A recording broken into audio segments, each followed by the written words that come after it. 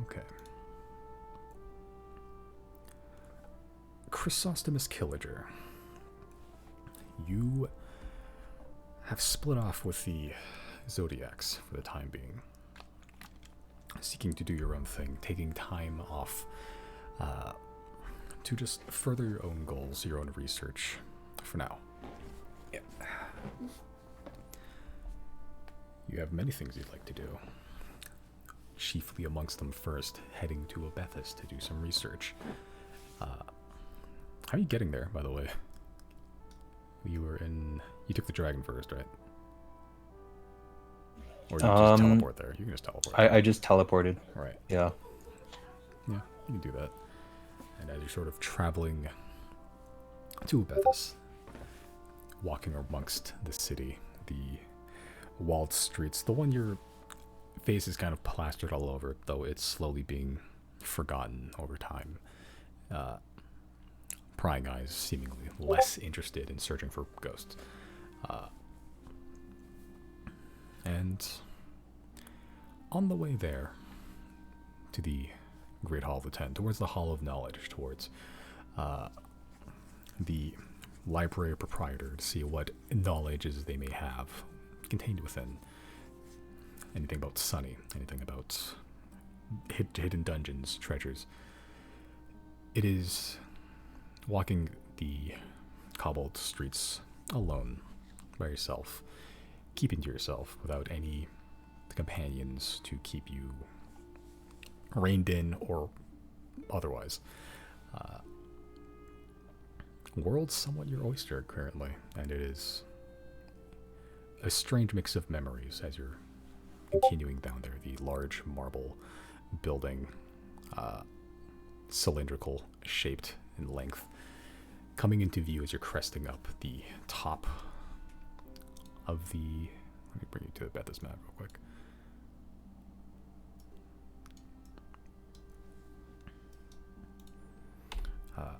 Top of the High Parish, towards the Great Hall of the Ten.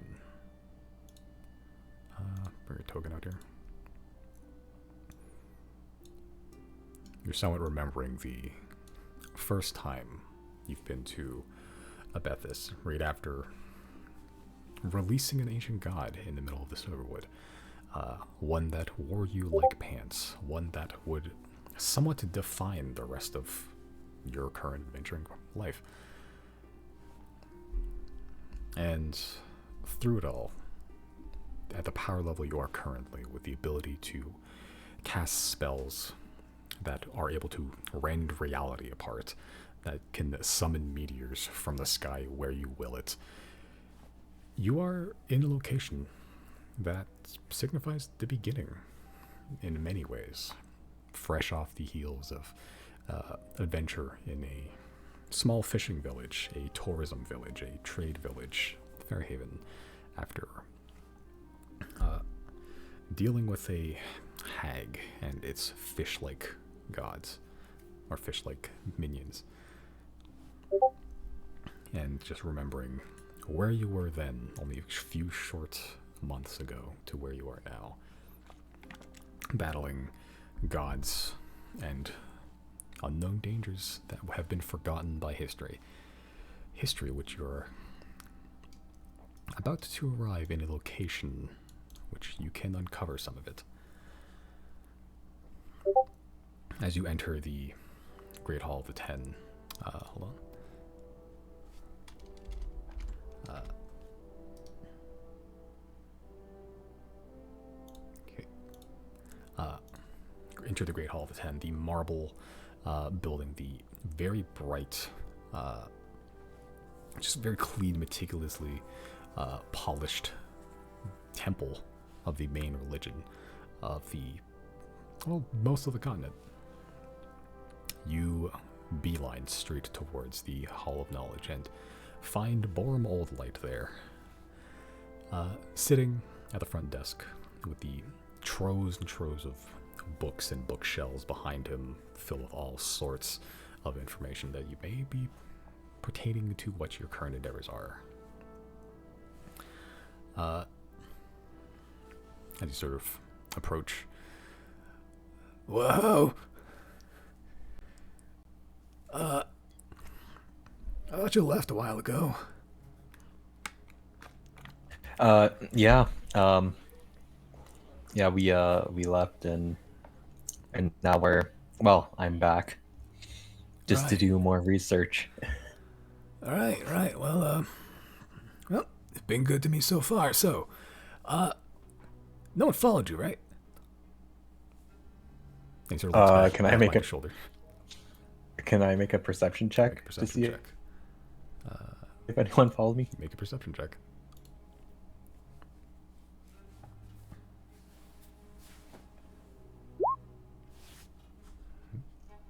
Why is it doing this? I can still see it. It's fine. There we go. Looking back, well, first I should ask, what measure are you taking to not be seen in the city, if any? Uh, um, is it possible for me to do uh I guess I could do stealth. Make a stealth check.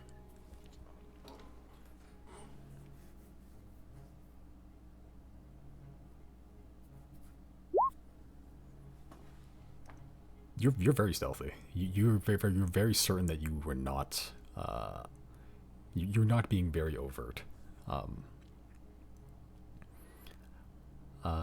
yeah, you were following you're channeling your inner zero and making sure that you were not spotted at any point. But looking back, there are a couple of faces, not ones you know, but just faces that you've seen like 10 minutes before that are now inside the Great Hall of the Ten, just sort of milling about. Um,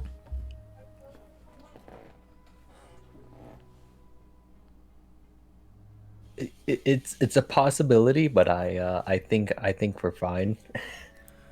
Okay, well, I just don't want trouble within the library. You know, there's a lot of books here that are a little bit old. Don't want to knock them over, burn them. So, if it's a possibility, maybe you want to speed up your research. I can help you. What you looking for? What you looking for? I'm looking for historical records, particularly. Um, do we know Sunny's full name? No, you barely know much about Sonny other than the kid's name is Sonny, and Okay, apparently he's still young today, but was also still young 40 years ago, okay. and just had a So string of bank robberies. I'll ask: are there any criminal records on a person named Sunny? Sonny, oh, you also would know, I guess, the title of Sonny, the title accrued or attributed to Sonny was Sonny the Heartbreaker. Oh yeah, Sunny the Heartbreaker. Sonny the Heartbreaker. Well, we'll see. Criminal? Yeah. All right. Hold on. So, tiny little halfling librarian, the high priest, sort of steps off the chair and begins climbing up ladders and just looking through books and just looking through this big log of all the various tomes and journals and whatnot that's collected in this library for who knows how long, really. It takes a while. About 2 minutes, he comes back. 3 minutes, he comes back, and you're just waiting there. The couple of figures that you saw are beginning to make their way in somewhat like a surrounding motion, like a surrounding position around the Hall of Knowledge. Not acting yet, but they're just sort of there. And you look outside, you can see they were just trying to look nonchalant, leaning against pillars and just like picking their nails and everything. As Do I? oh, go ahead. Can I notice any maybe symbols on them, like if they're part of an organization or anything? Make a perception check.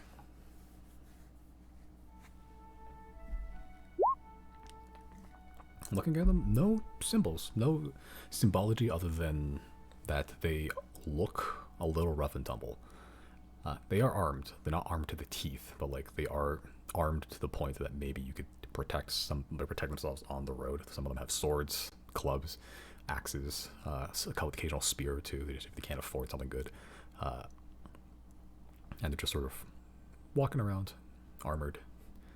Nothing expensive. Like you could. They look like they would die from a firebolt. Like they don't look like very much. Okay, I won't worry about them too much for now. Okay. Bormo Light does put down a couple of tomes. Sonny the Heartbreaker. Well, that should be about as much information we got. While you're reading that, anything else I can get you? Um, anything on, you know, eternal youth, perhaps, on maintaining youth. What, 750 years not good for you? Not for me, but just how someone might go and do that. Well, classic ways liched him. As for mostly wizard people, I can try to look for more detailed accounts. Yeah, perhaps. And sort of pats the books he currently pulled out on Sonny the Heartbreaker. Just slides towards you and sort of points you towards the table. You know the drill. And he just begins to start rooting around the library for more of what you need. Okay. As you begin reading, these aren't accounts of specifically Sonny, but they involve Sonny.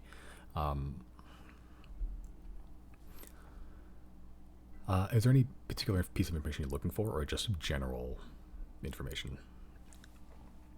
Yeah, maybe like general information, like you know, the first kind of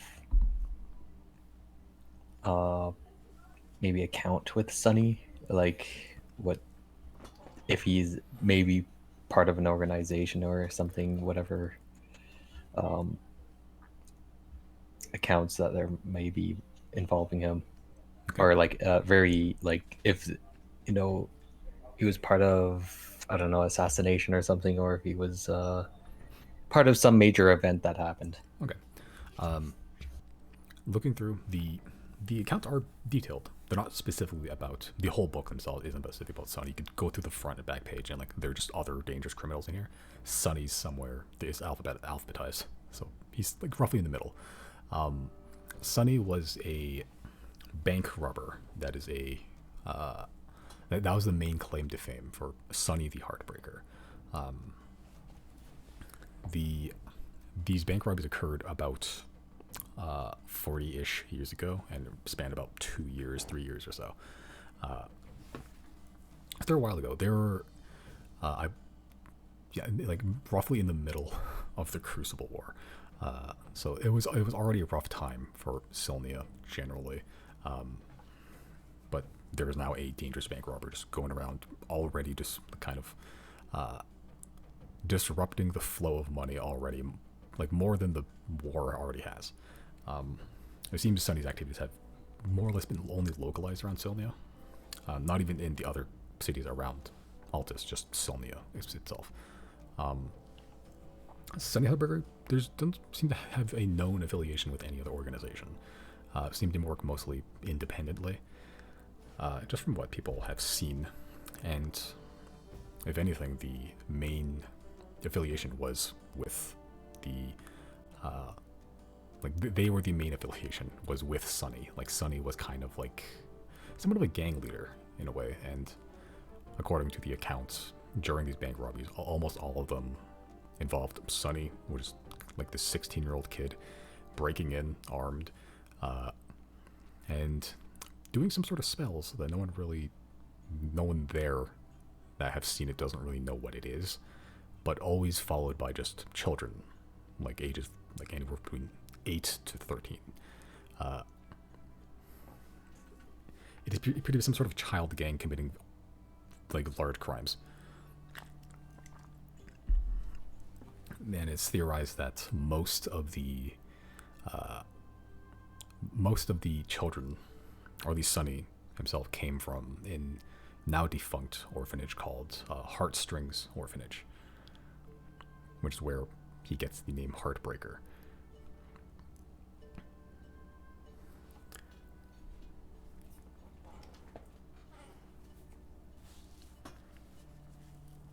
Okay, just taking notes. Anyways, that was a lot.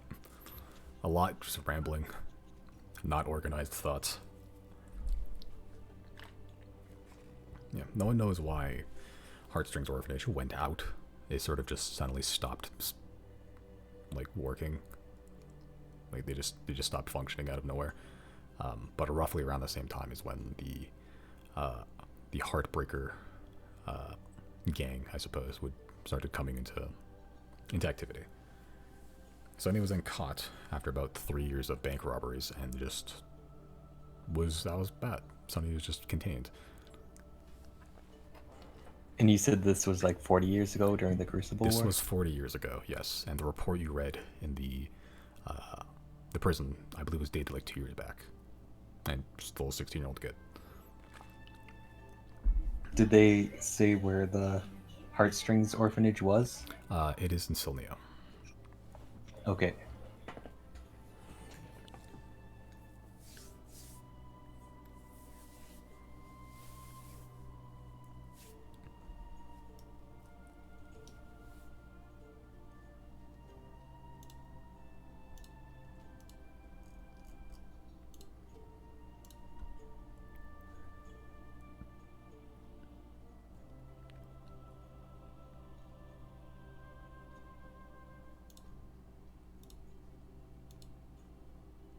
Okay, I think I got everything.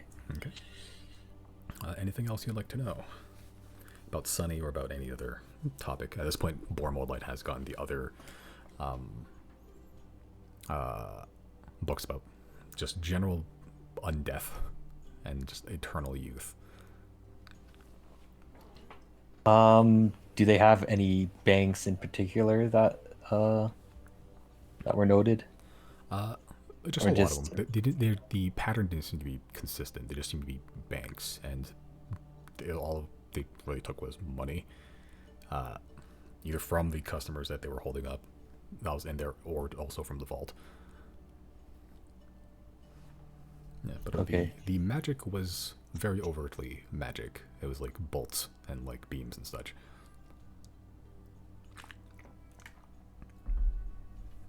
Okay, I see. And it was assumed that was like spells of his own creation. Seemed to be coming from him, yeah. Okay.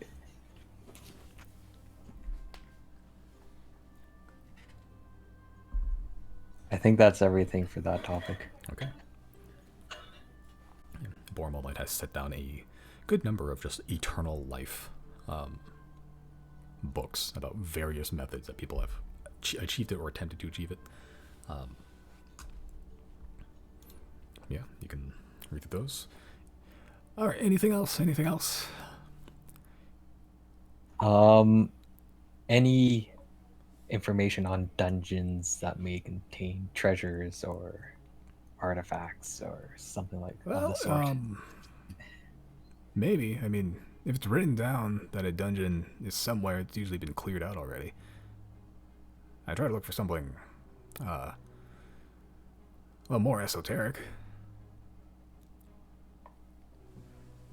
Yeah, you could. Yeah, maybe like potential sites. All right. See what I can do. See what I can do. As he goes off, begins to look for more books. Okay. Any particular topic you would like to try to figure out?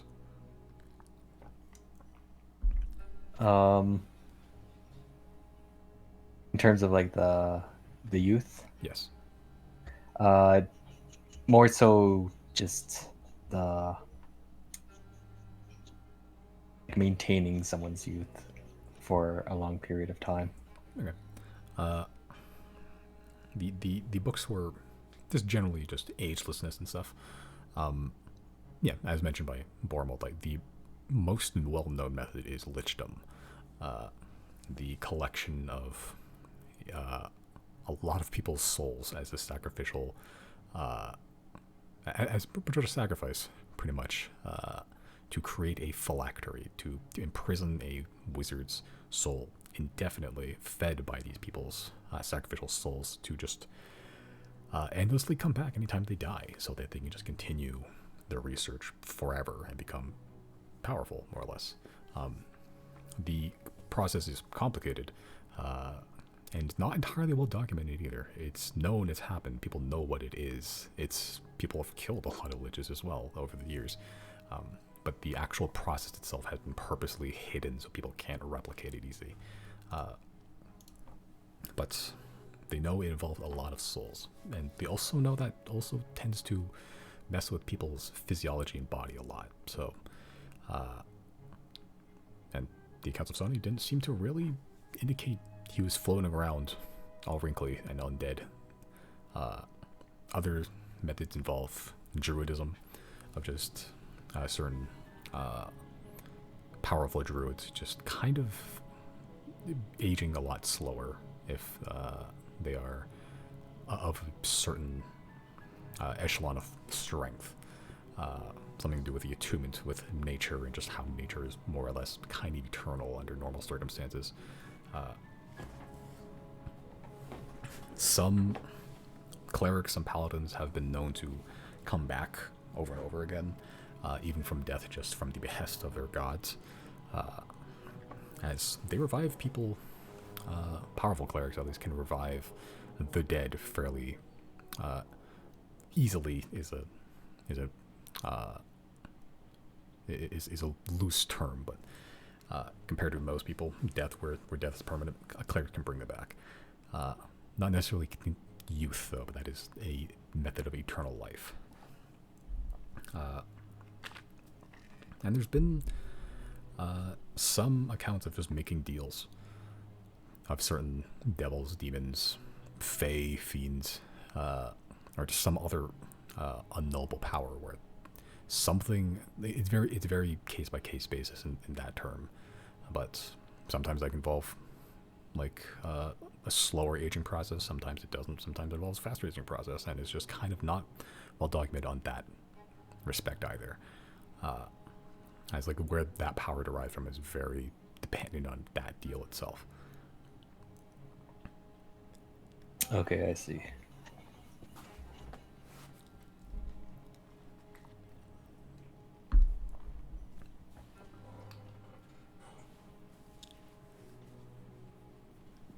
And you said like with the witchdom magic, it was more so like a collection of souls. Yes, it is. It is the for lichdom, it is less like preservation of the body, more preservation of the mind.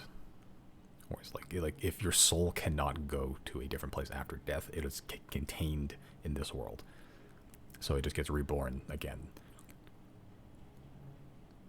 Yeah. Okay, I see. And the only way to kill a lich is destroy the phylactery, so the soul can't come back.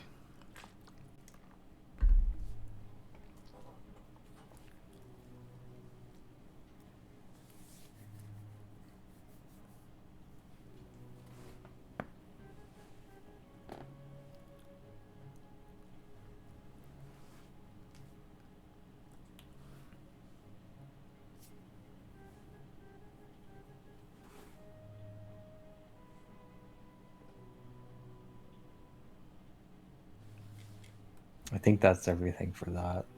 Okay. All right. And Borum comes back with another pile of books. At this point, the pile has gotten pretty large, and you've been here for some time, looking through all of these books, making sure you're not missing anything. It's been 1-2 hours at this point. There's a couple people that have been coming and going. You can see out of the corner of your eye, looking up, you can see the entrance, and you see one of those figures leaning up against the pillar, sort of just like looking around, impatiently tapping his foot.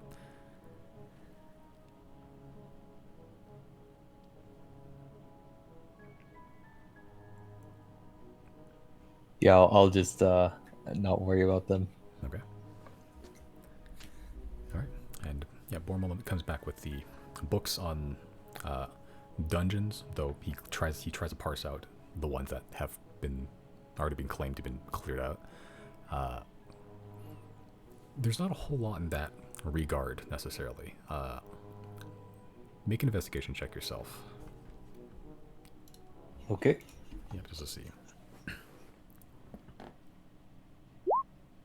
Oh. Yeah, it is hard to parse through. It is definitely hard to parse through. Most of the books that he tried to parse out the ones that are like unknown, but even then those ones are just kind of like kind of just talking about like the like less like here's a dungeon that hasn't been cleared out, and more just like here's how to like a lot of wizards make their dungeons, and it's like dungeon layout 101, and like not particularly useful in that regard.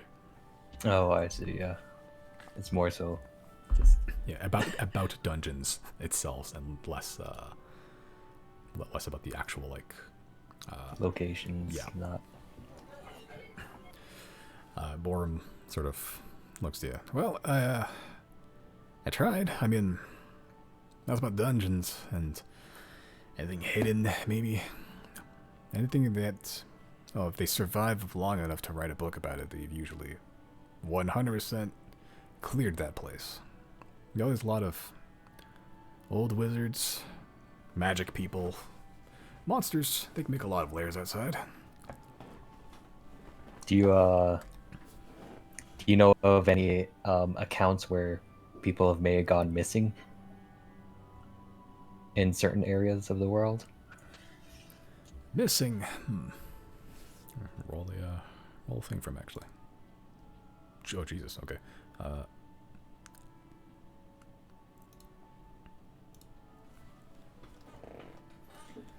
Well, there is one story. It is just a story, but there's a long time ago, a wizard. I want to say 200 years ago, 200 change, named Mazmazak. Researching something.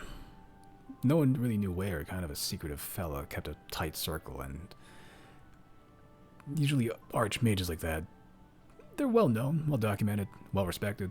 People know what they're doing, or at least they know of them, and leave them alone.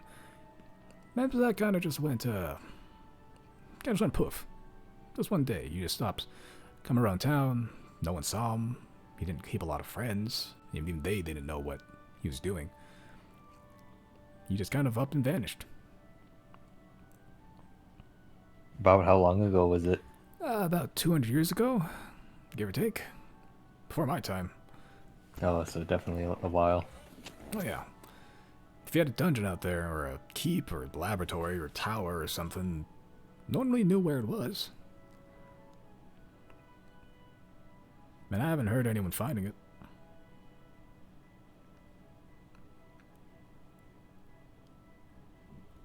Yeah, perhaps I could find it. I mean, perhaps, maybe. That's about all I know about old Mazmazak, but found something. I know the wizardy types, no offense, like to keep away from a lot of people, just to I guess out of respect or just privacy, or wizards can get kind of eccentric. Maybe avoid collateral damage costs. Yeah, that's for the good-natured wizards. Yeah, maybe. For the bad ones, maybe they like to keep their evil schemes private. And I don't really know what Mazmazak was doing. I knew he was good, as in skill-wise, but well, he's kind of a progress above all kind of guy, from what I heard. So I don't really know what project he was working on before he disappeared. Perhaps I could ask, some other my mentor if he knows about him. Maybe. I mean, it was 200 years ago, but I guess maybe he was more well known amongst the wizarding crowd. If I can help you much more here, maybe your mentor can. Perhaps. Are there any journals or that on this Mazmazak? About Mazmazak? I don't think so. I mean, if he kept a journal, it probably would have been wherever he kept it, and he's gone, so poof. We can try to find something about Mazmazak, but his journal specifically, well, that's a little harder. Okay, yeah, so maybe a little bit of something Alright, I'll see what I can do. Now we narrow if there down the is search a anything. little bit. You mind giving me a hand? Yeah, for sure. Make an investigation check. Jesus. Let's see. Not rolling good. Oh, he's not Yeah, rolling not good for either. these investigations. Yeah. Even fucking Borm's not looking great. He rolled good on the last one, but not this one. What is up with my... There, okay. Yeah, try to find anything about this Mazmazak character. You find information, like, about wizards, and Mazmazak is mentioned. Yeah, Mazmazak quoted as being a very secretive wizard. He was known, and he was known to be very powerful, like exceptionally so, like leagues above the average wizard you'd find in just like a city working for like some sort of noble or a king or something. He was a very fairly powerful wizard, and because of that, he kind of just kept himself. Like, according to just anecdotal evidences and accounts of just talking to the guy, he didn't have a whole lot of time for people that couldn't keep up with him intellectually. Like, if you were just too dumb, he would just kind of just ignore you. But like, yeah, that close circle of people that he did keep close, apparently could match. This was 200 years ago, so some of them that don't have as long lifespans are probably dead. Some of them may not be. There's been no names specifically, but there's been gnomes, elves. So someone around the world may know some Mazmazak. Yeah, perhaps there's someone.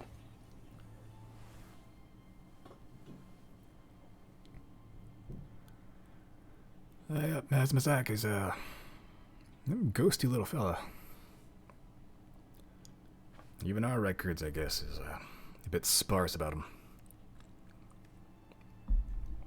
It is interesting, an interesting fellow. I'd like to learn a little bit more about him.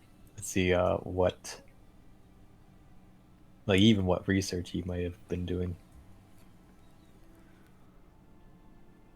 Yeah, well, people have been trying to figure that out for years. I mean, what was Mazmazak's final project? Kind of like a what is it? A cryptid, or maybe like a folklore tale, or a brain teaser. One of those two.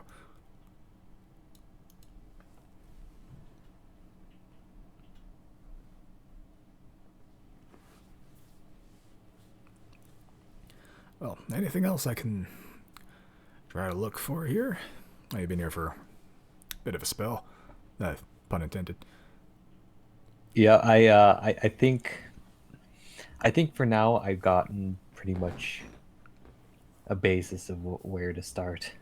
Uh, but thank you for the time and help with this.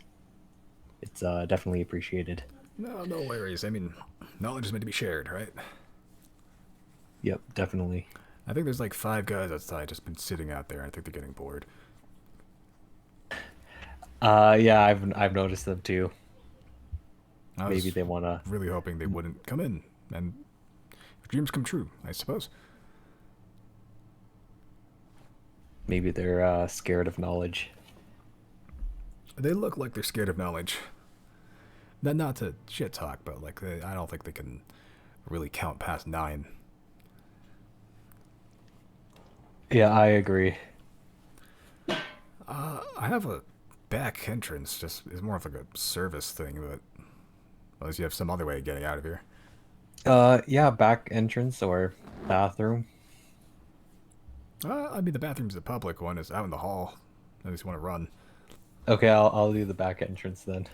It's just yeah, more of a service thing, if anything. And he sort of guides you to the back, and inside is uh, just like where they keep like ink scrolls, like empty parchment papers and like quills and stuff, and just a lot of this old, just like dusty equipment that looks like it hasn't been used in a while. It's just used to like upkeep a lot of the books here, like rebind the leather, like scrape off ink to rewrite on pages and stuff like that. Just a lot of the stuff that looks hasn't seen a lot of use recently. Um, but it sort of guides you through this area. It's just kind of candlelit, just a little bit as he's sort of holding a candle. It's not lit here at all, other than him, as he sort of just leads you back through these tunnels and just sort of you exit out. Yeah, near the back of the hall of the tent itself, in like a small little, like barely noticeable from the outside, like break area. And you can see there's just ashes on the ground. It's almost like this like small little patio for like just people going to sort of hang out that work at this this area of the hall of the tent. You see just like dried bits of food just on the ground that's been like just long sat there. Take it was probably his lunch break area. About there, yeah. He's not the only person that works like around the hall of the tent, but he is the main like person there. You've talked to him almost exclusively. Yeah, he sort of just leads you out. All right, well, about as far as I can take you. I'm sure you can handle the rest on your own, right? Powerful wizard like you. Yep. I can definitely handle my own, I think. All right, well, if these guys get too ornery, I'll try to head them off. Just distract them a little bit for like 10 minutes. I'm sure they'll be gone by then, right? Yep, that should be good. All right, well, good luck on your search for Sonny the Heartbreaker and Undeath and Dungeons and Mazmazak. Yep, definitely. I'll definitely maybe let you know in the future if I've uncovered any more truths about that. All right, please do. I'd love to know what Mazmazak's last project was. Yep, for sure. All right, take care. Yep, you too. Whoa, as you just hear echoing across the hallway as he sort of closes the door behind him. Yeah, and he's I think just outside. Oh yeah, I think at that point I'll probably, I guess, yeah, just teleport out. Yeah. Okay. Where are you teleporting to? I guess I could teleport to Pratchell's at that point. You can. You have many things from Pratchell's.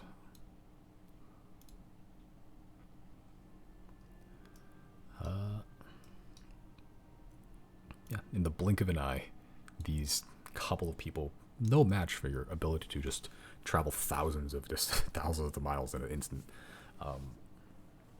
As you head up to the edge of the Sonic Ridge, like just there's no winding dirt path up there, but you arrive in the cave where his permanent, sort of magnificent mansion resides.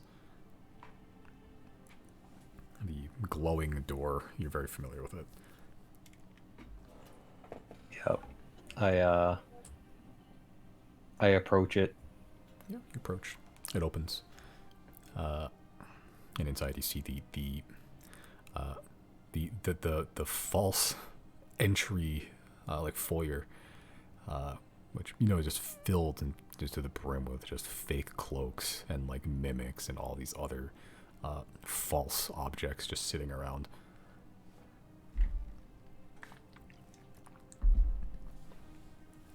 Do I?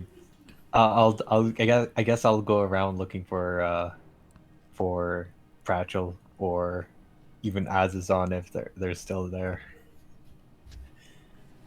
Okay. Looking around, the first place you check is the laboratory, which you find him. He is almost exclusively spent his time in the house in the laboratory. The area on the left, past the sort of narrow tunnel filled with these pierces up top. They'll just drop and crush your skull if you walk in the wrong area, and eventually go to the teleportation room, where you say explosions are fun, leading you to the laboratory where Pratchell is currently sitting there, the old human man that acted as your kind of second father in a lot of respects. Currently just mixing these two liquids into like one vial and looking at it, watching it change color, and mix it back into the other one, just sort of switching it back and forth. Ah, Chrysosthemis, my boy. You are back. Welcome back. Welcome back. Yep, I am back.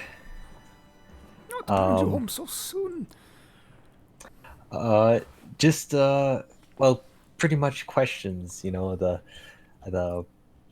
my group has decided to, you know, take some time to focus on some of their own things, and I've kind of been curious about some stuff within the world and that sort of thing. Questions are how we advance through the world. So, what are the questions, my boy? Questions. Well, I was curious if you knew anything about the Wizard of Mazmazak. Mazmazak, old Mazmazak. I never knew him. I've heard of him. Powerful wizard. Powerful wizard. I'd wager even more powerful than I. Disappeared 200 years ago. Strange fellow, from what I've heard. What do you wish to know about Mazmazak, my boy? Yeah, where he may have went. Oh, that's the question, my boy. That is the question. Have had a few friends that have had run-ins with Mazmazak. They say he's close by the capital. At least that's where he was last seen. The capital of Silnia? I mean, Altus? Capital of Altus. No one knows where, but from what I've heard, the few remaining friends that Mazmazak had, he came and went to this capital once or twice. Went back and forth, buying things, selling things, buying things. All for research, I presume.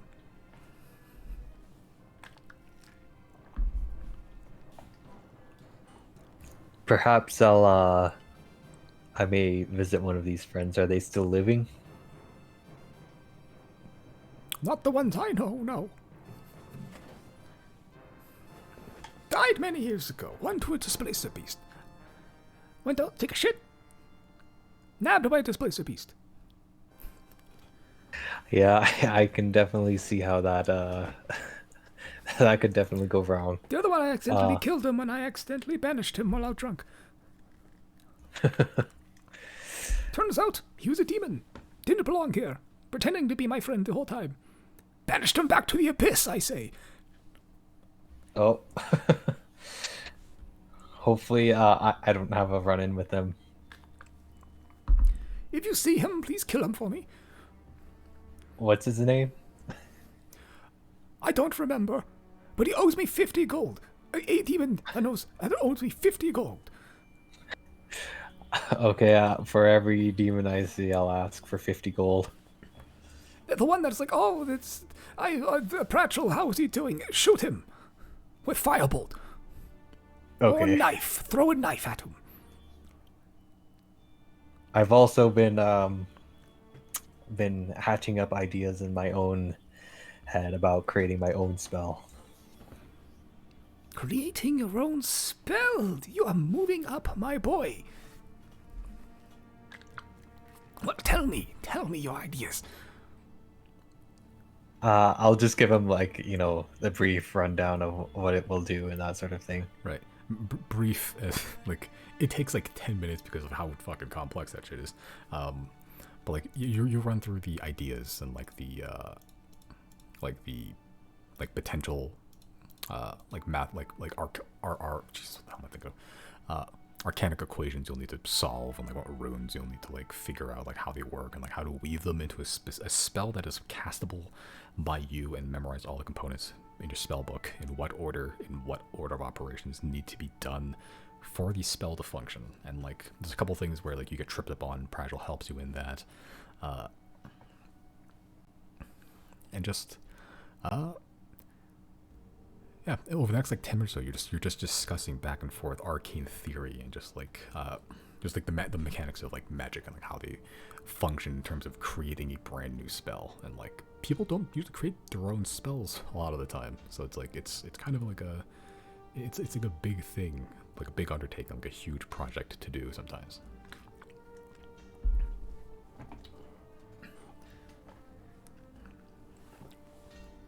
Kind of like a master wizard's rite of passage. Yeah, kind of. Yeah, it's like yeah, he just goes, any good wizard worth their salt has made at least one spell. You have mine, and someday I'll have yours. Unless I die before you do. It's I think it will be a big one. Oh, I imagine so. With what have we discussed and the complexities of Arcana. What will you title it? Chrys's Chaotic Containment. Chrys's Chaotic Containment. A wonderful name, my boy. A wonderful name. When will you start? I will assist if I can. I was thinking of starting. No, I will not assist. This will be your undertaking, your rite of passage. Don't lose a finger. Definitely, I'll be careful. I'll watch my fingers. Maybe I'll create it at the fingers. Just set up a little shelter at the fingers, and then that will be my base of operations. Are you setting up a base too? I was thinking of it, yeah. You see a tear sort of form in Pragil's eye. My boy is growing up so fast. Moving out of the nest already. Not only does a good wizard create spells, new effects, new alchemical properties, but they also have an abode to which they can experiment in. Yeah, I definitely will need the space. Well, how are you going to build a base? Do you have a spell, or are you going to create another spell to construct the base, or are you going to be boring and contract somebody? Maybe a combination of all of that. Oh, my boy, a veritable multi-tool of magic.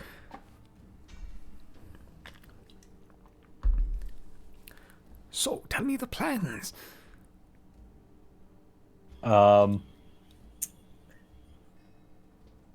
So well, the spell itself will kind of grow in size, but you won't know what sort of effects it will have. And there'll be out of 10 different effects. And for example, one of them will be creepy dolls that will, frighten the opponent. But as this area grows, it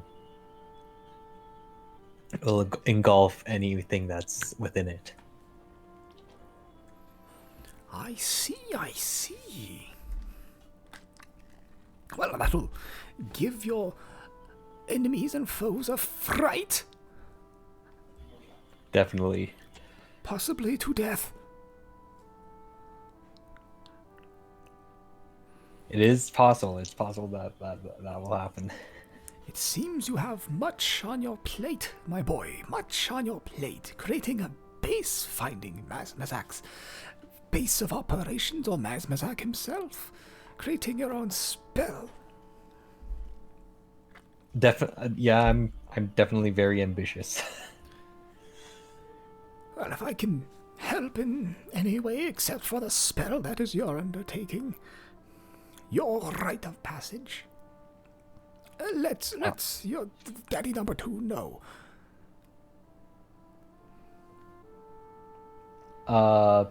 Sorry, what was that?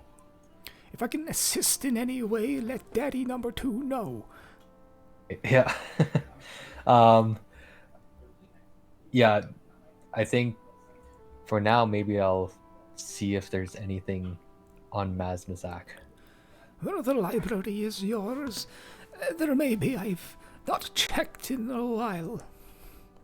These old bones don't remember much of the words within. I guess I'll check out the library then and see if there's anything there. Make an investigation check.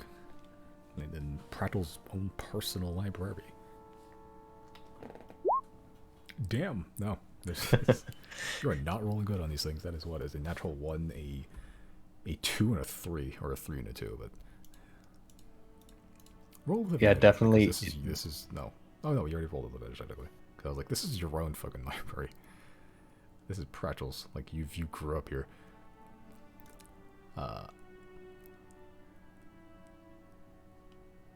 Yeah, we'll go with the 24. Okay. Because I was like, this is your library. You know this library. It's like, it should be with advantage. Okay. Yeah, at first you weren't having too much luck. You're going through book after book about, it's just so scatterbrained in here that like it's hard to find any particular topic with any real accuracy or clarity. You kind of just have to guess and just look and just like see what topics are kind of somewhat like aligned in what ways. Like this is all about monsters in general, which also all lines up with like locations of monsters and just locations, and then like areas of magic. Like there's so much overlap that it's impossible to really tell where's where. But going through, you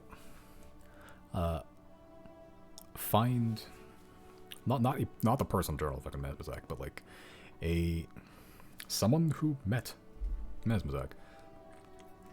And it's just this little anecdote that's like almost like not imperceptible, but just like it's so out of just left field, but yet so small that like it's very easy to miss. Like it is just in this word sandwich of a book.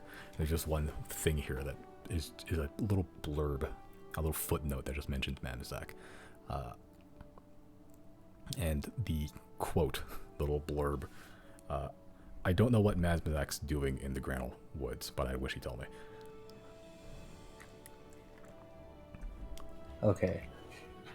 So I guess that will kind of be my discovery, or well, my exploration area for now.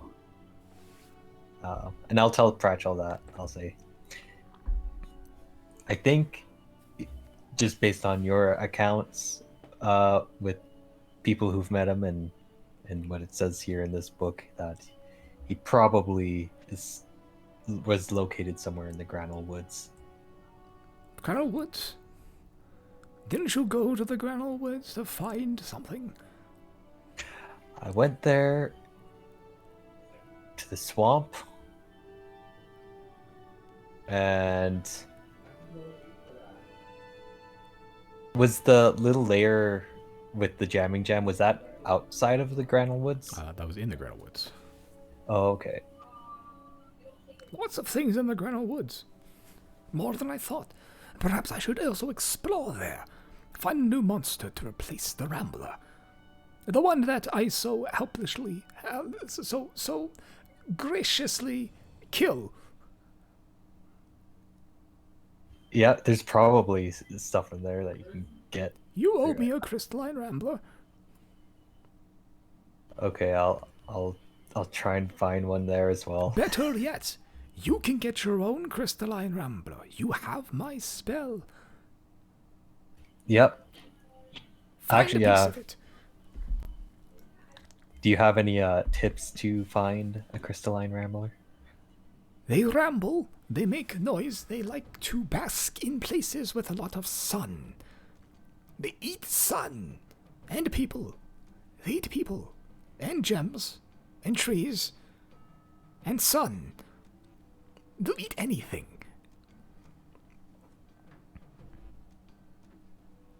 Yeah, yeah, from our experience, they definitely eat whatever they see. Wonderful creatures, ramblers, wonderful. Amongst my favorite, because they has the word Chrys in it. Oh yes, that's true. Crystalline ramblers. And if you can find one that is yours, or any other beast of your choosing, so long as it lives.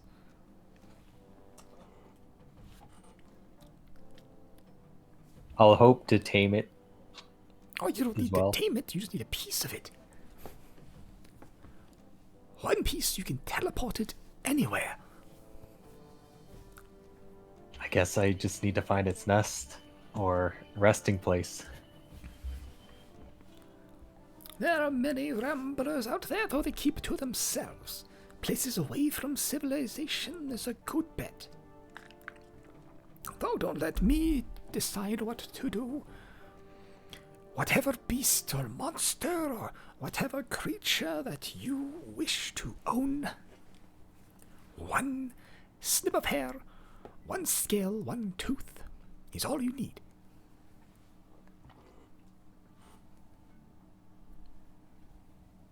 I think I'll just rest up here for the night and then I'll head out over there. Of course, your bed is all ready and waiting.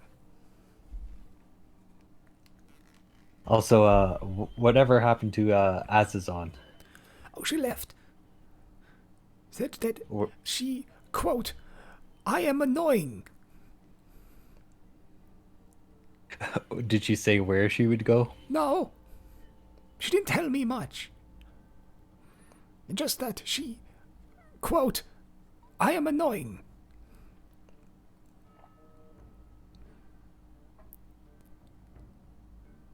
But we fed her fire. And I'm sure she's grateful, but not grateful enough to not call me annoying.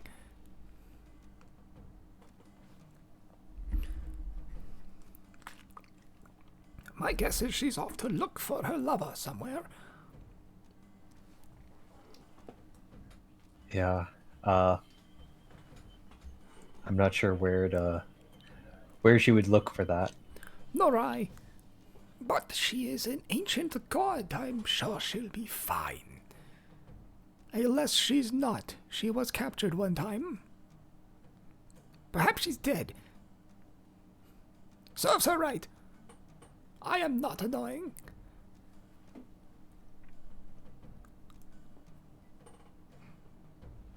Yeah, I guess she has her own motives. Well, there's no one to stoke the fire but us now.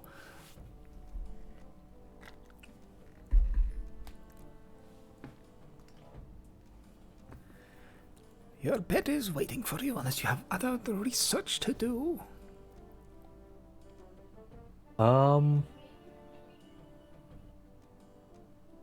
Yeah, I think I'll just head to sleep then. Okay. Also check to see if the fish child is still there. Right. It's been a while, right? Yeah. Yeah. You walk into your room. It is a mess. It is a mess. The bucket's been spilled over. There's nothing in it. The bed sheets are all over the ground and also torn apart. There's like scratches all over the floor.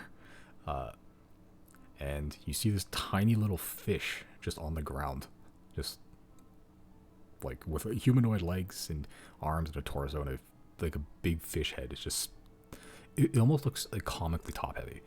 How huge this giant fish head is in comparison to the rest of its body. A caricature. Yeah.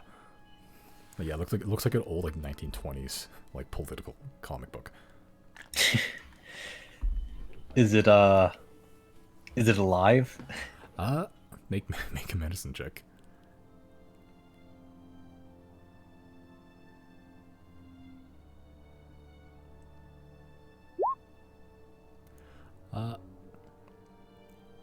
checking, it's like checking through a pulse and everything. It's kind of weird because it is like somewhat cold-blooded. Like checking for a pulse, or just any sort of sign of life, or breathing or anything. It is alive, but it's not doing great. Just with your medicine check, it looks a little malnourished. Okay, I'll try and find like maybe a bathtub and then put it in there with some water. Okay. Yeah, you have a bathtub. You have a like a bathroom that you can place in there, fill it with water. And put fish flakes in there now, or what? Do I know what these things eat? Make a nature check.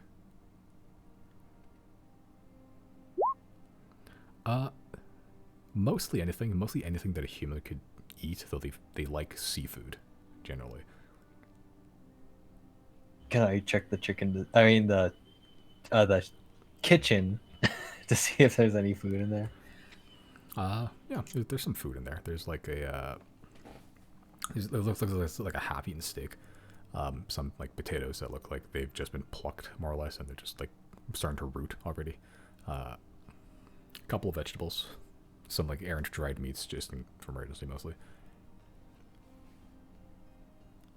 Yeah, maybe I'll get a little bit of steak. Okay, yeah, you just grab some steak. You gotta toss it in. I'll probably like slice it up so that it's not like just one big slab. Okay. Yeah, you've been cutting it up, tiny little pieces, and over time, like it is weak, and it's like as it's sitting there, it's sort of floating, almost like a dead body. But like it's sort of like, just like opening his mouth, just like and closing it, just repeatedly, like a fish does. And just every couple of times, every so often, like a piece of steak would just float into his mouth and it'll just eat it. And just yeah, it is eating.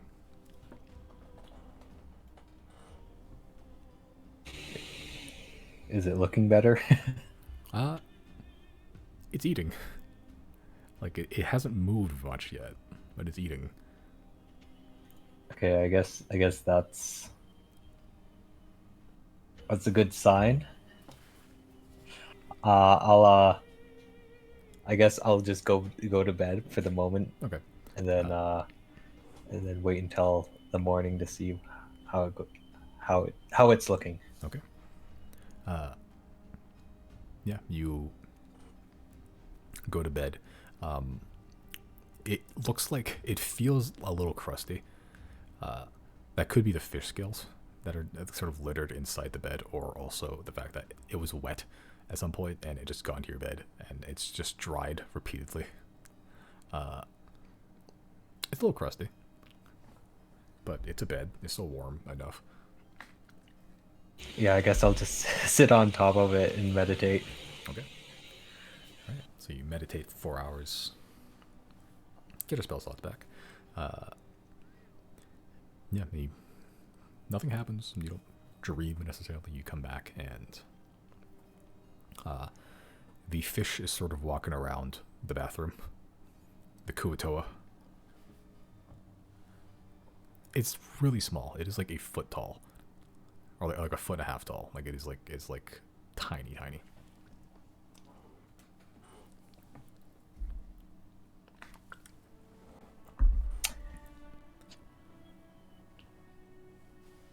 And it's you said is it looking better? It's walking around. Or like it wasn't able to walk before. It wasn't even able to swim before, but now it's just sort of just walking around absently. okay, I see. Yeah, I'll just let Pratchell know that the fish the fish child is doing better now. Just maybe feed it a little steak here and there. You have a child? I'll show him the fish child. You hold up the child. It's the tiny little fish baby. Its eyes bulge, just looking two different directions at once, like a chameleon, and just like this dumb little fish face, just looking around. As Brattle sort of just claps his hands a couple times. Who's the lucky girl? Are you married yet? Did you get married without my knowledge? Not yet. Tryst? Not yet. I just found the egg. You laid an egg? I didn't lay an egg, but I found it in a cave. It well, in the cave it wasn't pleasant. I believe that was the same cave where the giant shark was, right? Yes. With the also like the juvenile kraken they're trying to make there. It was when we were fighting a kraken. I see. So you now have a child? Not expecting me to raise another child? I guess just let it stay here until it grows up a little bit. Well, all right, but it's your responsibility. Owning a child is a great responsibility. A lot of responsibility. You have to clean it and feed it and take it for walks.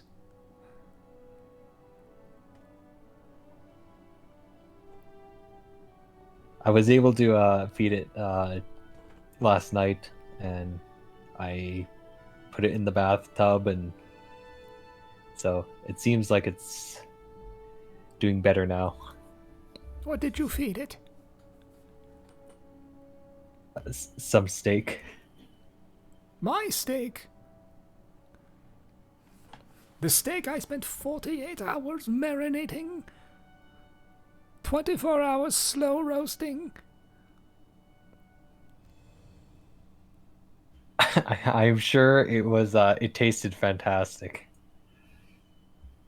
I wish I knew. But you took my steak. So alas, I do not.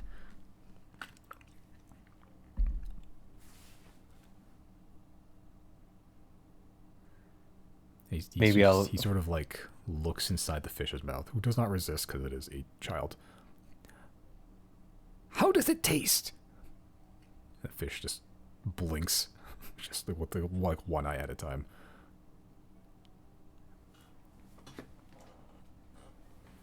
The silent treatment, I see. I'll break you yet.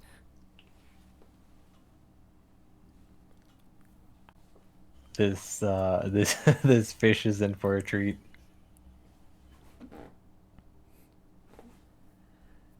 That fish will be my treat. Slow roasted, marinated 48 hours. Maybe I'll find, when I'm out on adventuring stuff, I'll find a nice prime steak that's the best there ever is. You better. Marinate it 48 hours, slow roast it 24 hours, then return it to me. Half eaten. Like before. Definitely. Alright, what you doing? I think at this point I'll head to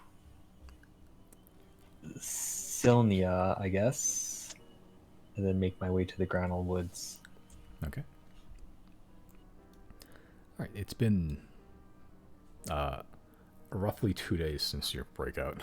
Are you going to Silnia itself directly, or like did you teleport to the Granal Woods at some point? I don't know if I've teleported to the Granal Woods. I mean, I think to get to Silnia, you teleported Polaris and stuff to the Granal Woods, and then you flew to Silnia.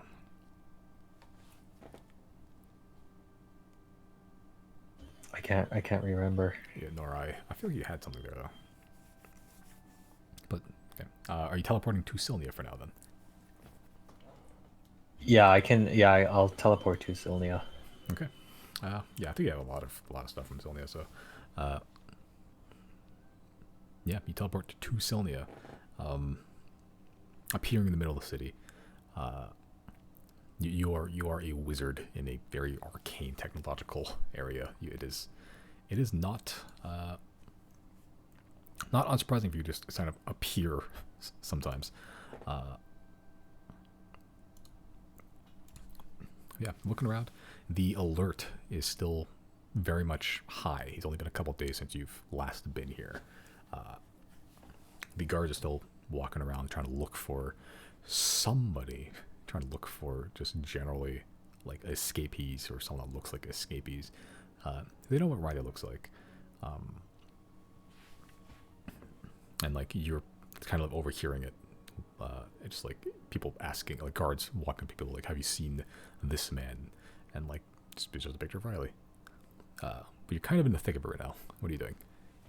I think I will, yes, just stealth out of the city Okay. towards the Grand Woods. Make a stealth check.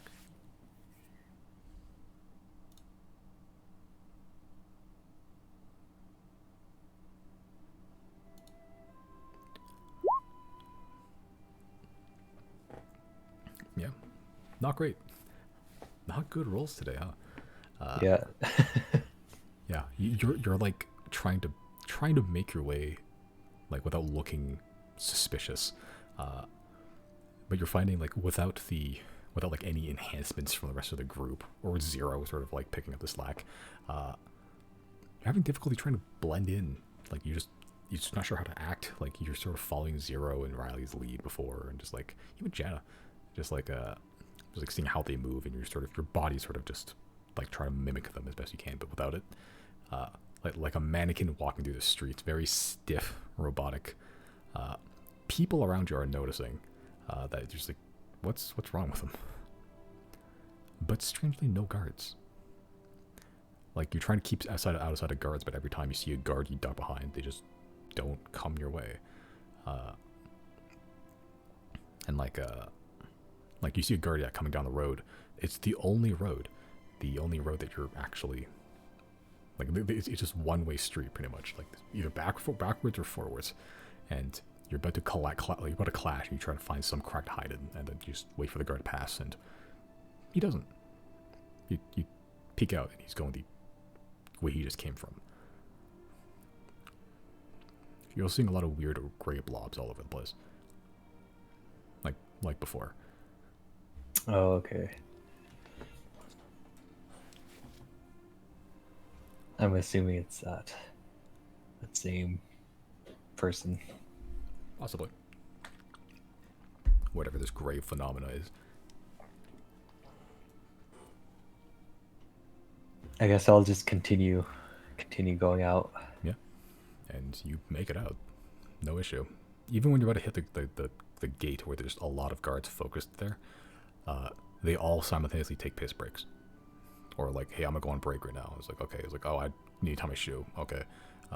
Hey, do you have that thing I asked you to get? I'll get it right now. And they all decide to either look the other way at the exact right time or just go somewhere else as you're passing by. And you just make it out without anyone noticing you. No guards noticing you, at least.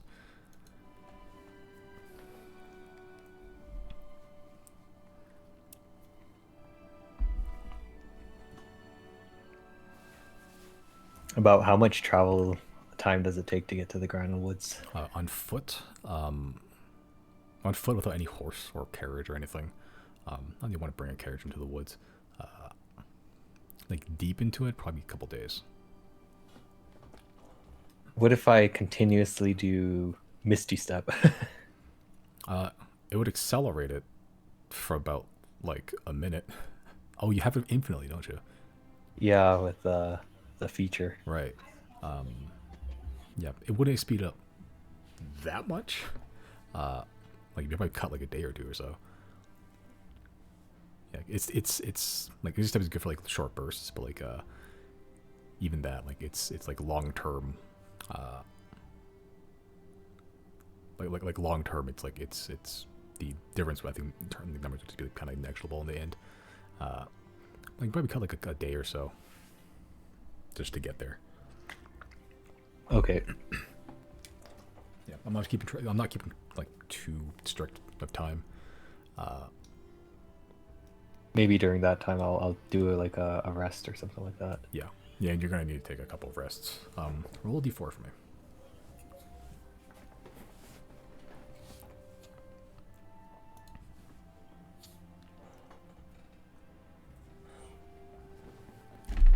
Oh, geez,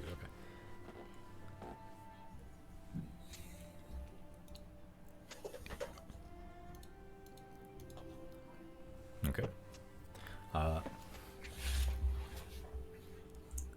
So, when you rest, what does it look like? Like, what do you do? Do you set up a fire? Do you set up tents, or do you set up? Do you just sit in the woods? I guess I could just do a magnificent mansion. That's true. Yeah, that will be kind of like my resting place. I'll kind of set it up like in some bushes or something like that. Okay. Yeah, set up some bushes. You are. Yeah, you are resting in the mansion. I forget you had that. The end. You're having after doing Bowen's thing, where he was taking a long rest in the middle of the woods.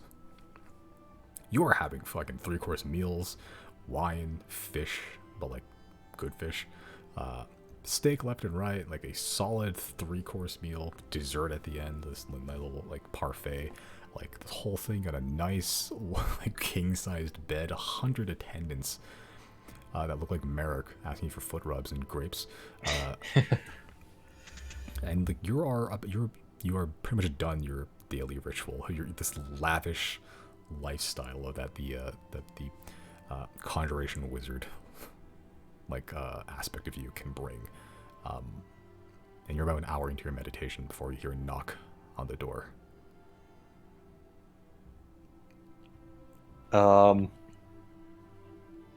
I think before I open up the door, I'm gonna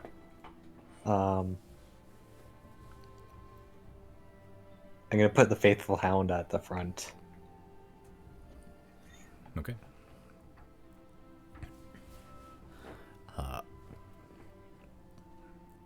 Yeah, so like you hear you pretty much made this whole mansion. Like you can hear pretty much most things. When someone knocks at the front door of the mansion, like you are alerted to it. What does Chrys look like right now? What, like waking up fresh, like in the middle of the meditation? Like what is Chris's meditation garb look like? I guess, maybe like kind of like a robe over, kind of like a scarf.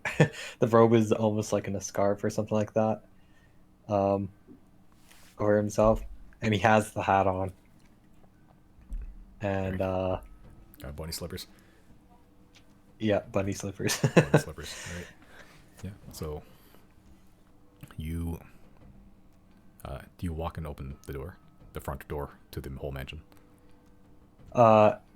Yeah, I'll make sure that the Down. faithful hound there is down first. Okay. Hey, you put on Fatal Hound. It is invisible, but you know where it is. You can see the very faint outline, like someone just turned off the fill, and it's just straight up the outline of this dog. You know it's there. Okay. And now I open it. You open up.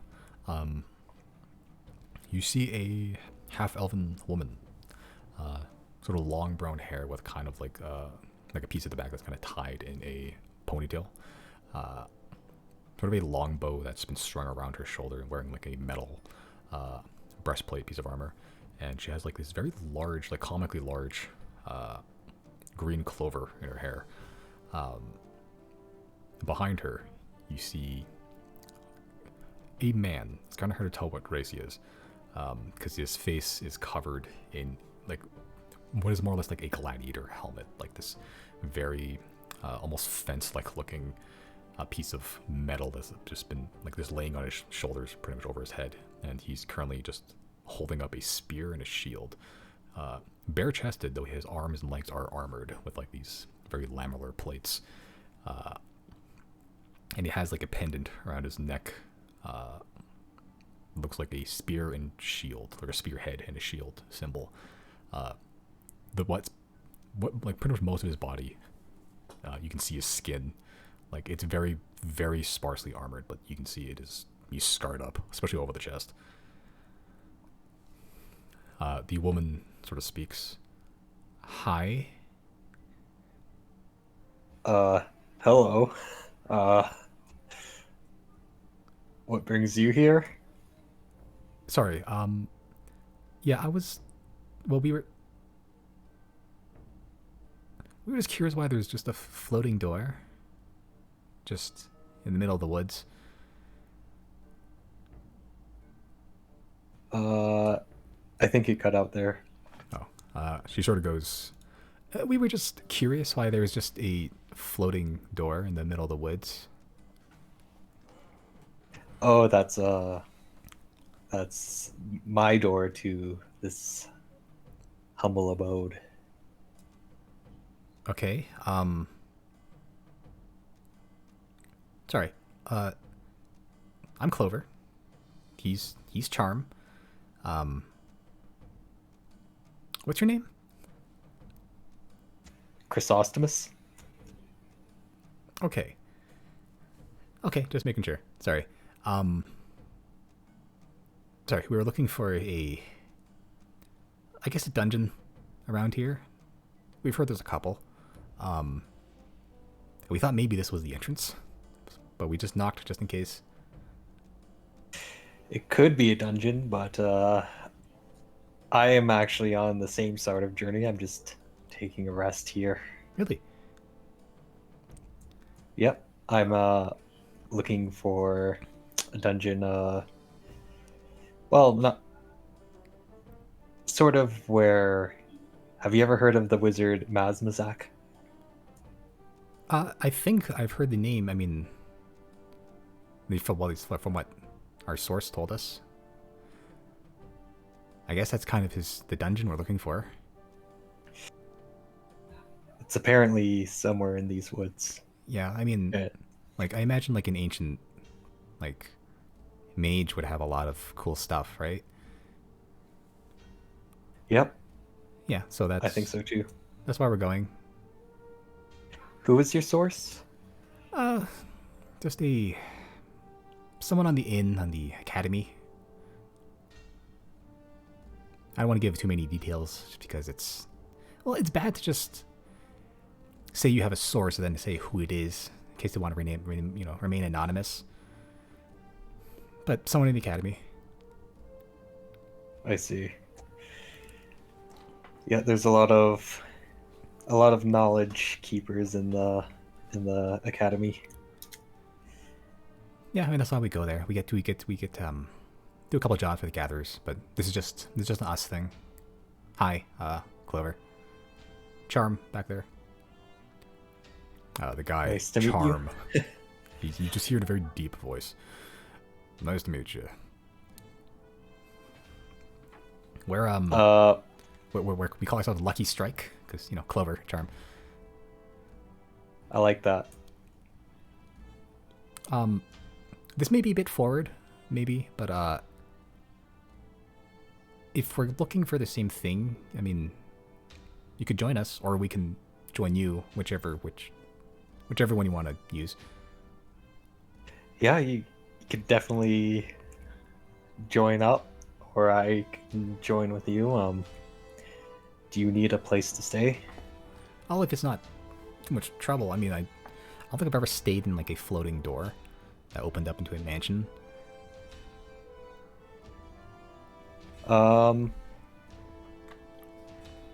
Yeah, it's not the most common thing, but this place will provide you with whatever needs you need.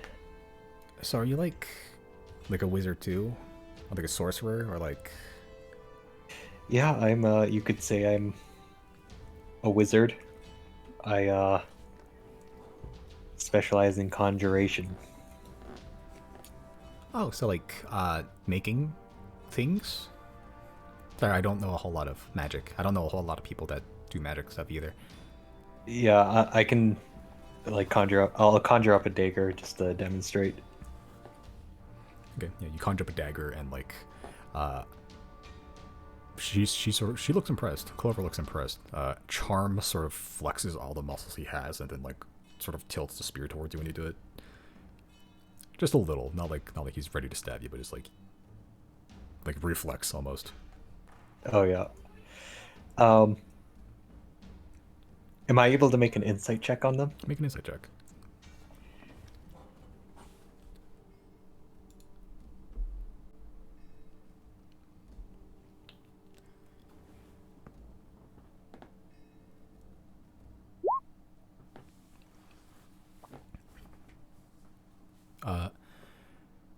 Charm, you have no idea.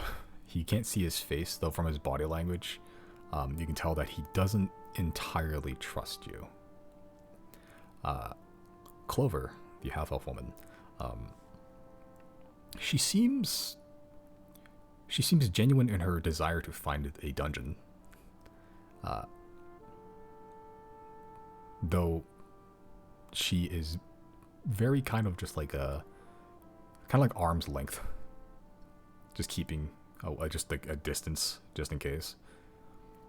But like she seems like she's trying to find a dungeon too. So essentially, I can kind of gather that they're still kind of weary, but we're kind of on the same page of Thus just far, finding a yes. dungeon. Yeah. You haven't talked to them to know like any like what their deeper like goal is, if any, is about finding this dungeon, or if they're just literally just looking for treasure. Uh, yeah. Okay. Yeah, I'll say. Yeah, just come in. It's not. Don't be afraid. You might see hundreds of the same person, but they're just there to help or even pamper you. Okay, so like servants, the same guy. Basically. Yeah, basically. Okay, and as the Clover begins to just sort of cautiously stride in and charm behind her. He sort of like looks for a place to just kind of like post up his weapons for now. As he's sort of looking around, one of the servant Merrick sort of just like hold out his hand, and he just puts his spear and shield into little spectral Merrick's hands.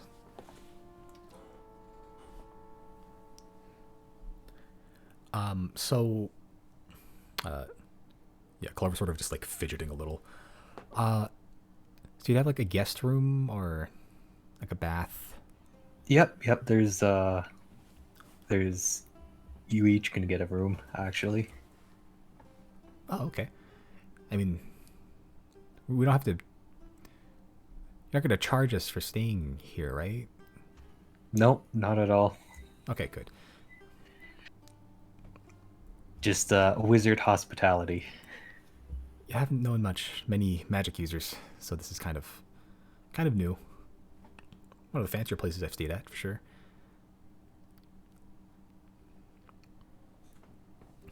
Uh, okay, lead the way. Yep. Do you want dinner first? I think we just ate just a little bit ago, just some dried Okay. stuff, so a bit full. But maybe if you have breakfast or lunch, whenever we wake up. Yep. Yeah, definitely. I'll just show them to their rooms.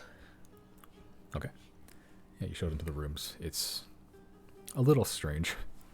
These two people that kind of just met, and then you sort of got into the rooms that like your old party used to reside in, like just Riley and Jana's room, and just like they used to stay there for now. But then this weird like tickling sensation in the back of your brain is just like this is a little weird, a little weird feeling.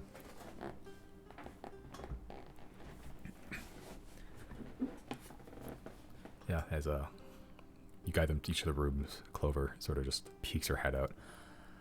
So Chrysostomus, Yep. well, thanks. Sorry, I know it's weird. We sort of just showed up. But thanks for, extending out a hand like this. Yep, definitely. I think, well, we both have sort of the same goal. As long as you're being truthful about things, things will just be fine. Yeah, I mean, we're looking for a dungeon. This Mazmazan? Mazmazak? Mazmazak. Yeah, his stuff, right? Yeah.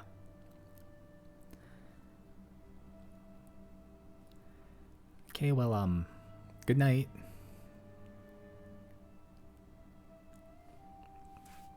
Yep. I guess we'll see you in the morning. Yeah, yeah, I'll just wake up. Whenever you wake up, just let us know, and we'll start looking together. Sounds good. Yeah, he sort of just closes the door. A little awkward. I'll just retreat to my room then. Okay.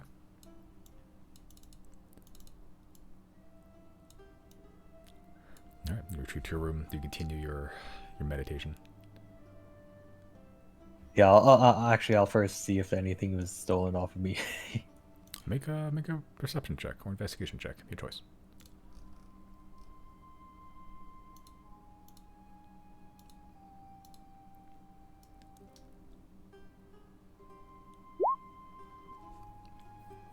Looking, seeing if there's anything missing. Not only your person, but just inside here in case they thought this would stay. Nothing seems to be missing.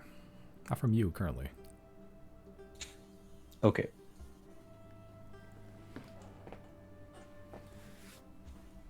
Then I guess I'll just rest for now. Okay.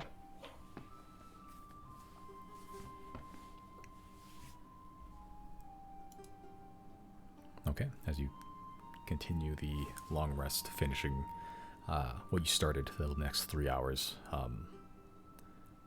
Yeah, the Clover is half elf, so you wake up, quote unquote, wake up, whatever your meditation is, like way before her, and she's still in bed, and seemingly so is Charm.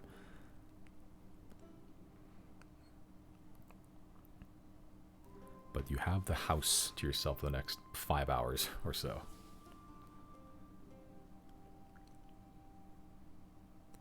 Would you like to do anything in that time?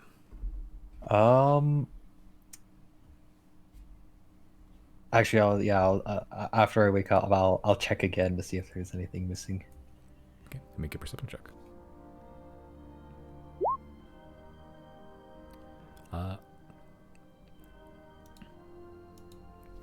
Looking around,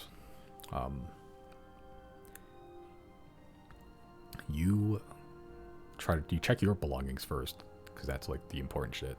You know the rest of the house is not gonna stay. Even if they stole shit, it would just disappear when the time they leave. Your stuff, perfectly fine. You check the dinning room. These sort of silver candelabras that were in the middle are just gone.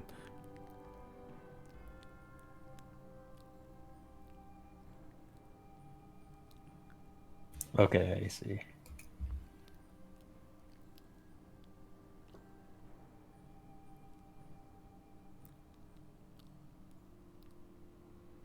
I'll I'll wait until the moment is right, which is probably after we leave the mansion. And then I'll just I guess I'll just wait for them to wake up then. Okay. Yeah, you're just waiting 5 hours, good amount of time. Yeah, and just eventually, you don't really just see the outside of the mansion, but like checking your watch, the watch is still good, still going. Eventually, 5 hours pass. As you sort of wake up and see Clover and a Charm sort of walk out. Hi, good morning.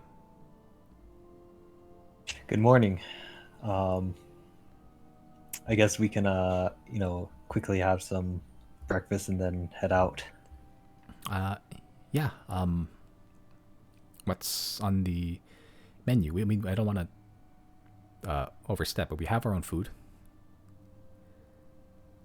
Um, sure, you can eat your own food, or you can have, you know, one of these Merrick's prepare it. I mean, if it's not too much trouble, we'll we're the guests. I mean, we'll do what you do. Yeah, Merrick, or these Merricks will prepare it for you. Okay. She sort of just looks over to the one of the Merricks. Thanks, Merrick. You are welcome. As he sort of just drifts out, and over the next 30 minutes or so, you can like hear the sound of cooking meats and just like eggs, bacon, whatever have you, toast, buttered. A fairly nice, solid meal of just breakfast, just greasy breakfast foods that'll just last and burn for the rest of the day. Yeah, and they just slowly just pick at it normally. So, how did you two meet or become partners? Oh, just through the Gatherers Guild, honestly. We sort of just happenstance started doing some jobs together. Uh, and we worked out pretty good, I think. There's a couple people in and out, but, that's just kind of how it is with the Gatherers sometimes. Eventually, I think it's a lot of the jobs sort of stopped sort of drying up at the guild. There's one about like a sneaky factory a while ago, but I never took it. Oh, I see. And yeah, I mean now we're just sort of out on our own, trying to start off as real adventurers, dungeon delve, Dungeons and Dragons. Yep. I've uh yeah, I've actually worked for the Gatherers Guild at one point. Have you? Are you like a Yep. student there? No student, but I have worked there Um a job that was actually somewhere in the a little cave looking for you know stuff in there, and there's some slime, that sort of thing. Oh yeah, we fought a couple of oozes. Little well they're small gelatinous cubes. I guess they're like gelatinous squares, but yeah, they're nasty things. Melted my favorite shoes. Yeah. I've also fought a dragon. Have you? What was that like? It was kind of terrifying, kind of under pressure. It was Ratave, the dragon of Thane. At this point, Charm speaks up. You killed Rotave. Not just myself. I was with a party of four, but we actually did kill Ratave, the dragon.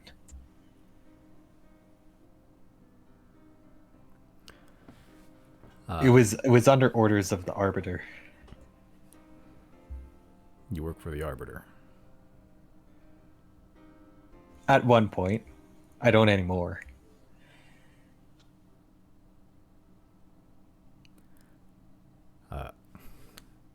Yeah, Charm just sort of sits there.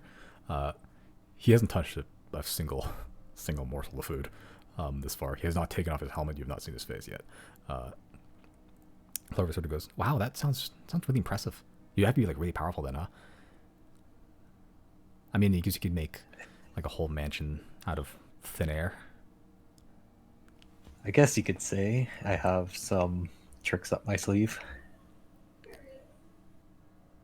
Oh, so you'll be able to like help us find this dungeon. We can help you as well. I mean, like I don't know how good you are with the sword, but he's pretty good. I'm okay. I can shoot things. I can track through woods. I'm pretty good at that. Might need those tracking skills to find the dungeon in the first place.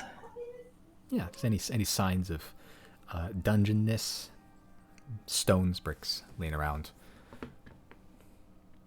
Well, if you're finished eating, I guess we can head out now and start looking for the place. Yeah, okay. Charm, you can finish your meal whenever you feel like it, as she just begins to just filter out of the room.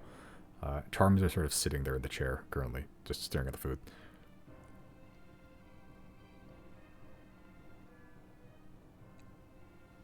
The food is perfectly safe.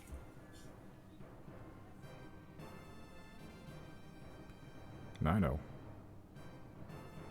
You go on ahead.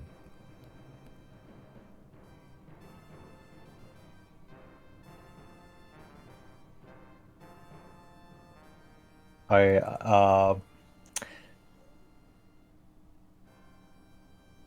I'll leave the mansion last.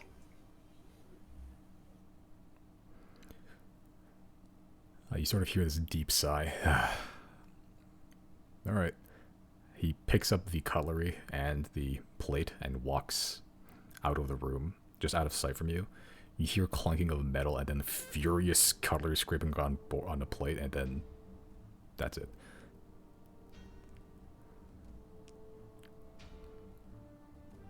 Okay. One of the merrics will take your plate for you and wash it. Yep. As you get up, there's just a he's placed the plate just like on like a dresser, or like an armoire, just outside in the hallway. As a merrick sort of floats up and grabs it, and he's just walking towards the door, and he sort of just, thank you, merrick.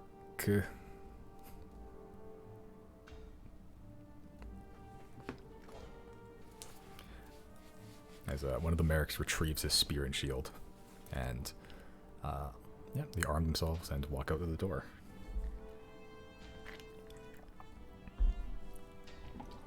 Okay, I'll disarm the magnificent mansion at that point. Okay, as the mansion collapses,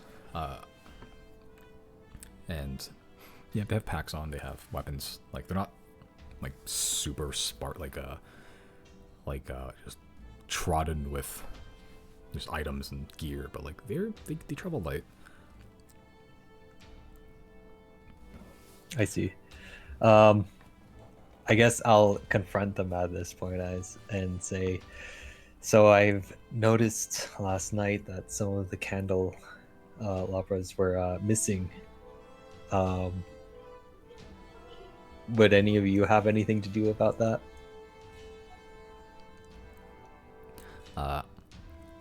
They sort of look at each other for a little bit, and then Clover sort of looks back to you. I mean, I didn't have anything. And then Charm sort of speaks up. That was me. Sorry. Habit. Sticky fingers. You know, as part of an adventuring group ourselves, going into some new place, and especially if there's shiny things, there's definitely going to be something wanting to take, and so I don't blame you for that, but as long as we're on the same page, you know, I won't take anything from you, and everything should be fine. Make an intimidation check. Or a persuasion check, your choice.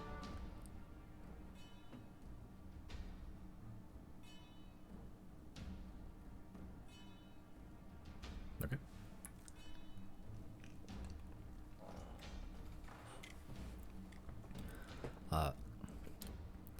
You say this and you hear Clover sort of just like, almost like in like a loud whisper.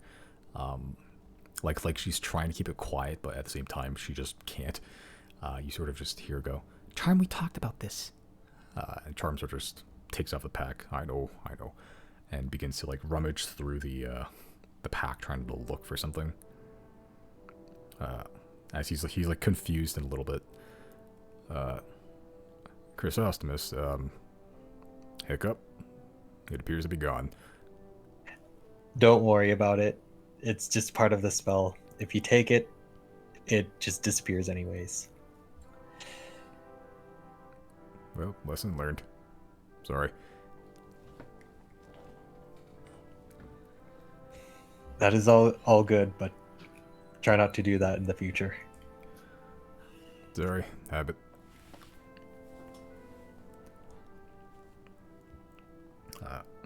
There's like a palpable awkward pause, and Clover sort of just. So, dungeon looking for wizards stuff. Yeah. I guess we'll head out. Do you have any leads?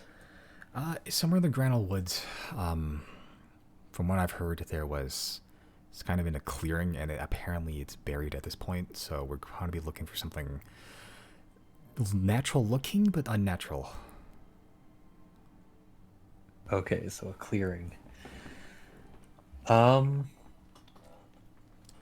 guess we maybe could find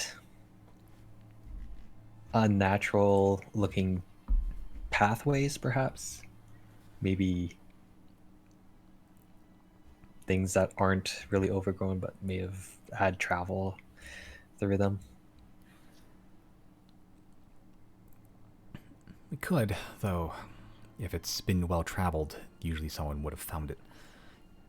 Even animals, even monsters. So I found it's easier to find something that's untraveled, looking for something that no one's been to in years, or even not even animals.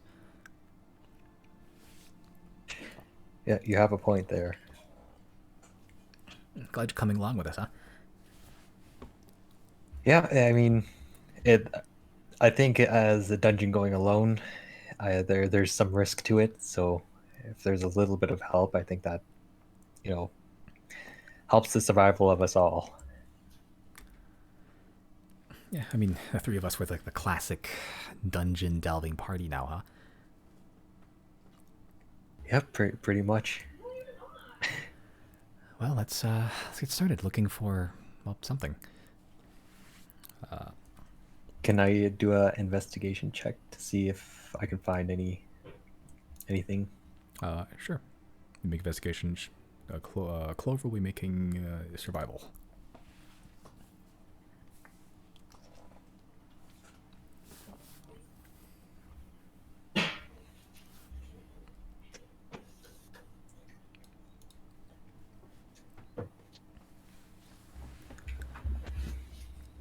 Okay. Yeah, between the two of you, she didn't roll super high, but you rolled pretty good. Between the two of you, you find a clearing. It's not the clearing you're looking for. It is literally just a clearing. But through that, you see old signs. You see, you find bricks, just like half embedded, like in the ground, and like they look like rocks, but like uncovering them, like clearing off the moss and whatnot. They are definitively brick shaped. They're rectangular, like almost perfectly so. Passing over to Clover, she discerns like they're old, like just judging from the pattern, and she just through her knowledge of just decayed or like more like ranger stuff. She's able to discern that bricks like these can be carried by several animals, or carried by winds, or carried by like just natural forces, like just like a tree breaking down and just falling over, and just over time. And then she's able to just I think I can try to trace back the patterning, see where this came from, scrape marks on the ground, stuff like that. Good find. Yeah, it just didn't. It kind of looked out of place.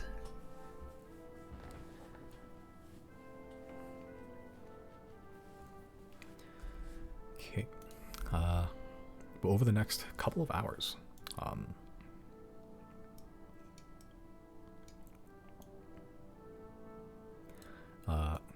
just sort of following Clover, and you helping it like find like hidden stuff. Next couple of hours, it's beginning to dip into the evening time, but just at the cusp of when this about to be nighttime, you're about to take another break. You find a clearing, and you get what she meant by a clearing that is natural looking but unnatural.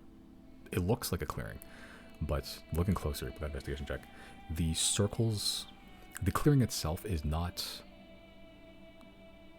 It's not natural looking on a closer glance. It is a perfect circle. There is a perfect circle of trees that is just missing, and in this direct center of it is almost this conical shaped looking rock covered in moss on one side. Cliff sort of clears away the moss. It is brick.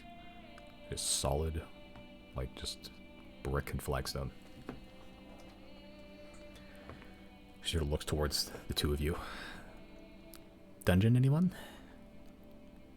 Yeah, I think this is it. So I don't think you should be going first. If I don't know how well you how tough are you? I know I look kind of squishy, but I I could probably hold my own. I have some ways of doing that. Well, maybe you should go in front then. I mean, Charm here doesn't really have the best eye. I don't think he can see out of that thing. I can. So you can go in first. I'll be in the middle, just to make sure I can spot things both back and front, and Charm can take up the rear. So in case anything comes to follow us. There's an entrance in there, right? Yes. Looking around, there is a like. She wiped off the moss, and like you can see that the make another investigation check actually. Like you find an entrance, but this is something else. Okay. Yeah, you see an entrance. It is, yeah, it is like is almost like this moss blanket that's been sort of just like over this small opening, and it looks like the reason it's conical because it almost looks like the top of a tower, almost. You're not sure if it actually is, but it looks like the top of a tower, like this pointed conical roof, somewhat decayed at this point, but like there's an opening, and there's like this spiral stairs that go down for quite some ways. Okay. So I guess I'll cast light at the tip of my wand then, Okay. and then head in. Okay, you head in.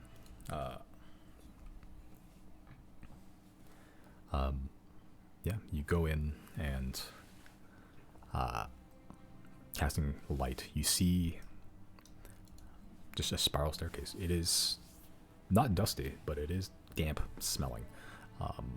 Just going down for a while. It takes you about 30 seconds to go around once. It's a wide set of stairs. As it almost looks like it feels like it's almost going wider and wider, but you're not sure if that's actually the case or if you're just going insane. But it has this like almost like not a illusory effect, but like almost this orienting pacing. Like the steps feel almost uneven with every step. Let me get to a less happy sounding set of music here. There we go. Yeah, but as the stairwell winds, as they're sort of falling behind pretty closely. A couple times while you're walking down, like Clover sort of looking back behind her shoulder, and like your hands brushing against each other, and she sort of just blushes a little bit and giggles, just under her breath as you continue walking down.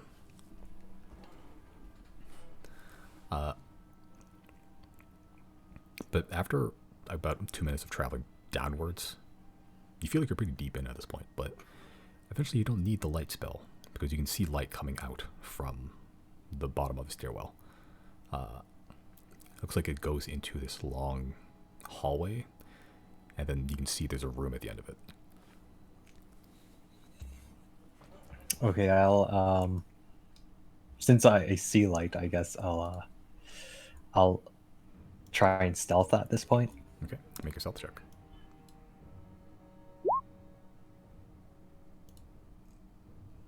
They will make stealth checks too, as they're sort of just following your lead. Okay, Clover got pretty good. They got pretty good. All right. Yeah, just sort of following around. You're still making a little bit of footsteps. Even Charm, who is like half clad in armor, wielding a spear and shield, his footsteps are somehow following more silent than yours. You hear back behind you. So I guess you're not like the best at sneaking around, huh? Not the best, but That's okay. I mean, we all have strengths. you know, I try. That's okay. I mean, you'll get better. It takes practice. I mean, I can't cast magic, so strengths and weaknesses. That's all. Okay, let me bring you definitely. as you crest the room. Let me bring you to a map.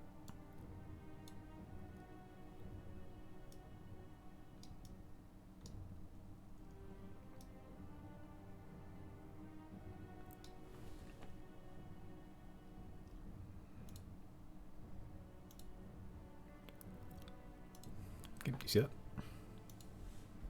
Hold on. There you go.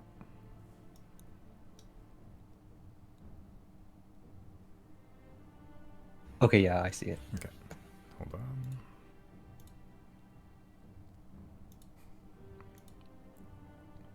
Okay. There we go. Okay, but you're looking out, you see a room. It's a fairly large room. It's peeking out, you see a bookcase that looks like it was filled with books, but they just been scattered on the ground now. Green rug. And yeah, from where your vantage point, you see two doors. One to the left and right. And like a bench at the very back. And you can see the source of the light. In the middle of the room, floating at the top, is just like almost this pixie looking just light. It doesn't actually look like a pixie, but it's like this very sprite like, almost Navi looking just floating blue orb that's just sort of bobbing up and down, producing a good amount of light.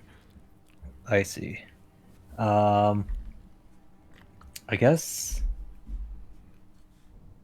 would I be able to discern if this is dangerous at all? Make an Arcana check.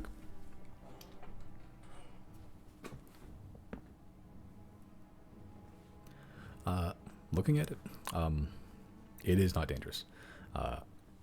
It is more or less kind of like a permanent version of a light spell.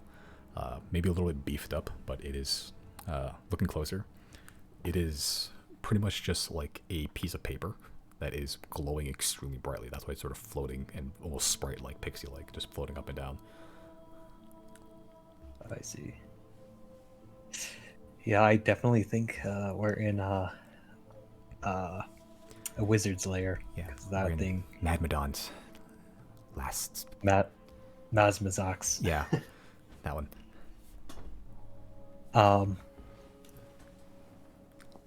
It doesn't seem to be dangerous. Okay, well, I mean, lead the way. We'll fall behind. I think I'll go to the books and Okay. check to see if there's anything interesting there. Okay.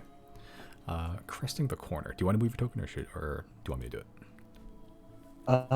I guess you can Okay. move it for now. Yeah, because like I've through the no evil one shot, I've messing with people's tokens while they're also moving the tokens can get fucky.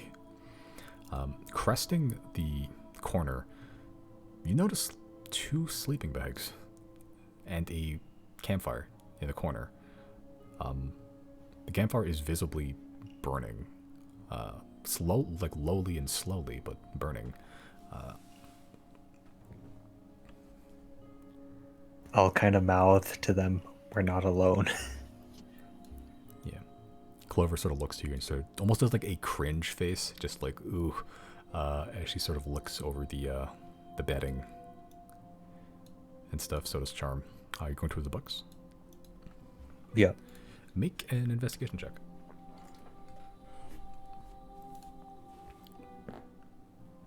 I'd also like to look under the rug if that's a possibility too. Okay. My investigations are horrible Yeah, tonight. yeah. You're feeling a little out of it. You are traveling with a. It almost feels somewhat icky in your stomach, whereas like this is like a new traveling, new traveling group, new party already, like barely barely left the other one on a break so far. It's like already almost feel like replacing it. It's just like something about that is like maybe it doesn't bother you too much, but enough to throw you off your game for some. But it's like some time. Look through the books.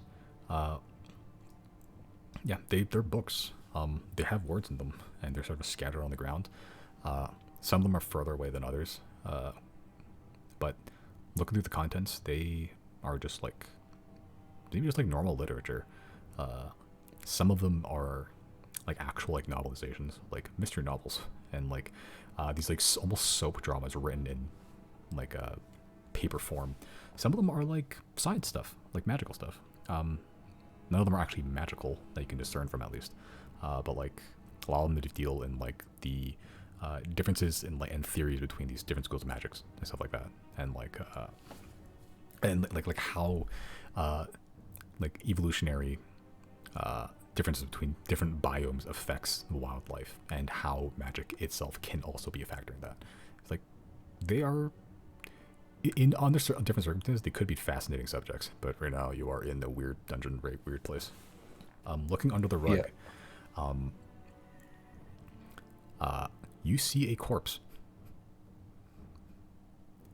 Do I see like what sort of race it might be? Or Make a medicine check.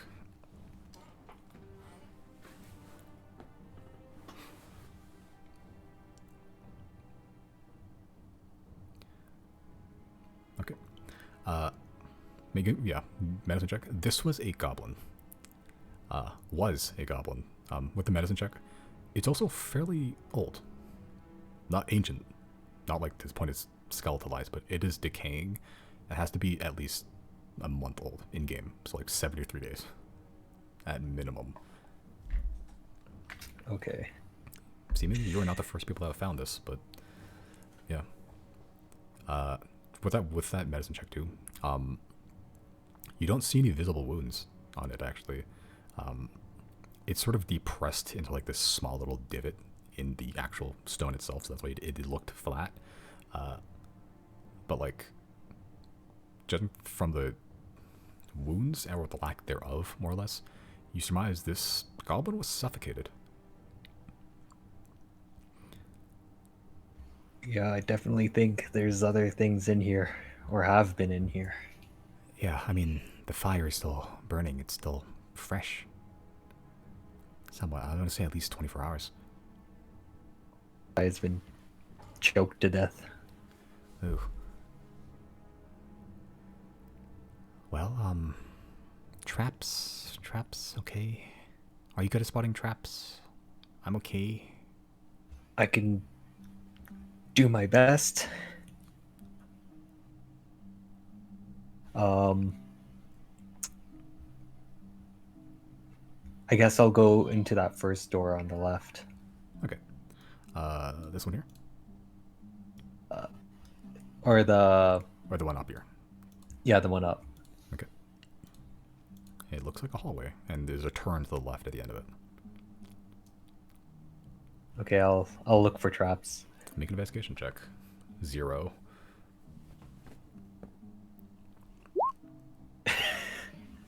It's clear as shit, dude. You've never seen.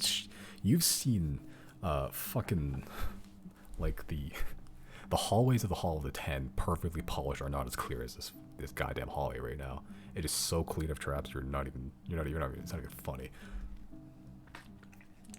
Yeah, I guess I'll just rock straight in. You walk straight in. Make 3 steps forward as you walk clean through. You're fine.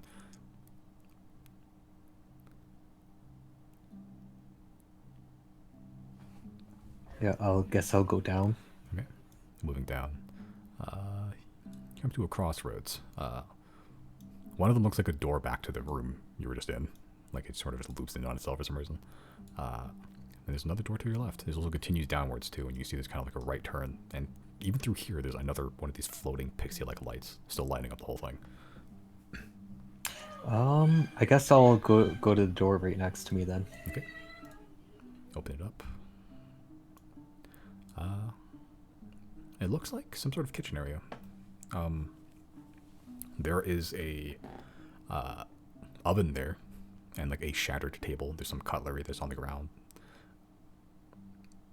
There's rubble and stuff. Can I? Actually, I'll tell Charm. Hey, there's some cutlery there if you want it. Is it made of silver?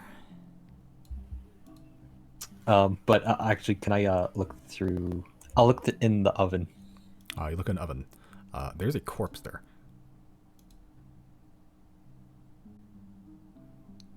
Is it?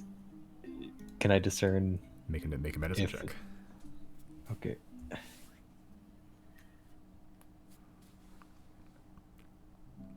Another goblin. Yep. This is Yep, this one looks like it got burned to death. And again with that check, roughly about the same age as the other one. It seems like these goblins were a group and got killed. I don't know why by what, but this one seems to be burnt, but kind of hidden away. And it got pulled in. Yeah, maybe. Can I look under the rubble Yeah. of like the broken table? Yeah, I'm looking under the rubble. It's rubble. It looks like just a lot of just wood scraps and stuff and cutlery, and like there's like a cutting board there. The rubble behind you, the big piece, looks like it was some sort of like a cabinet of some sort, but it just has been wrecked. Yeah, it sort of fell on itself. Whether that's just due to age or something bashing it through, kind of hard to tell.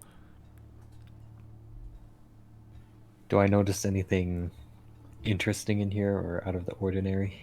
With that perception, with that investigation check, it's a kitchen, yo.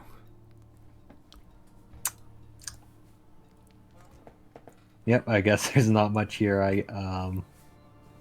Unless you both want to take a look around. I mean, old cutlery and a cutting board. Not really the treasure I had in mind. Let's move forward then. Okay, good idea. Okay, as you head back out there, you see this conga line that is Clover and Charm, the Lucky Strikes. Yeah. Where are you going? I guess I'll go down the hallway. Okay. Make a perception check. Okay.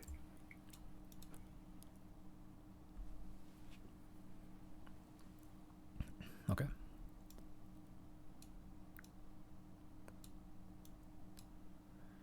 Right. As you're about to open the door, you hear noises on the other side. Kind of hard to place. You hear sort of just like this, almost like mad cackling, just like in a deeper voice. You just sort of hear, "Would you shut up?" Am I able to like look through a keyhole or something, or under the door, or like a crack or something? You can crack it open a little bit if you want to. Yeah, I'll do that. Make a stealth check.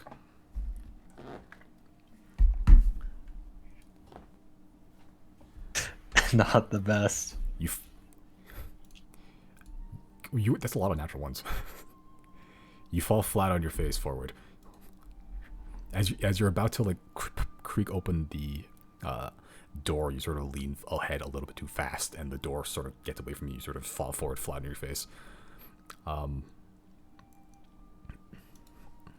Yeah, looking up inside, you see an ogre that's sort of like peeking a head out of the tent. A gnoll that is sort of like consuming the corpse of a horse, and some sort of rat guy, a rat man, and they all sort of look towards you as you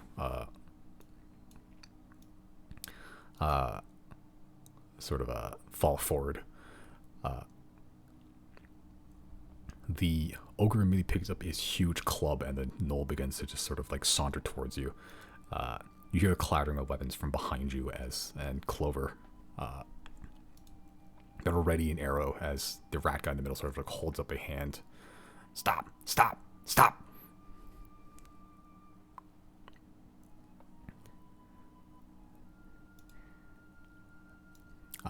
The rat man sort of holds up a hand towards you, Chrys. Hello there. Do you take his hand?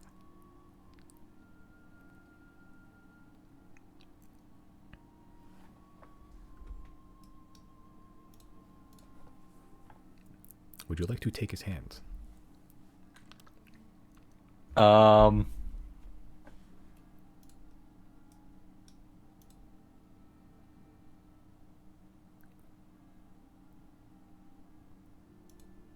Am I able to make it like an insight check to see if this is safe? Make an insight check.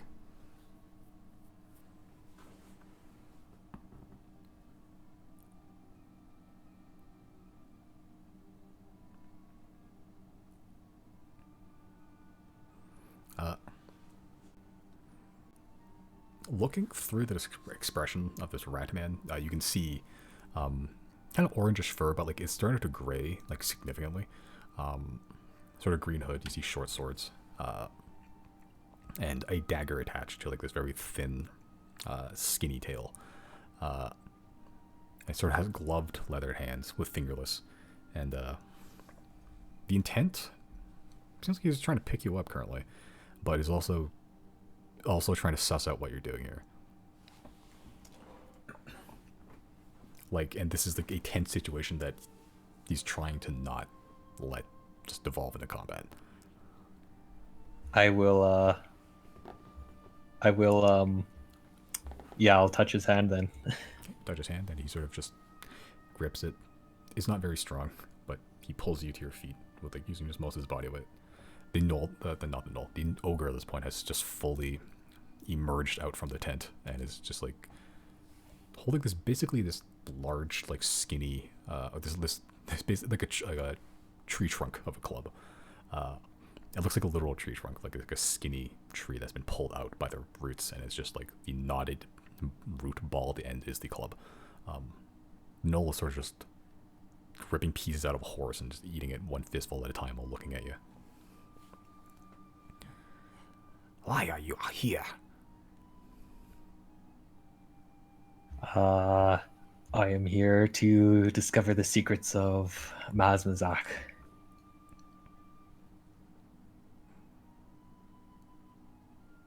Not for treasure. Maybe for treasure.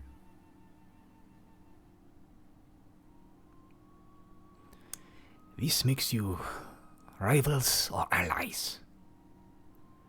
Clover behind you sort of just says, whispers in your ear.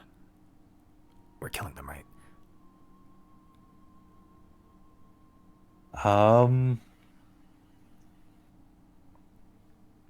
Why are you here? Same as you. Treasure. Well, if you were,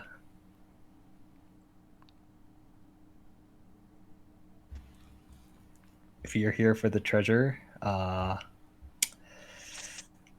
good luck.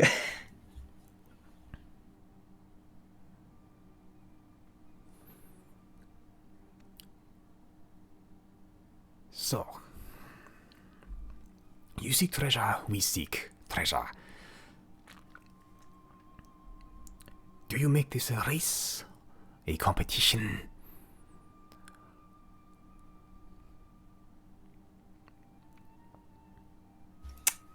I guess.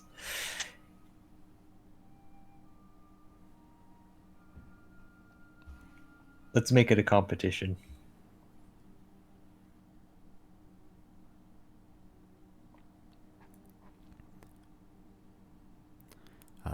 He sort of looks you. There's dead in the eye. sort of just backs up and sits down at one of these tables and just starts eating some stew. There's stew going on in here. Not sure what meat or what's in it, but it smells okay enough. The rat man sort of just looks towards you. Well, you go on ahead then.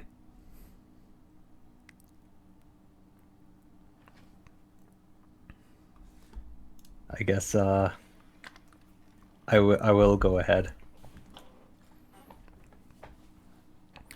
Spring all the traps for us.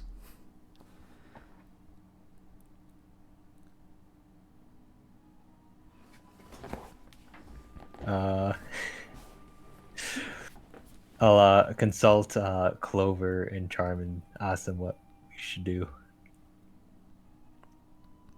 with these guys. Clover sort of just whispers, sort of gritted teeth, still arrow knocked. We should just kill them. They're monsters. Who knows what they're going to do once they get out of here?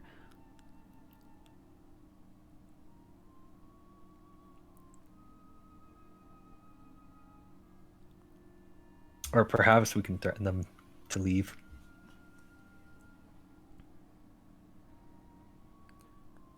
I'll actually try that. I'll try to intimidate them to leave. I'll be like, kind of like speaking Celestial would have like kind of that echo feel to it, and just get everything really scary in that, and intimidate them. Make an intimidation check.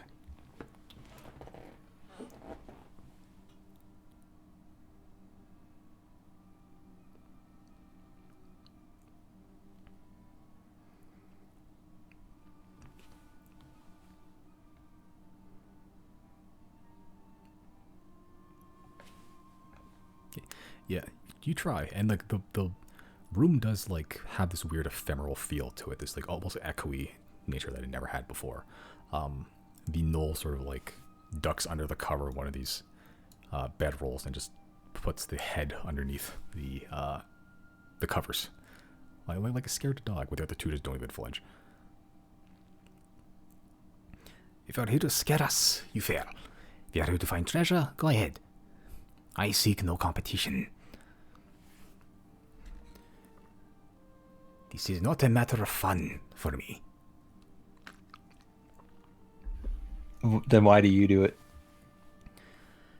There are people that require wealth. They cannot get it. I can. Why do you want it? Food? Women? Drink? Power? Many have tried, many have failed.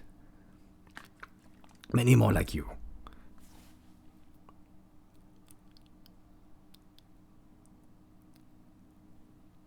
I am confident that I can find a way. Go ahead. But I will stop you. You die, you die. That is dungeon. You find treasure, we won't stop you. I'll get first dibs. Sure, if those two won't stab you in the back.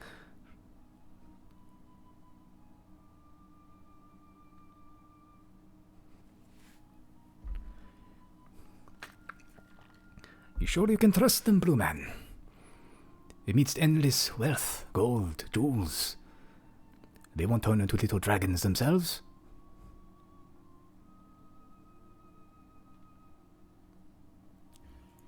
Well, who knows? I'll have to see for myself. For now, I trust them. And trust. Whether it should be well earned or foolish, up to you. Go. We no stop you.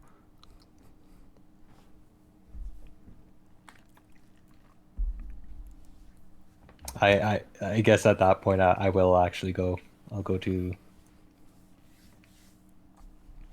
I guess, the bottom door. Okay. Yeah, sort of stepping past the dead horse. Clover and Charm follow behind.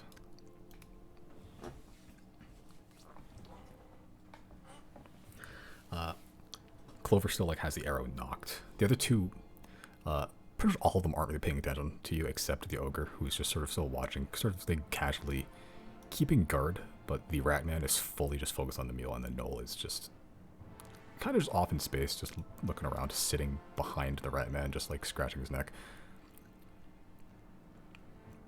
They are deeply unconcerned with you currently. Okay. I guess I won't be too concerned with them at the moment. Okay. Did you open the door?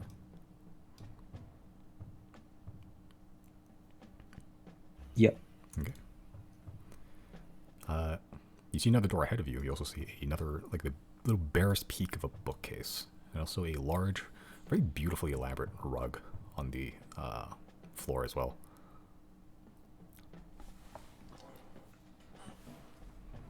Can I look around the room, see if there's Make an investigation I guess. check. Yeah, I guess I'll look for traps too. Yep.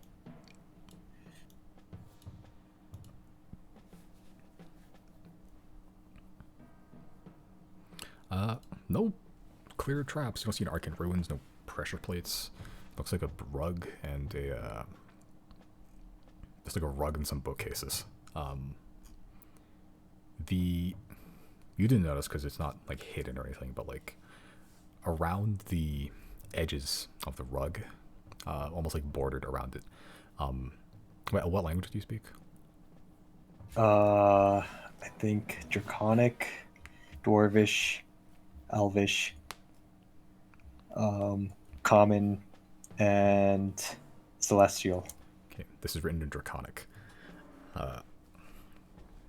It says in Draconic, I will not tolerate rudeness.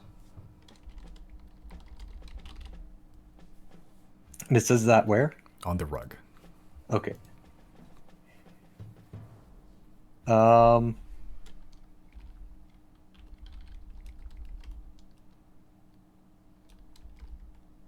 I guess I will interpret that as this rug does not want to be stepped on. And so I'll go to the bottom door. Okay.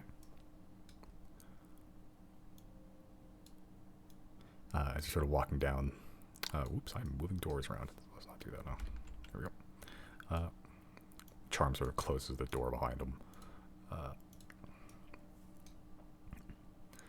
Clover sort of whispers in your ear. You want to check out those books? I thought you'd like wizardy stuff. I have a feeling stepping on that rug is not a good idea. Sure. I mean, looks like just a rug.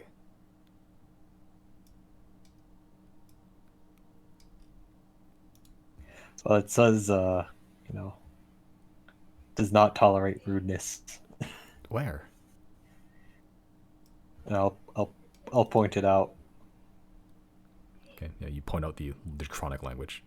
Oh, those are words? I thought those was just fancy writing, or like fancy like decoration.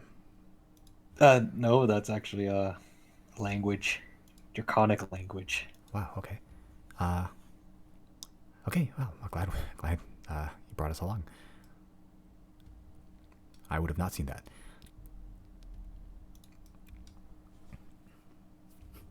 And I guess I'll go to that bottom door. Okay. Open it up. It's a hallway.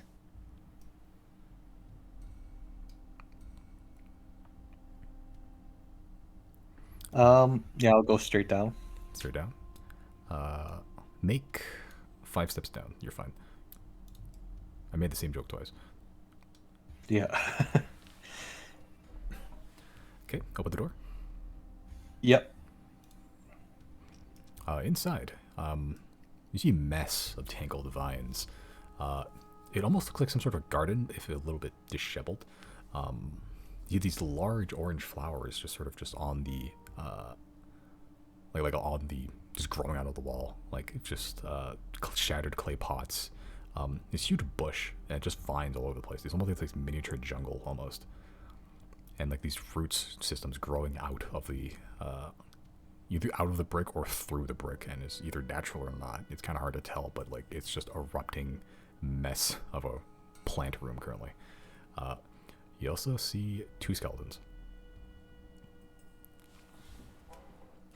3 skeletons, excuse me. Do these plants look dangerous, or would I know of these plants? Make a nature check.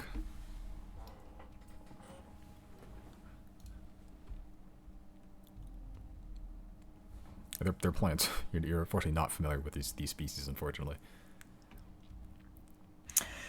Okay, I guess I'll step in. Okay. Stepping in just normally, or stepping in trying to avoid touching anything? Yeah, normally. Okay. Yeah, you sort of walk in, sort of just striding through. Oops. Yeah. Into the center, like it's kind of beautiful in some. It is weird, like its own weird way. You don't hear any birds or nature sounds, but it's just like this very. Despite how old this dungeon may possibly be, there's plant life still thriving here. It's kind of like nature will overtake at some point, and it's like it's kind of a weird thought, but extremely serene. Yeah,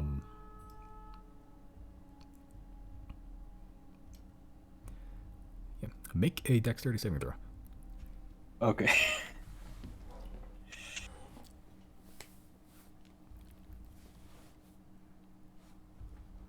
You fail. I'll have to make them too. Oops. Yeah, I just sort of just like taking in the sights and just like, it's a nice place. The roots around your ankle suddenly grab hold.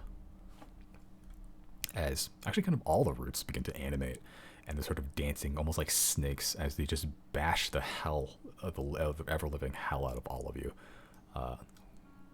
Wow, you all failed. Yeah, as they're sort of wrapping around your ankle, it's almost crushing a little bit. A couple of them are trying to wrap on your torso, and they're squeezing really, really tight. You take, no, it's not too bad, 7 points of bludgeoning damage. Okay.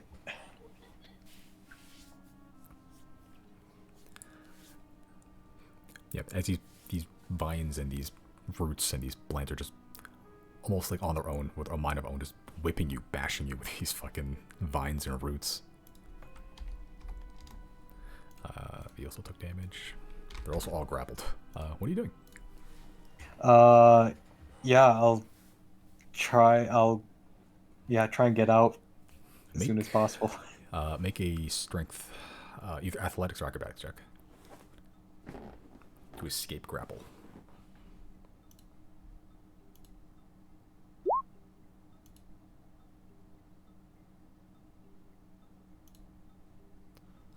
You fail.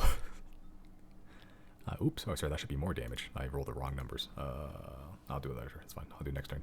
Yeah, you're trying and struggling, and just like you're not making any headway. Let me turn on some fucking combat music, I guess.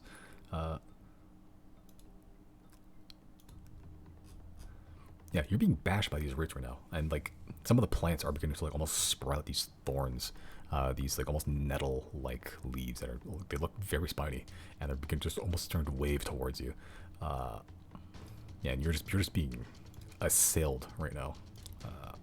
This should be doing more damage. My bad.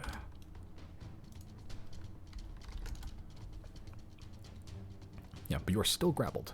Let me see if they make it out. He's going to make a strength check. Okay. Acrobatics check. They both make it out. So they avoid the damage. You don't. You take 15 points of bludgeoning damage and 3 points of poison as these thorns are beginning to prick into you. You can feel like some sort of venom or poison pulse into your system as you're just being crushed and squeezed and constricted. Both Charm and Clover do escape, though.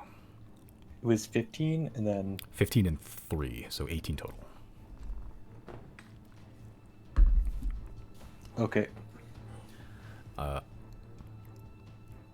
They are going to try to break you out. I'll start with Clover. Just going to try to use strength. Fail. Charm is strong. Charm breaks you out. Clover's trying to like pry the roots away from you, and like you can see she's getting stung a little bit, but not too bad. And Charm just rips the roots straight off your body. You're now all free. Currently, what are you doing? Okay. At this point, I'll run to that left door there. Okay. Oh, yeah, it opens up. Yeah, I'll say, "Come this way, Okay. quick." All right. Yeah, as you rush through, the plants and vines still writhing, almost like trying to like heat seek towards you.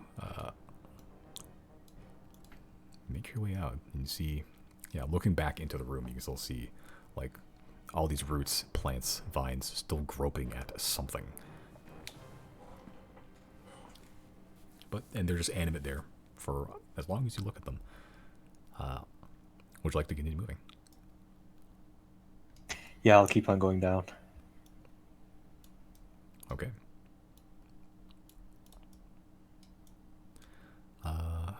Cool. You see a bend at the hallway and a very long straight shot down.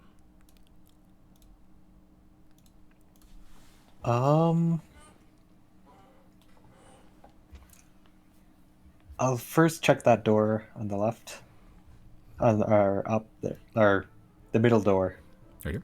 halfway through. Okay. Make a dexterity saving throw. Okay.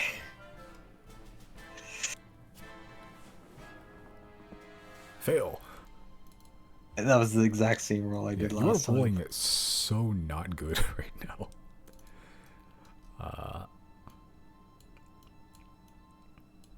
They actually might both make it. Maybe. They both make it.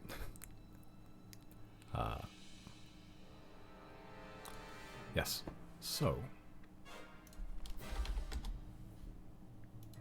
you take 37 points of fire damage. They take half of that, which is 19. Yes. Oh god. Even succeeding the saving throw, Clover's not doing right. 37 to you. As you're rushing up, trying to look through the middle door, you hear a click on one of the flagstones below you as you see glowing runes at the top of this hallway beginning to just eject fire out of you at an extremely hot temperature, just melting a lot of your flesh. Looking a bit like Two-Face right now. Yeah, that hurt. Yeah, both Charm and Clover managed to duck right, just under the jet. They're still getting hit a little bit, but like not nearly as much as you. You look like the end of Terminator 2 right now, where you're just like slowly sinking in the lava.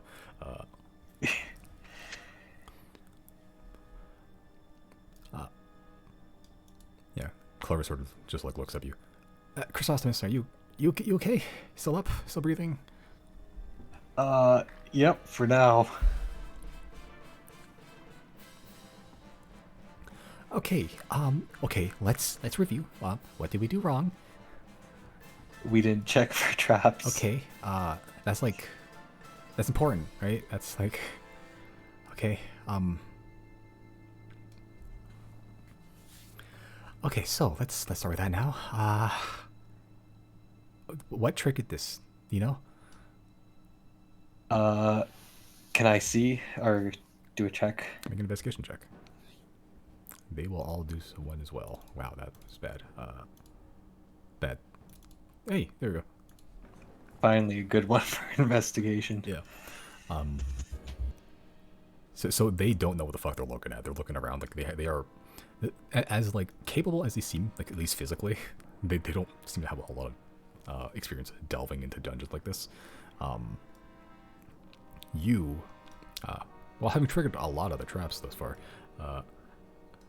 you sort of channel your inner zero and look for like pressure plates. You stepped on a specific flagstone, and like while it's not like pressure plated per se, like it's not actually mechanical, you look very carefully, and underneath it, you can see there's a very, very slightly glowing like red rune. And you also notice the runes at the top of the hallway itself, sort of in the corners, the ones that ejected fire from you as well. Oh, okay.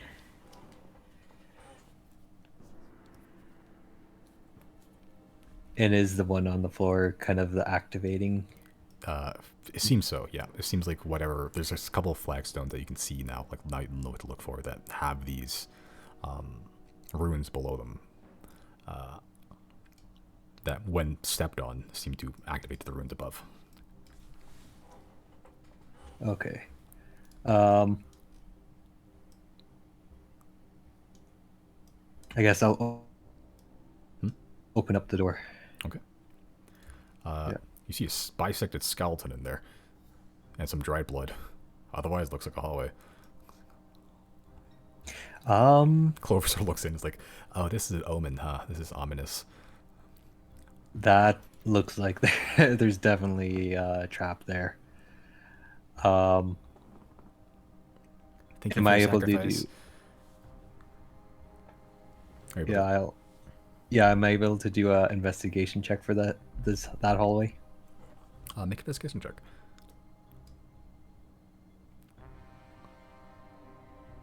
Okay. I'll say the DC is lower now because this is a very similar setup as well. Your first thing you check is the floors, and sure enough, this time they're not ruins, they're actually mechanical this time. It's like this weird shift between the one and the other. But there's a couple flagstones that you can see, seeing the telltale signs of like they're just slightly off kilter, barely. Almost imperceptible if you're not specifically looking for them, but they're there. Okay, so I'm guessing it leads back into that carpet room. But I'll go to the end of the hallway that I am at right now. Okay. And avoid the stones, and then open up that door. Okay. Or at least I'll check the door first to see if it's has anything on it. Okay. Slowly making your way through the hallway. Now that you know what to look for, it does take you a good long while to get there, to make sure you're not stepping on traps. You can see behind you. These lights are still emitting. You just hear echoing behind you. Having trouble? I think we'll be okay. Why don't you come over here? No. I don't think I will.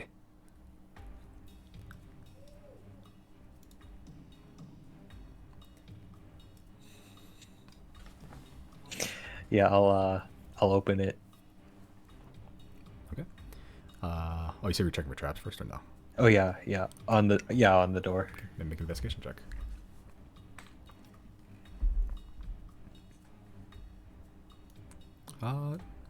Looks pretty trap free. Okay, I'll open it. Okay.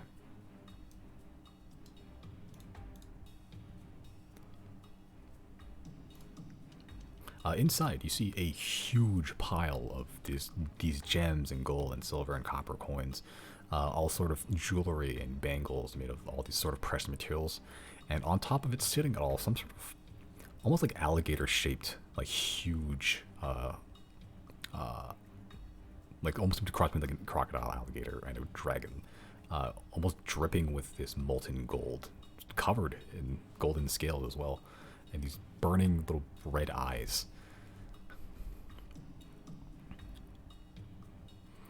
Clover sort of just goes, "Oh fuck!" and she begins to draw an arrow as the creature sort of speaks. Why, hello there. Do not be afraid. I do not bite lest you give me reason.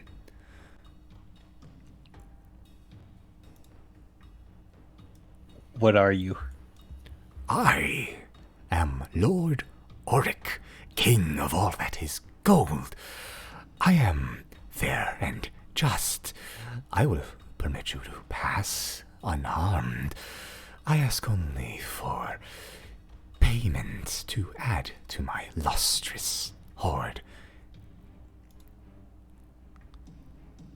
At this point, you can see Clover has sort of dropped the arrow a little bit and is beginning to look at this huge, huge pile of fucking treasure directly below this thing.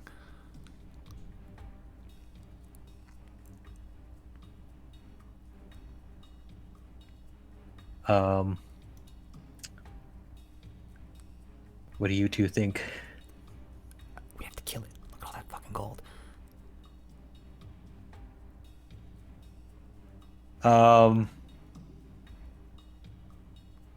And what if we don't give payment? Well, you will insult me gravely. I will give you a chance to flee and be gone from my sight.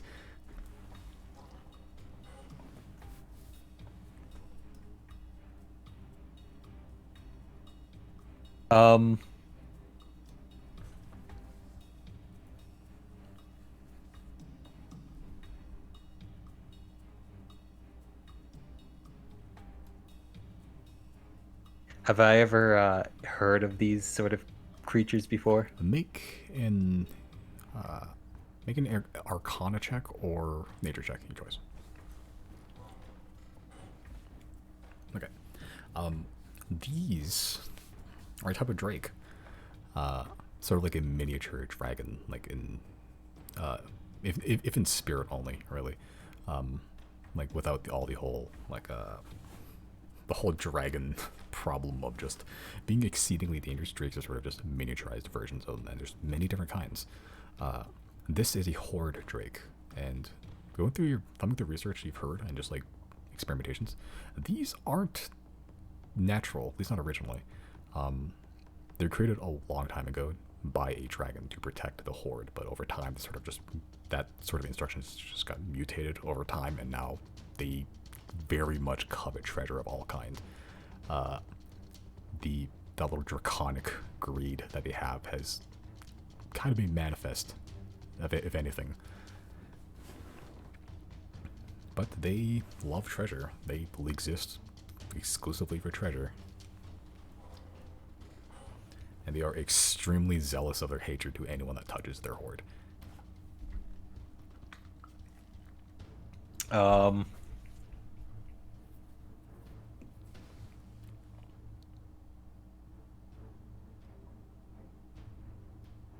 What sort of payment do you need?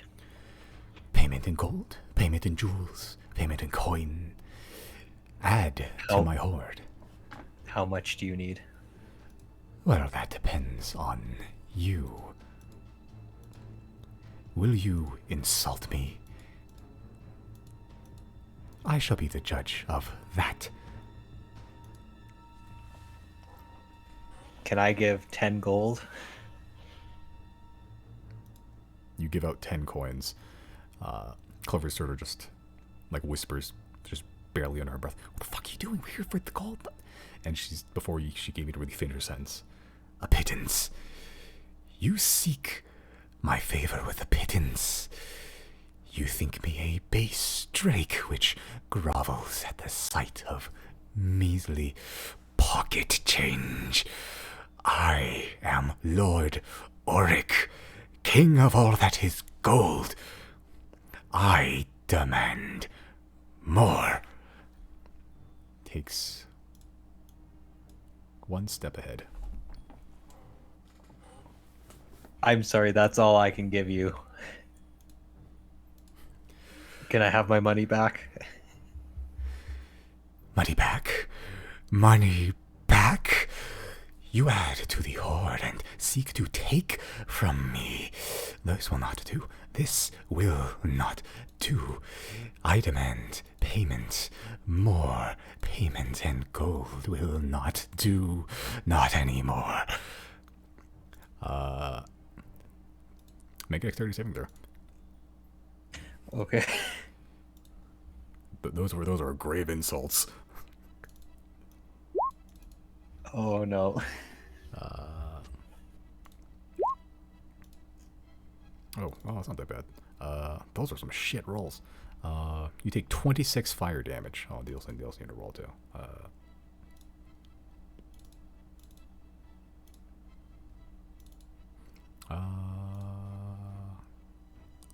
Charm exit. So he takes half of that, which is 13. You take the full 26. And it's fucking, oh god.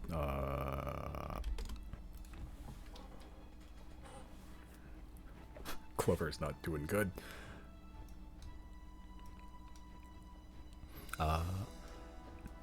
As sort of says that, you see the gullet of this almost alligator-shaped drake begin to glow red, almost like molten metal. Even the scales begin to flare out and begin to just seethe with this red, angry, molten glow, as it spews out this huge spray of just melted, burning gold.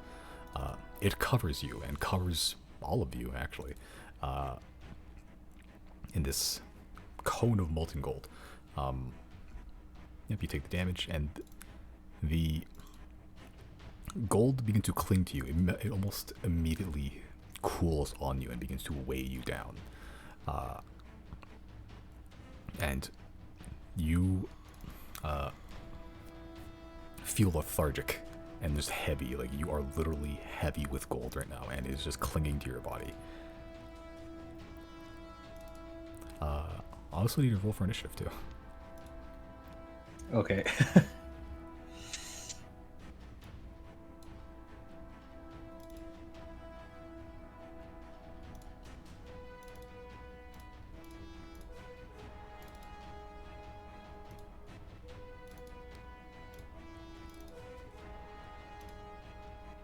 Oh shit, rolls for me, okay.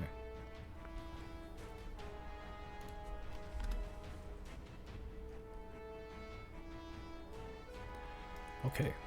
Round one. It is Clover's turn first. She's going to shoot twice. Both hits. Does this thing... Oh, okay.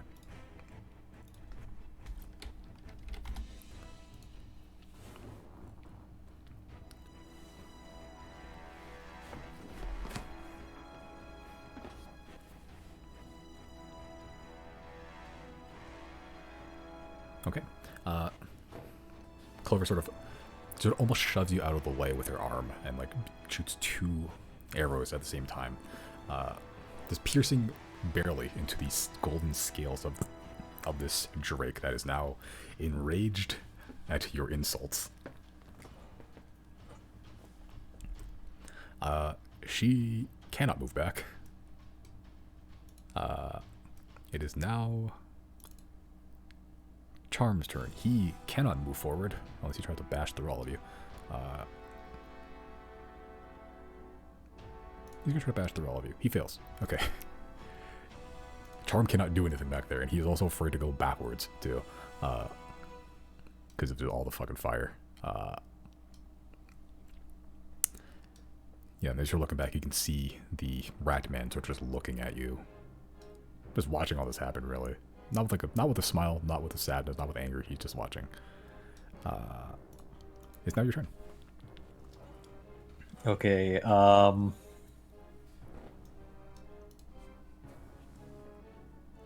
I think at this point, I'll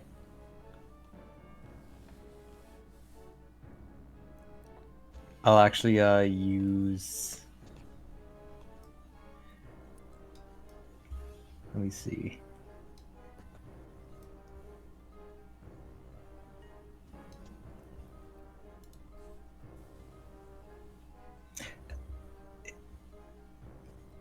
Can I use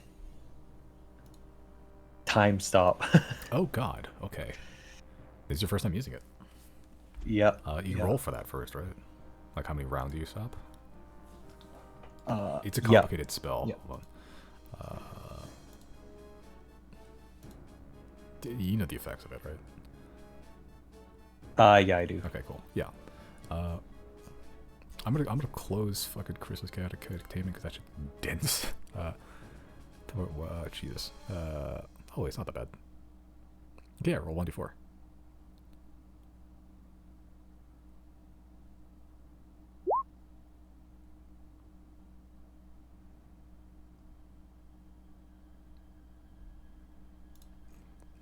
Okay, so for 3 rounds, you have free turns.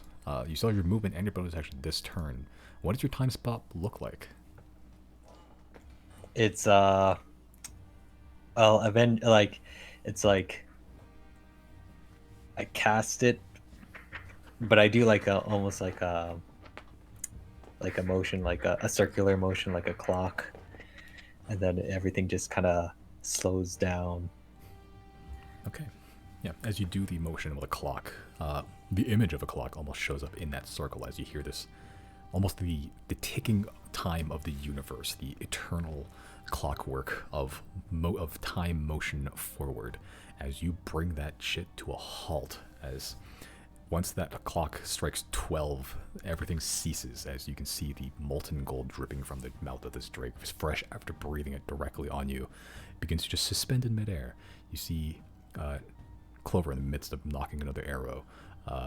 Charm very failed attempts to try to bash through both of you to get to the drake, as everything ceases and comes to a grinding, slow halt. Speaking of slow, you are also still slow because you have the gold still on you. Okay, I think what I'm going to do uh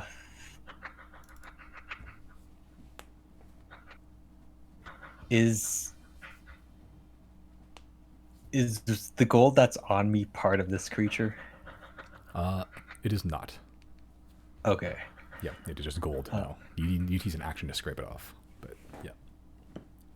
Is there anything that seems loose on the creature, or like, is there actually any piece of the creature that's laying around, like a scale or something? Make a perception check.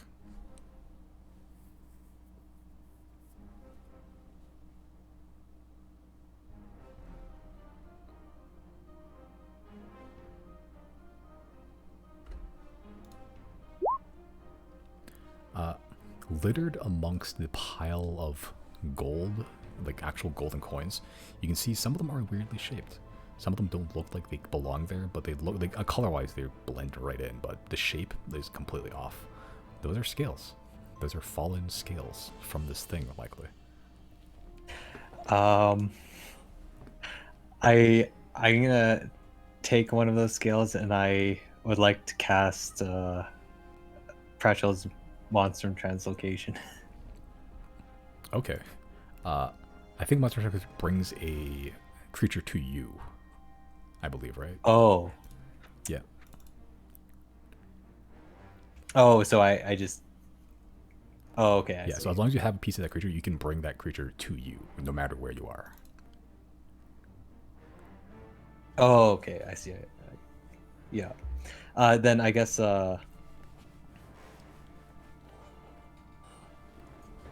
at this point, I'll just let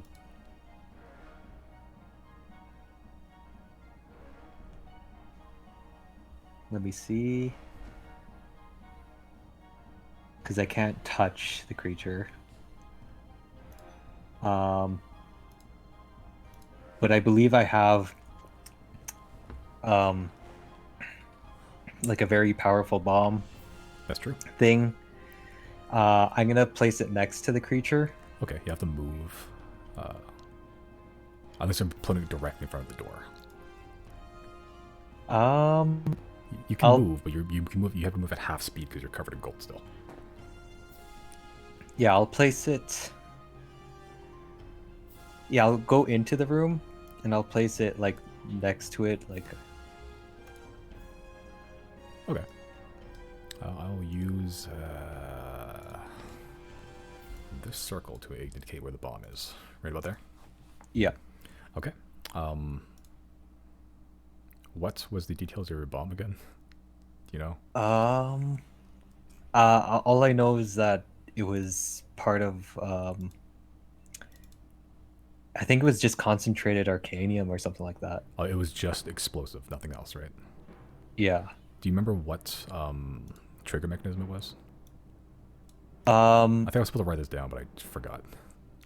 I don't think there was a Was it trigger mechanism. was it timed? I think it was just concentrated arcanium, like in a container or something like that.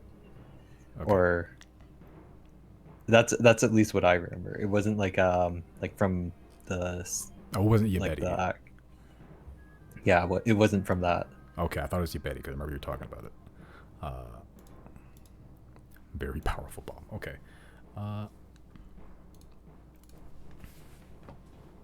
okay, I don't remember the damage it's supposed to do, uh, but I can come up with something.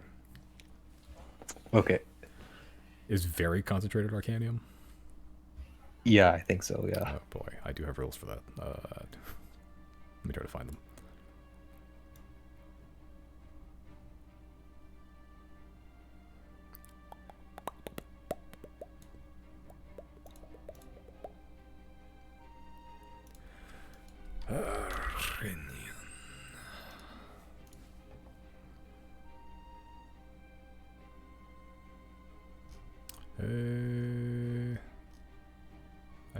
I have rules. I have rules for this.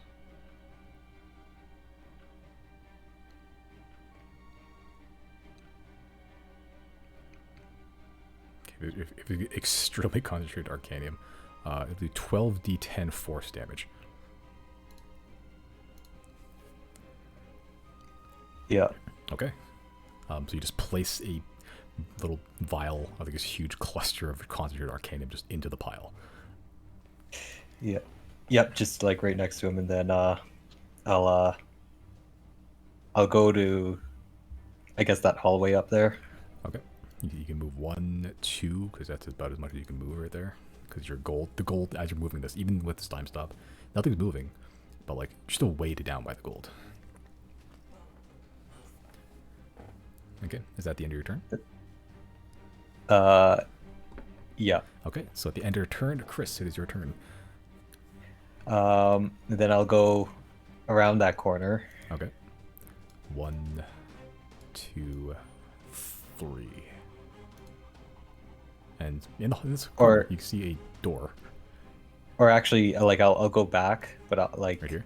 just outside that hallway. Yeah. Where I can still kind of see the vial. Right about there. Or one back. One back, okay. Yeah. Oh yeah, there we go. Very cool. And then I think I'll cast. Can I cast Magic Missile to hit it? Hit the Arcanium vial? You may.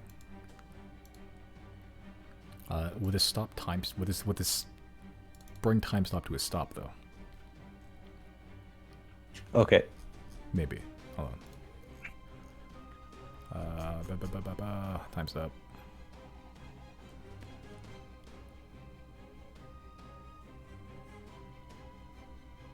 Yeah. So this would likely stop time stop. Okay. So you still have a couple turns left if you want to use them. You have 2 more turns after this.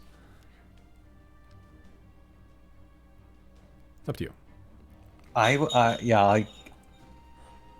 After I'll actually take 1 turn to cast Fiend as well in the room.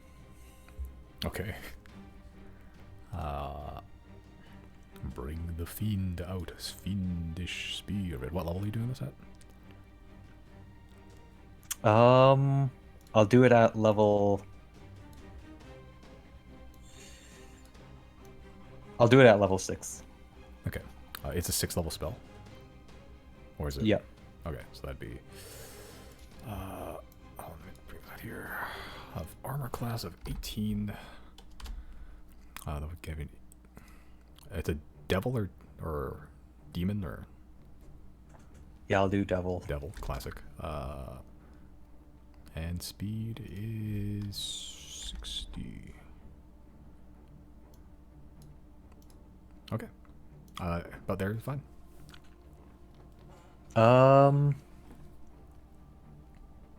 Yeah. Okay. You still have one more turn after this, I believe. You can use it to scrape off the gold if you'd like to.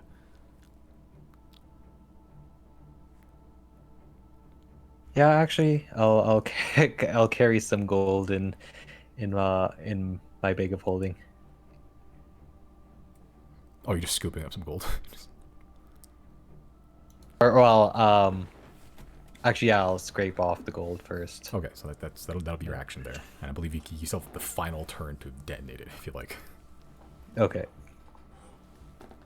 Okay, so you scrape off the gold. As you pick off the gold, some of the fiend, even the fiend's still in the time stop.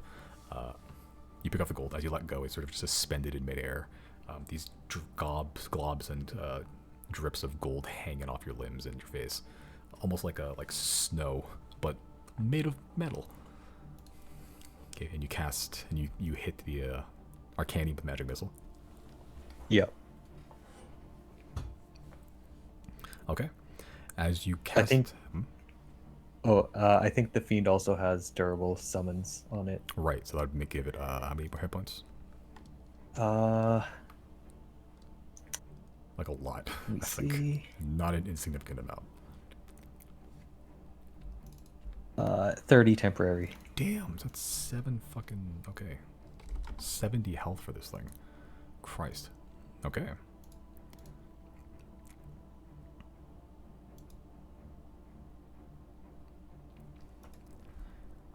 Alright, so you set off magic missile. You one of the missiles. What level are you casting is that? I'll cast it at level 2. Okay, so that's what, 4 missiles I believe? Yeah. Yeah, so you can make 3 hit the guy and then 1 hit the Arcanum if you want to. Yeah. Okay, so I'll do that. roll for damage. 1d4 plus, or is this one? I think it's just 1d4, right? Yeah, I think so. And we multiply it by 3 this time because 3 of them hitting, 1's hitting the Arcanium. 3 times 9 to the guy.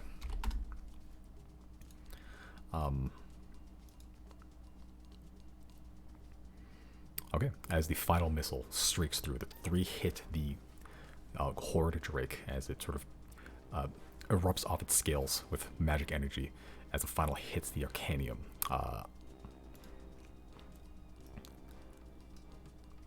Okay, roll 12d10 for me, and then I need your fiend and you to make a dexterity saving throw.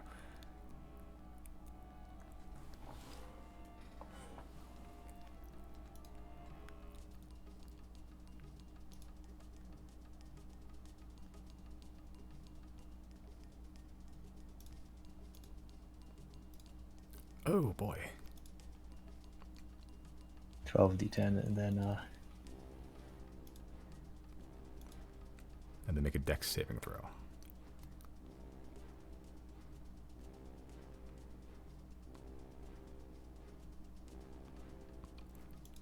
Okay.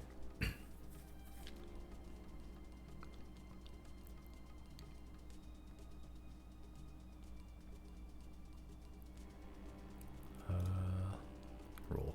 Let me roll for everybody. Ooh.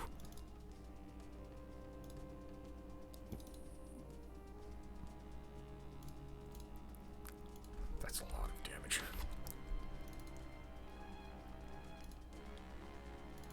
Okay.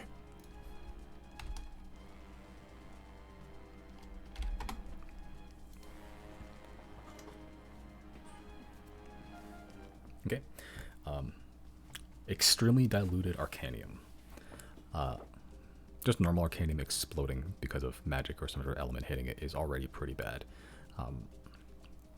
When it's extremely concentrated like this, and you have a very, very powerful, like distillation of basically the pure essence of Arcanium, that explosion force becomes tenfold. You place the little concentrated bomb of Arcanium into the pile as you detonate it. You don't hear anything. You just see this blinding white flash, and then nothing. You take 65 points of damage. So does the Drake, So does Clover. And so does Charm as well. So does your fiend. Okay.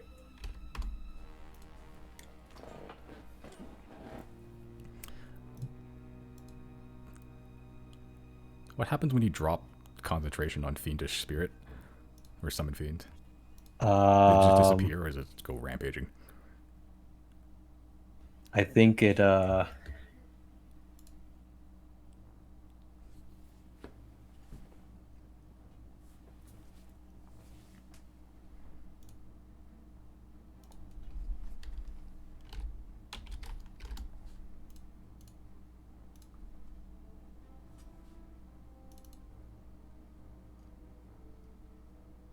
I'm not sure if it says. Hold on, let me check here.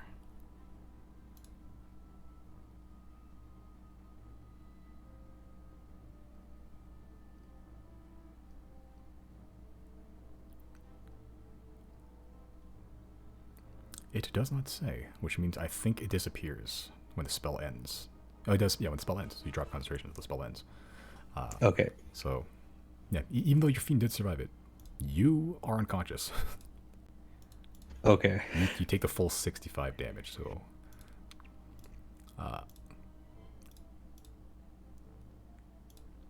yeah, even with like the cover you had slightly, it is not enough for this powerful bomb in this enclosed area. So the fiend is gone regardless. As you get blasted backwards, you don't hear anything.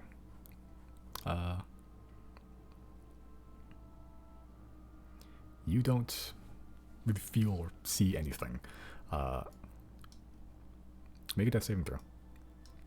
Okay.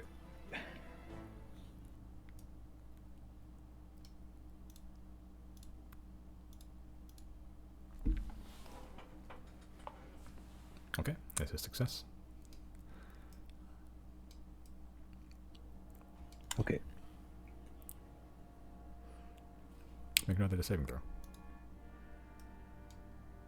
Okay, another success.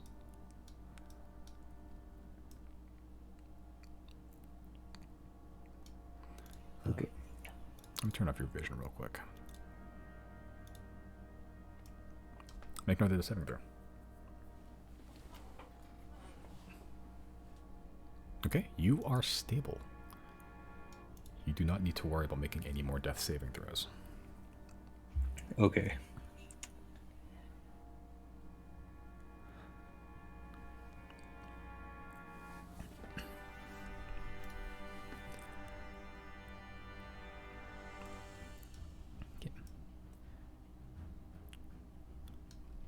Time passes.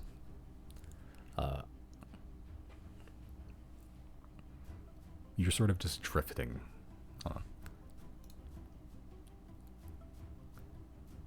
You turn off battle technique because you're not in it. You are 0 hit points.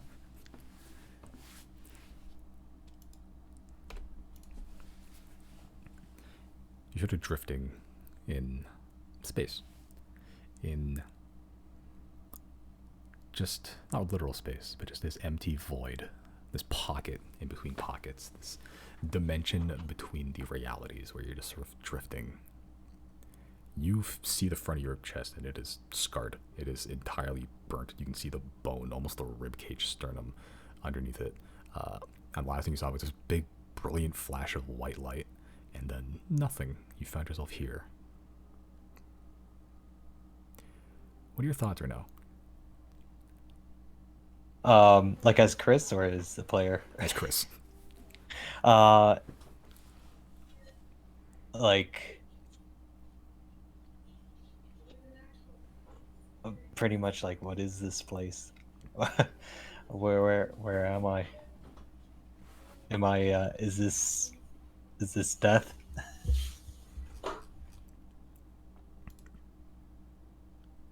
Okay.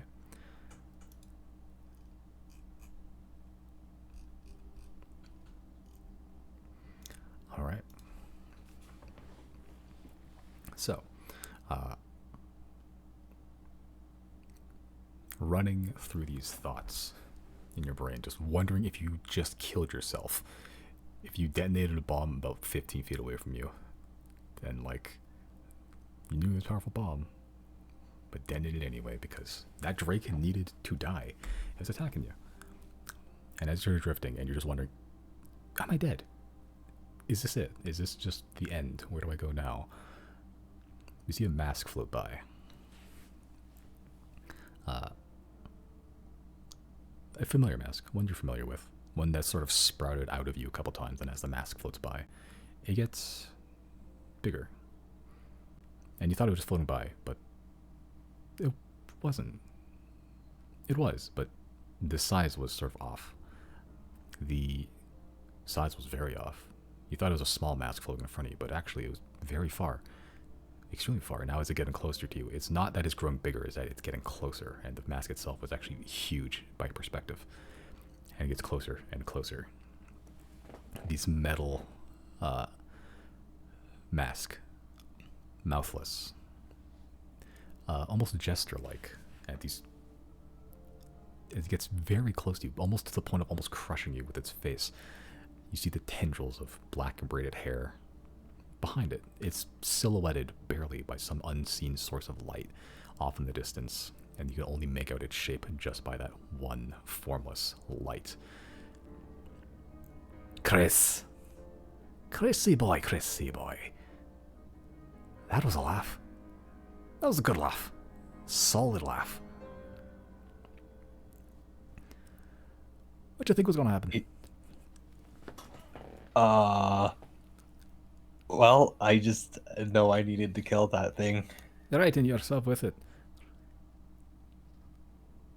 Yeah. So, sorry to break the news. You're dead. That's cool. Very cool. How's it feel being dead? Weird. I'm fucking with you, you're not dead. That was a solid move, though. Very funny. Very entertaining. Battle just barely started and you blew yourself up. Stopped time to do so. I bet Shara and... what was the other one? I don't remember her name. That right laugh. Oh, you should know. They're both dead. Oh yeah, Clover. Oops. That was it. Clover immediately got incinerated. Charm tried to find you but got mauled by the Drake. But you know what? We all had fun in the end, didn't we? Yeah, I guess we did. And that little pang of chaos. That's what it's about. These little small moments in between the serious ones. The ones where you forget everything. Forget life, forget that things outside the world demand things of you, and you carve out your own fun, your entertainment. Well, I've been alive for a while, Chrys, and you are the funnest person I've met.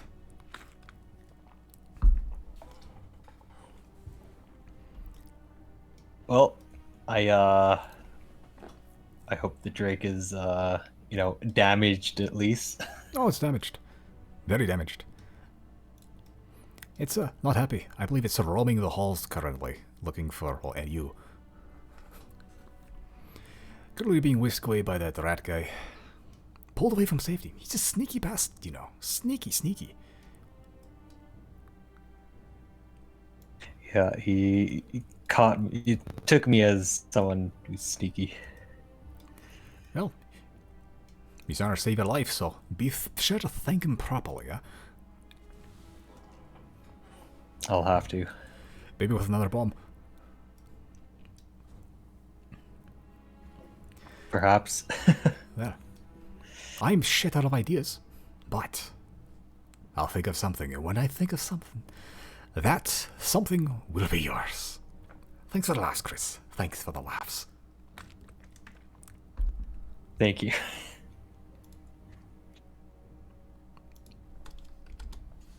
I just do what needs to be done.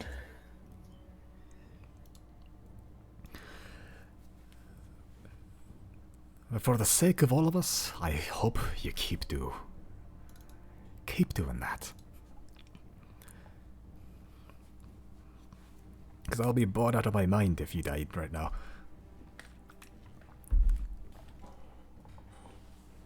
I'll need to find new pants to wear. Yeah. The mask begins to drift away. This huge, gargantuan, colossal mask, the tendril, braided black hair, and these bunches tied into even knots, slowly drifting away as the hair almost obscures the face, blending in with the rest of the void behind it.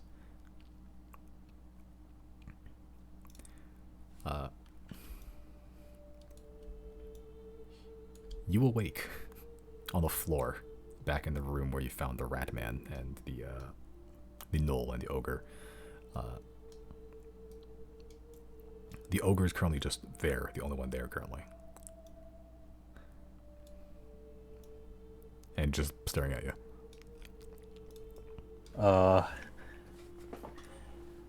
What happened to the other guy and the gnoll? That's stealing treasure.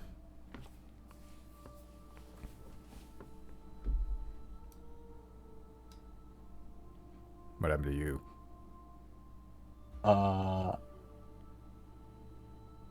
Kind of destroyed that whole room back there.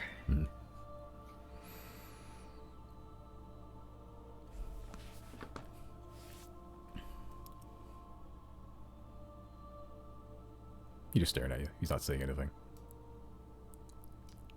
About how much time has passed? He sort of like tries to count, but he doesn't. He can't. I ain't so good with numbers. The door opens. In comes the rat man with a modest-sized duffel bag. The gnoll behind him is carrying two. Just two bags of similar size. They're jangling.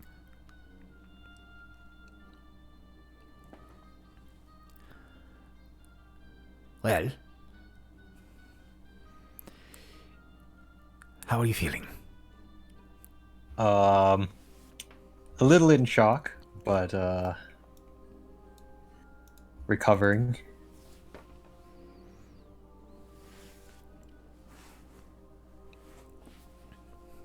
What was your plan? Well, just destroy that Drake. Well, you destroyed much of the treasure as well. I do. Peel it off the wall.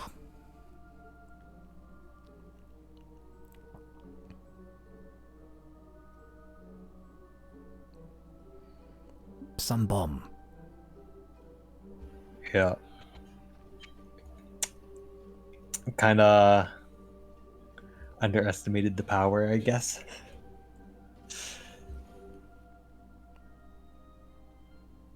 Or the other two, they're dead.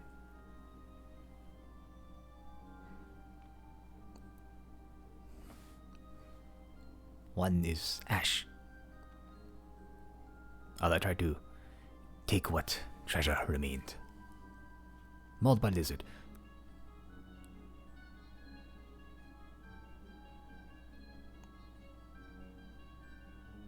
Where's the lizard now? Out. Looking for you, I think. We went back to its lair. Stole what we could. There is still some. We cannot carry all.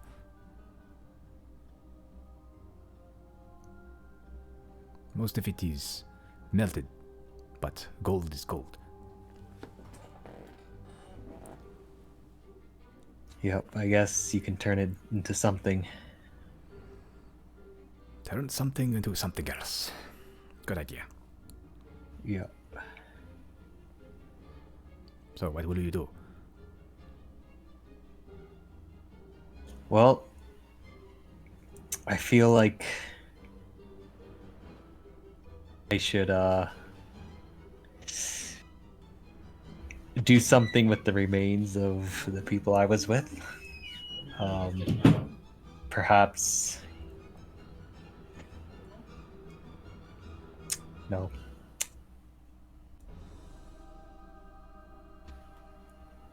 Do something for them, I guess.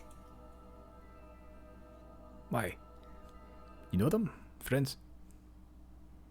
Not really friends. But they were here to help. No, they wanted treasure. If you were down, they would step over your body and go for gold. That's what the big one did. Friend turned to ash before his eyes. Didn't even blink. Went for gold.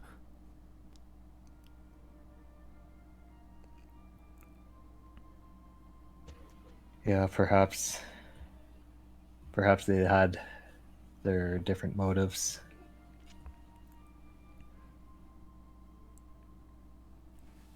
The rat man sort of just sits down. Are you here for adventure, gold, wealth, knowledge? People come into dungeon for a different thing. What is yours? I guess a little bit of both. You know, I've came for adventure, but also, endeavors to get treasure to fund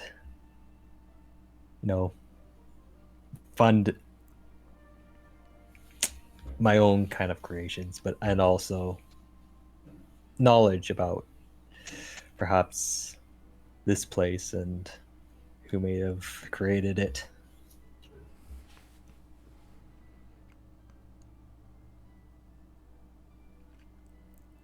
Mazmazak. Yes. Old wizard. I know not much. Name sometimes in books. Books fly at you. Don't pull books.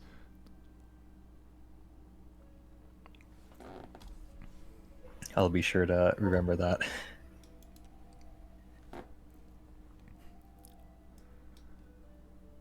He sort of looks towards the other two and sort of drops the bag he's with. He has. And just take bag outside, you. And the ogre just picks up the bag with 2 fingers and begins to squeeze his fucking way through these little hallways. So does the knoll. As they eventually sort of just go out. And you can hear them bickering, and the knoll is just making hyena noises basically, and the ogre's telling him to shut up. So, will you rest? Continue going now?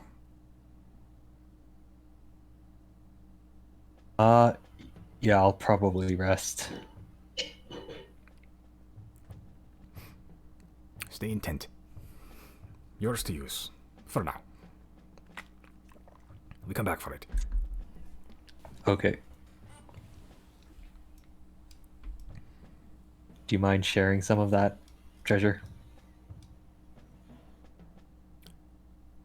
The treasure we got, ours. If you want treasure, I help get what remains. Okay. I'll be here I'll rest and then try and receive what else remains. Some. Not much. Enough to maybe fund your endeavors.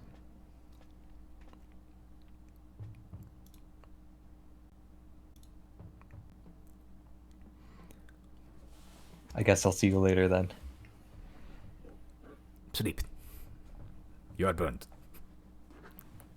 As he just turns, walks out the door with that very gruff remark. Oops.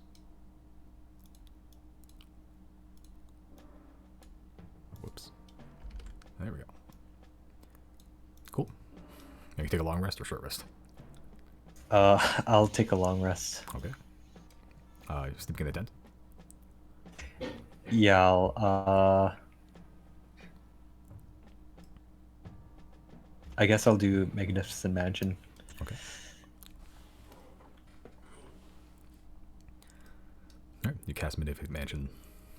You walk in, burned, and burned and bloodied. Not looking great.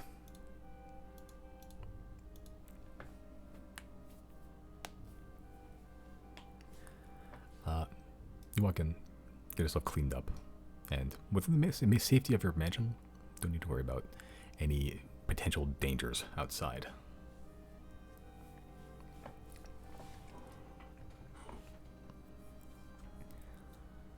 Okay, sleeping for 4 hours. Yep. All right. So, you begin to rest up. Is there anything else you'd like to do in this time? Just yeah, just rest, I think. Okay. For now. Just resting up, sort of just eyes awake. Still burned. You can still feel it sort of throbbing in pain. Yeah, you get a full 4-hour long rest.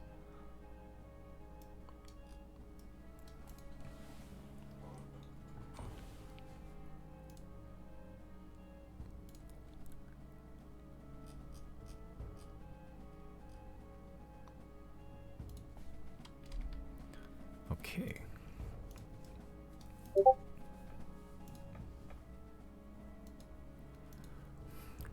right. 4 hours later, Okay.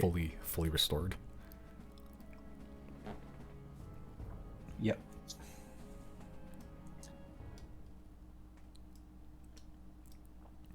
All right. As you exit out into the dungeon, back into it, rat guy's already sitting there, just waiting for you. No bags. None of the other people are with him either. You wake. Yep. Ready to get treasure. Yep, I'm ready. I think maybe lizard, dragon thing went back already. Got tired of chasing. Started chasing us. Back to lick wounds. He left big wounds.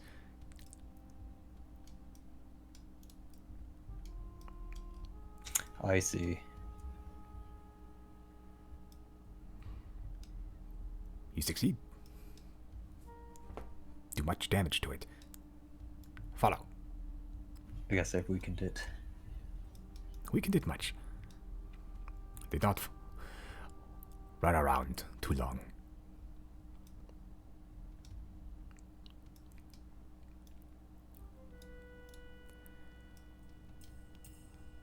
Follow.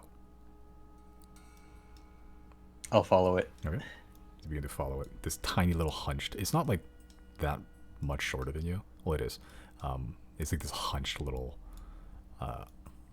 creature. Like it is. Oh, Jesus Christ.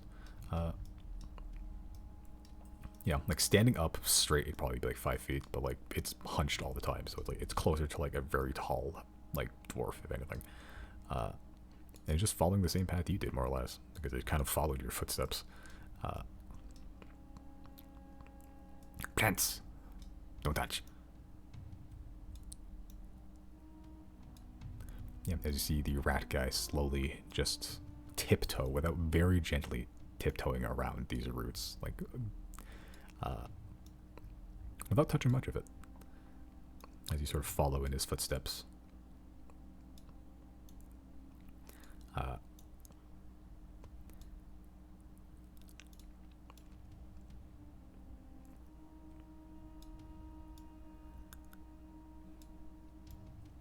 What is your endeavors?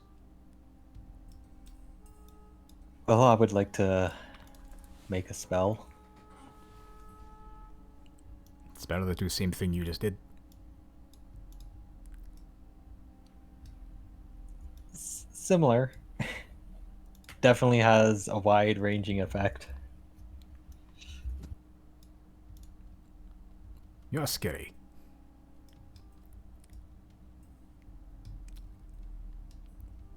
Hopefully scarier than the Drake. Yes. Drake does not explode. Drake walk around. Spit metal. Metal also shiny.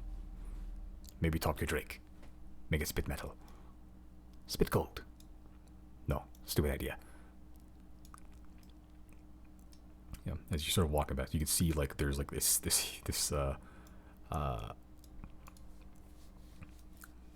just like the shadow on the wall where Clover used to be. This singed, just like pretty much like this blackened ash ghost on the wall, just imprinted, like bow out. It's kind of gruesome, honestly. Is there any remains whatsoever? On Clover, no. That is an ash pile. Okay. And looking ahead, you can see the Drake, and it is currently sleeping. Make a stealth check.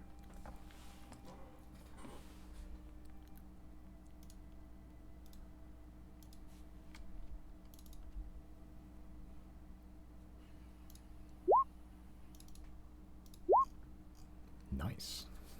Okay, you both sneak up pretty good. You can see the pile has been it's become less of a pile and more of a puddle. A lot of the gold has melted into itself, and now a lot of the walls and floors are just lined with this very thin, sometimes globby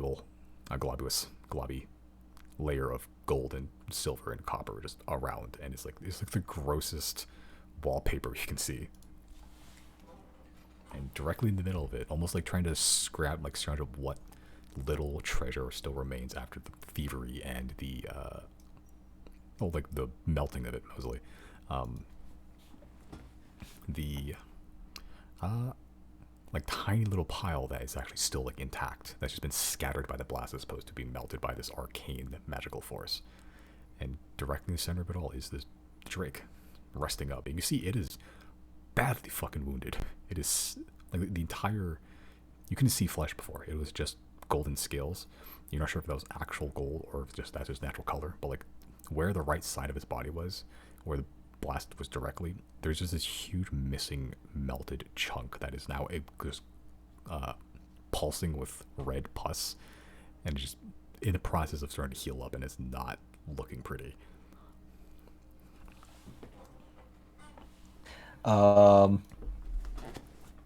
Yeah, I guess I'll just follow what this rat guy is doing.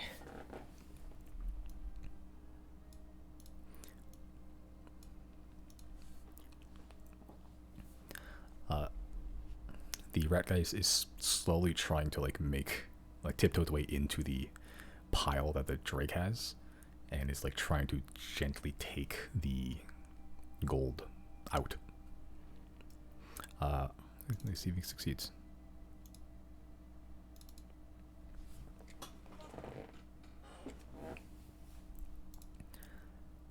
He does. As like he begins to sort of palm the little bits of gold into the actual pouch itself. It's a sizable pouch, about the size of like a basket or so. And he sort of hands it to you, and he sort of very gently whispers, "If you want more, you need to get rid of Drake. Take from wall. Too noisy." Okay. I can get rid of the Drake. Give me a minute. Oh yeah, you'll see the body of a fucking charm in the pile, kind of mangled.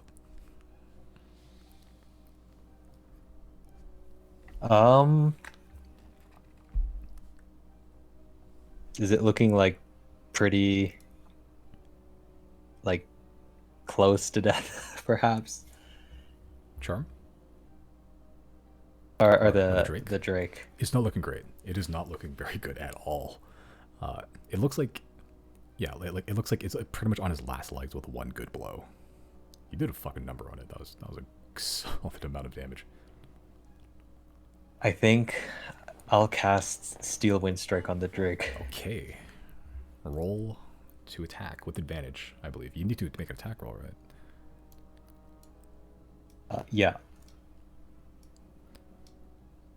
Okay. This hits. Roll for damage. What? Oh, sorry. Wrong button. How'd you like to finish it off? Describe your finishing blow for me. I'll just do like a quick slice on the head, I guess, like on the neck, Okay. As you just sort of wind up, almost. and just Yeah, sorry, go ahead. oh no, yeah, just on the neck. Maybe it spills out like cold liquid or something like that. Yeah, as you sort of sheath your wand almost and then draw it out in one swift motion, this cutting, piercing wind sound just begins to shriek through the room as you can, almost like an anime, you see like the slice along the floor and then across the drake itself and then across the wall, like you cut through the entire thing as this big spout of molten blood, gold colored, spews out of it and begins to hit the ground as solid.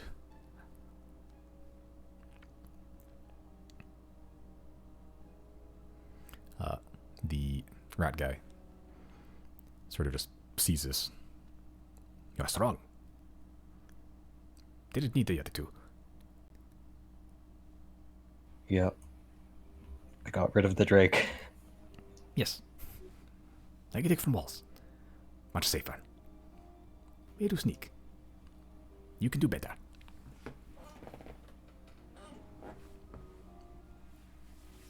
Need help? Yeah. Yeah, I guess I'll take some stuff now. Okay. It takes you a lot longer because it's you have to literally pry it from the walls as huge like panels more or less. It seems like a lot of the gold wasn't necessarily destroyed, but it was melted, and like it wouldn't really be usable in terms of like, hey, here's a chunk of gold, you know, but like it still has value, and you still might be able to use it elsewhere or sell it and exchange it and still get the same amount. But just it seems like a lot of the gold itself is not gone. It's just in a different form now. But you know, some places still might just take a whole handful of gold, not like as a currency, but just as base value. Okay. So it's just kind of like a different type of form. Yeah, different type of form. Yeah.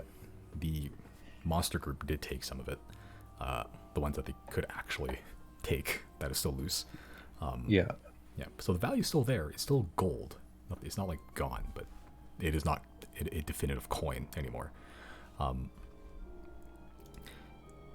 Over the next hour, you begin scraping it and putting the panels into the bag of holding, and the rat guy's helping you. He's not taking any for himself. He got what he needed. As of the next hour, you both pull about good amount of gold. You pull 15,296 gold, roughly, in terms of just slag. Okay. And in silver, you can probably estimate closer to about 27,420 there. How much for silver again? 27,420. So, yeah, 27,420. Okay. Yeah, and that's about the total value you pull from the walls of the next hour.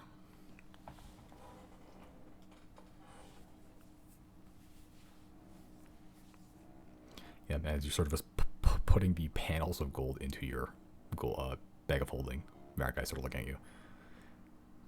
I need a bag like that. Yeah, there's any might be able to find one at a magic shop.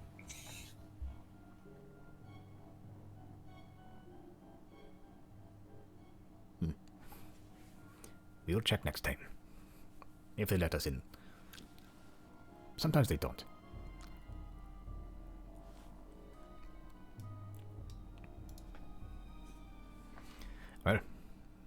You have everything?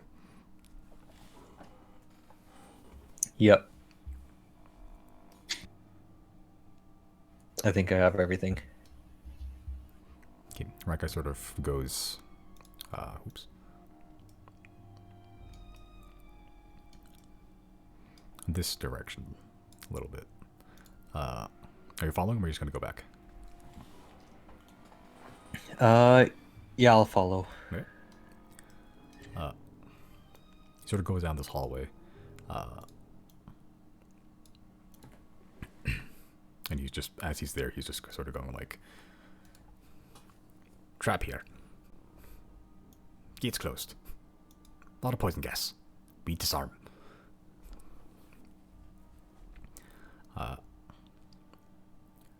He's sort of pointing to this stone door as like he's just looking at you and just pointing to like these some words at the top. Can't open door though. Feel like important, but can't read. No lock. Can't pick. What does it say?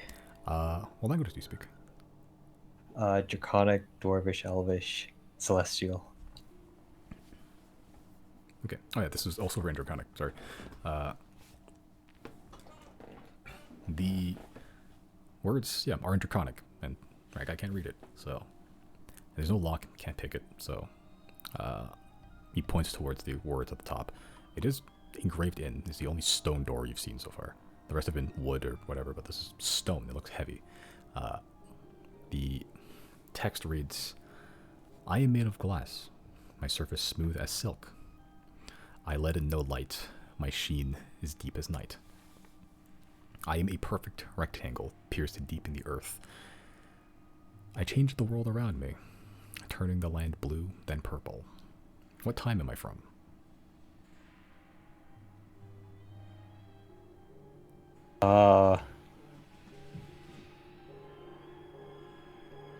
I would know like when the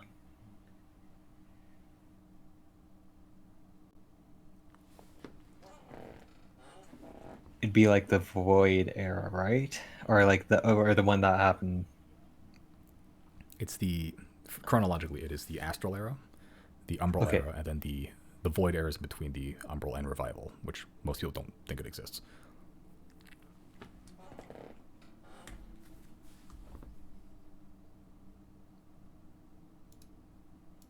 Yeah, I would say the Void era.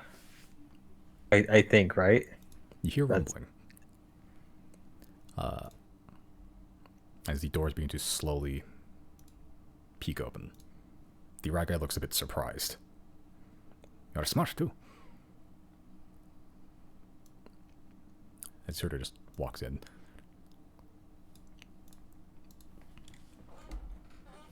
yeah, I'll follow. Okay.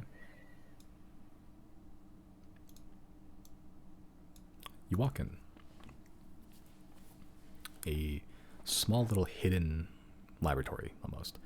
You see a couple papers on a table on the far right of the room. A couple diamonds.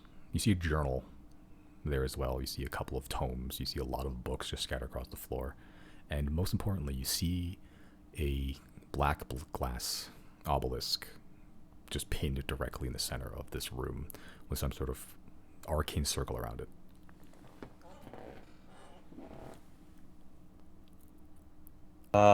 Am I able to study what this circle is, or Make what an the Arcana check.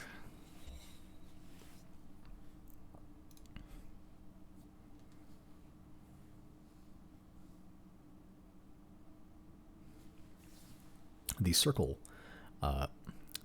is abjuration based. It appears to be that of containing stuff within it.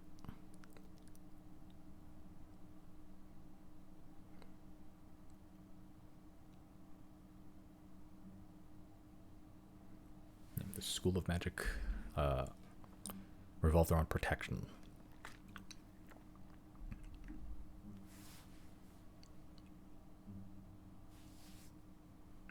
So it seems like this would be this sort of abjuration is containing what's inside the obelisk. something to that effect, or more specifically, Okay. the abjuration circle appears to be containing whatever effects the obelisk may be emitting. Oh, okay, I see. Uh, yeah, I will study this, and I'll actually take a look in the journal and tombs and that sort of thing. I'll check out Okay. all of that. Yeah, so make an investigation check. Like, there's some stuff you'll find regardless because it's pretty obvious, but maybe there's some hidden stuff. You've been rolling not great with. Oh, there we go. Fine, it's all coming back where it counts. The first good one. Where's good one? If there's a moment where you needed a good one, this would be it. So first, up here there are 4 diamonds, like perfectly cut.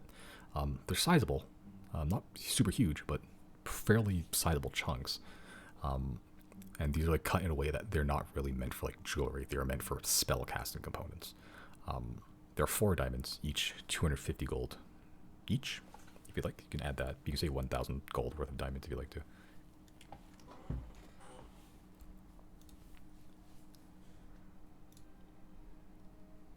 Okay.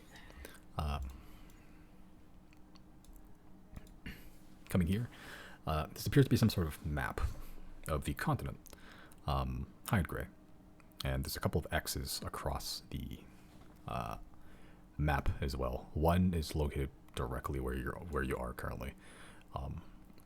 There are a couple of other ones. There's a couple X's in Howra. There's a couple X's in Kaube. A couple X's across the mainland. None in Thane, none in Narset, none in Sant either. But there's just a couple of X's. You're not sure what they mean. Okay. And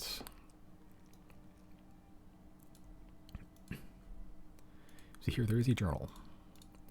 I will give you the handout. It is in Wilderness. Okay.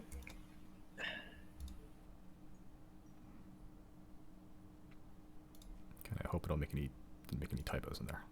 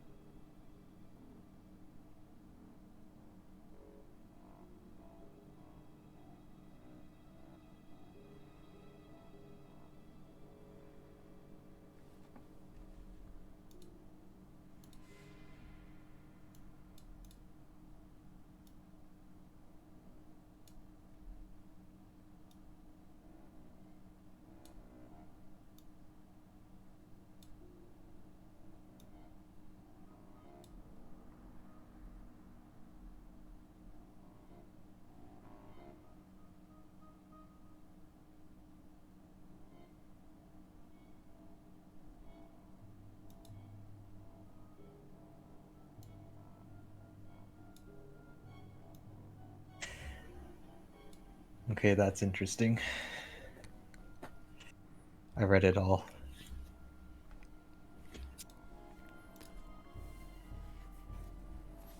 So he was looking for teleport, and then he did teleport. Maybe.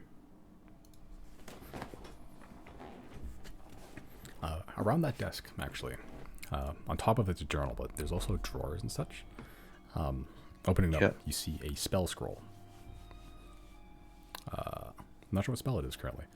You also see on the stand, also on the door, you find 500 gold magic ink.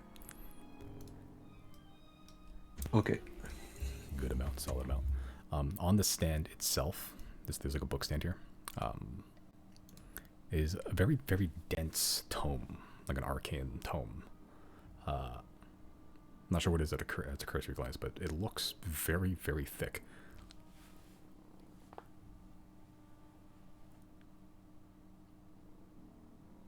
Am I able to check out what the scroll and the tome are? I can cast Identify. Yeah. Okay. As you cast Identify on both of them, the scroll is a spell unknown to you, just even from through reading, but the name pings in your head. Gravity Fissure. The tome. It is magical. It is a magical tome. It is a manual of stone golem.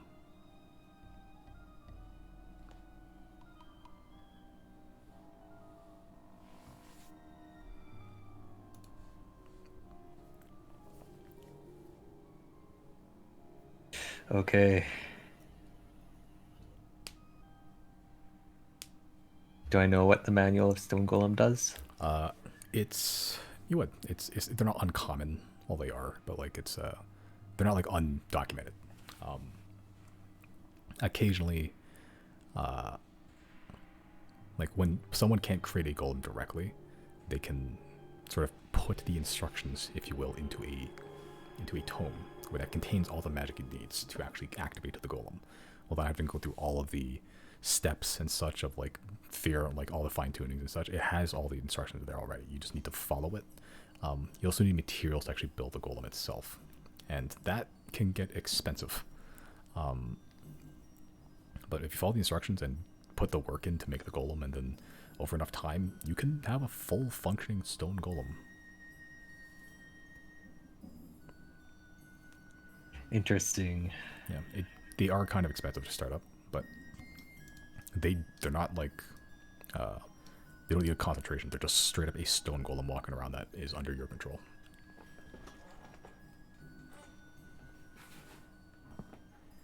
Yeah, the instructions are very specific, but the end of the ritual, as you're sort of thumbing it through, is to burn the book itself and use the ashes of the book to sort of jumpstart the golem.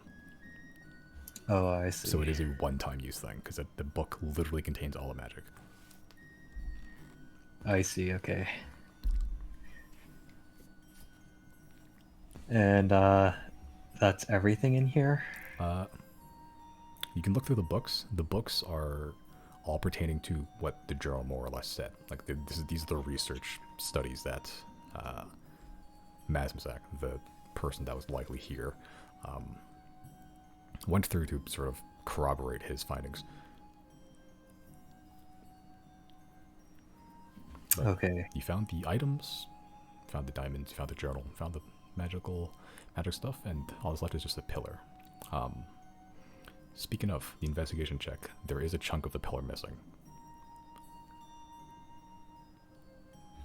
Okay.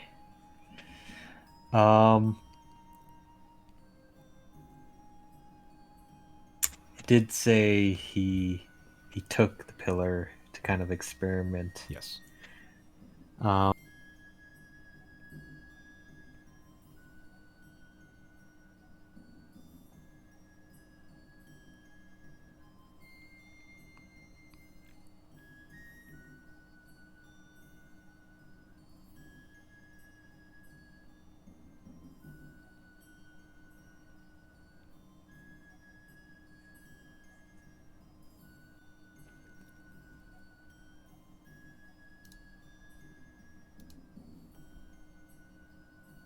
I'm just reading it over again. No worries. Take your time.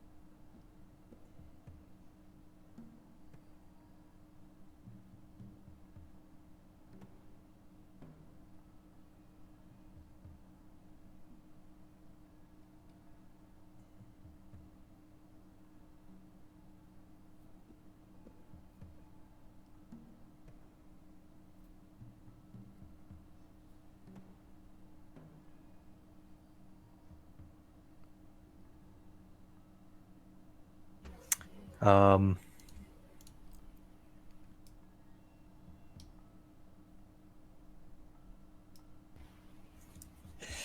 so essentially, he he used the or his goal was to use the teleport spell to um, teleport to the source of the obelisk, basically. From his journal, possibly. That was what he was theorizing. Um,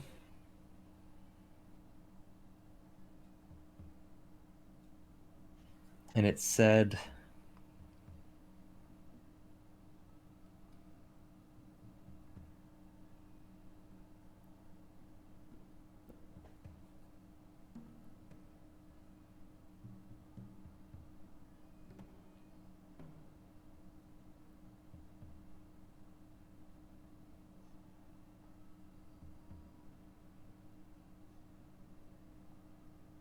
perhaps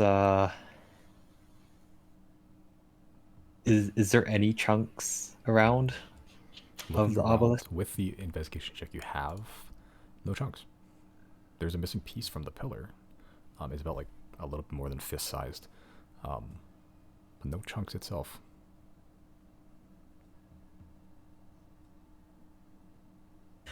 Okay. Can I try and take a chunk off? Sure. How are you gonna do that? I guess I'm gonna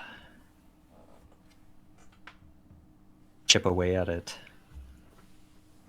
Okay. I'll just conjure up maybe some sort of like 3-foot pickaxe or something like that. Okay. Yeah, it's conjure a more or less mundane pickaxe, but it is magically conjured. Uh, you begin to hit it with a pickaxe. Uh, Make a strength check. As a wizard, I know you're good at those.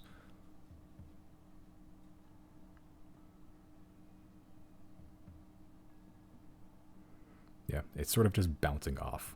It's not even really making a dent, honestly. Like even full force, like swinging at it with a pickaxe, like a pretty heavy matic. Uh, Not even scratching it.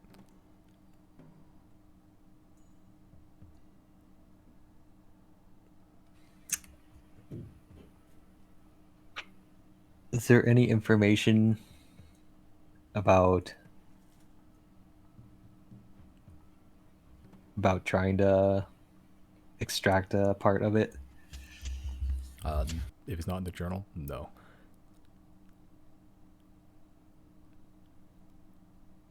The Atneys still have a piece, right?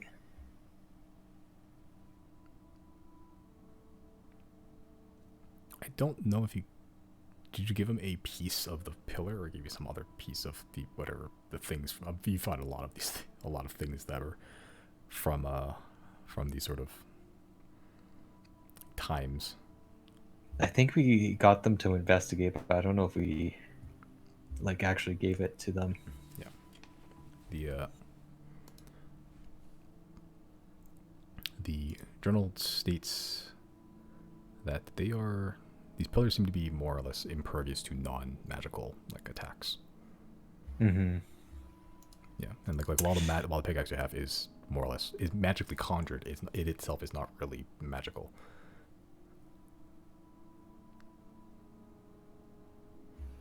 Can I try perhaps I'll cast a magic missile on it and see if it takes a chunk off. Sure, make roll damage.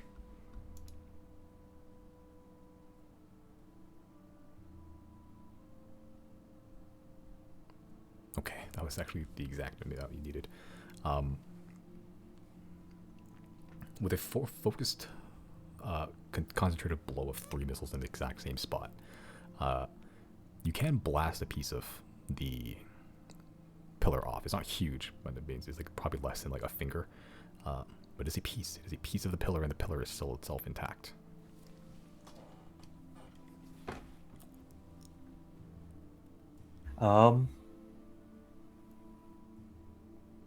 I guess I'll conjure like a glove and pick it up.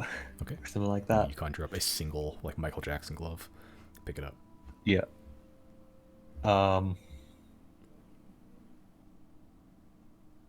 And I'll I'll attempt to teleport. Well, actually, I'll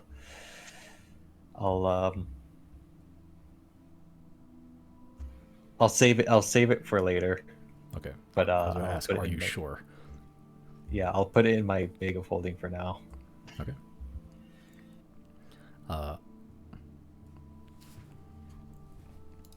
Okay.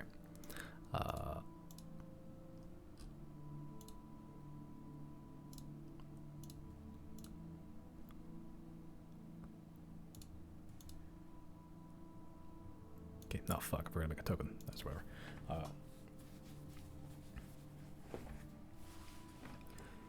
You, as you're sort of doing that, you put a piece of the pillar in your pocket. You see a gray blur at the door.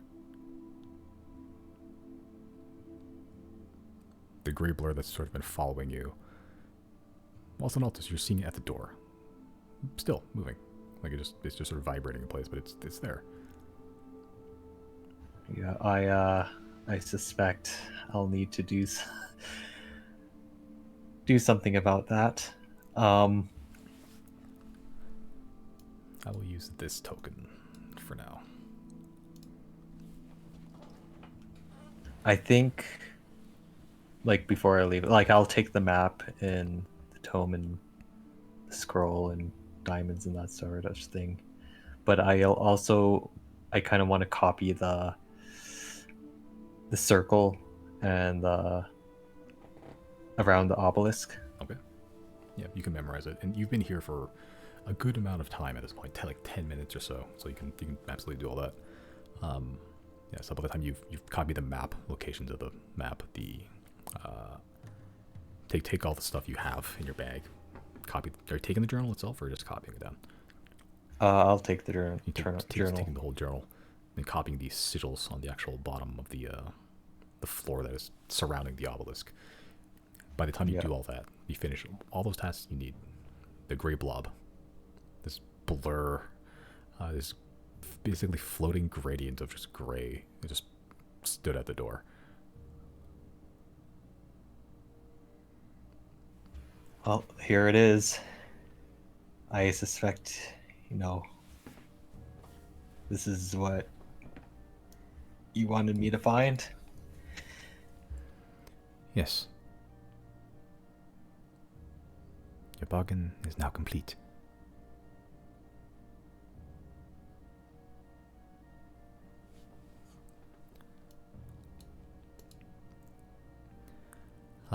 The gray blob is just sort of circling the pillar.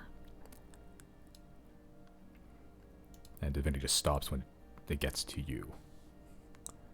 And you don't see any eyes, you don't even see any face. It doesn't even have a humanoid shape. It is just a blob. This gray, vibrating, blurry blob. You may go now. Okay, I'll go. But I'll make sure everything's on my person before I leave the room. Be brief. Once you leave, do not return here.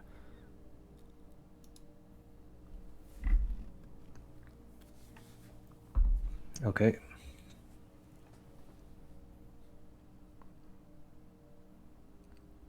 Okay, do you leave?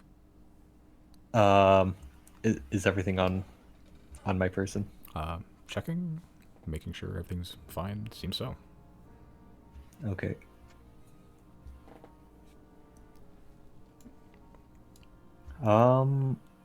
Yep, I guess I'll leave. Okay. Right, as you're leaving, the rat guy sort of just sort of trailing behind you as you're leaving. When you're leaving, you see more of these gray blobs beginning to just funnel into the room itself. And just like, you see 3, 4, 5 of them just fall into the room, not even paying attention to you, if you can even really call it paying attention. So, I suppose that is it. Treasure got. History learned. Yep. And new history to be made.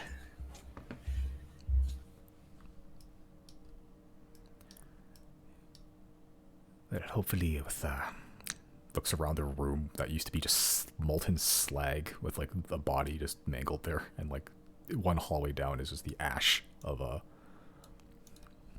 traveling companion for about a day. Hopefully with less explosive consequences. Yeah, I wasn't too smart about that. I think I could have approached that a different way. But sometimes there's sacrifices to be made. Is it possible to go to that other door, or is that what he said? It was like poison gas or something like that. Would you like to try? This door? Yeah, that one. There's a hallway there. It turns to the left. Can I make an investigation check to see what's there? If there's any traps. Make an investigation check.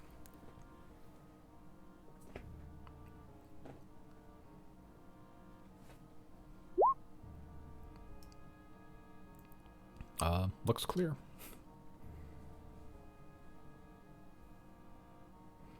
Okay, I'll go down. Okay. The rat guy sort of just doesn't follow you and goes, "You're exploring more." Yeah, I'm just checking out, seeing if there's any other things here.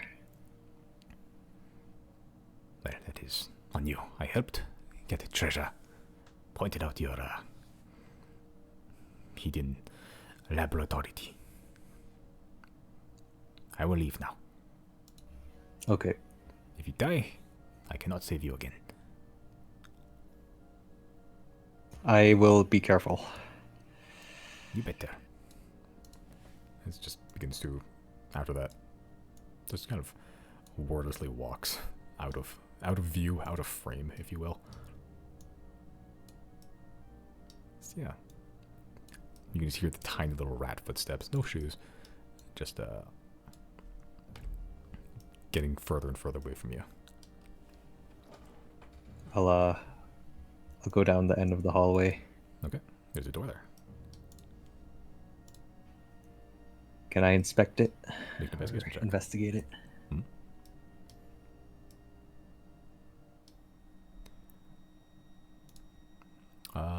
Investigating it, doesn't seem to be trapped.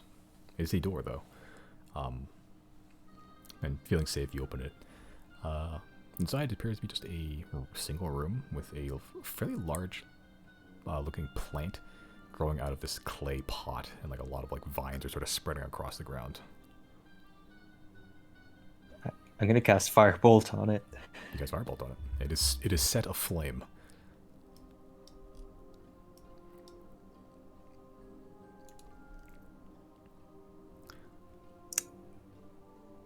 I guess I'll step in. Yep, step in. See, like there's a sign, and there's like a little like red rope barrier around it, with a little golden plaque that says, "Please do not touch the plants." Which you look up, it is now a blazing inferno.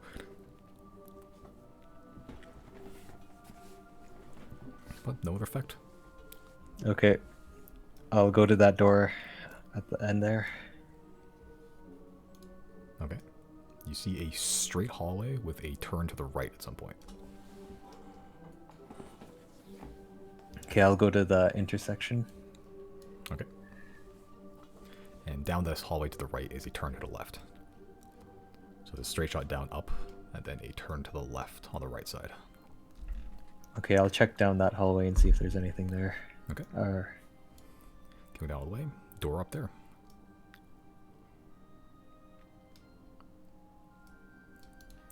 yeah, I'll check for traps down this hallway. Make an investigation check. No traps. Looking for pressure plates, looking for tripwires, anything, ruins. Nope, you're clear. This is like you're surprised because like this is like the one like untrapped hallway that you've seen the entire time. Okay, I'll go up. Okay. There's a door. There is a golden plaque on the door with the engravings in it. That just says, "What is your business?"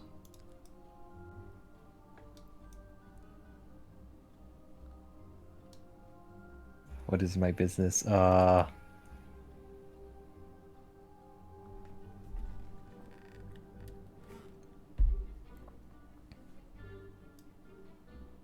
Magic. No response. No saw. No sound. No nothing.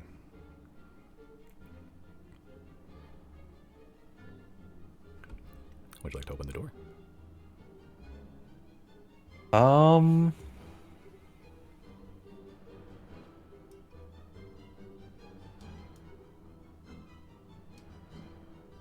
Yeah, except I'll use knock on it.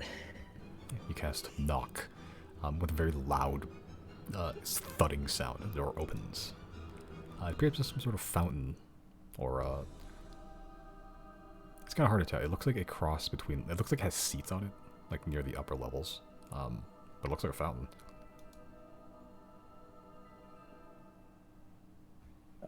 What is the? Does the room have any traps in it? Make an investigation check. Actually, with that roll before, you don't need to. Okay. It's high enough. The room itself doesn't seem to have a lot of traps in it. The fountain itself doesn't look trapped, but like there is like some sort of like hollow seating near the top that looks like it goes up and down.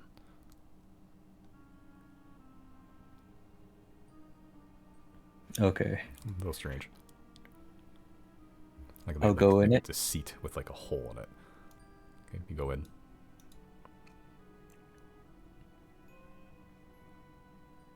You try to keep far from the fountain, just to make sure that nothing jumps out at you.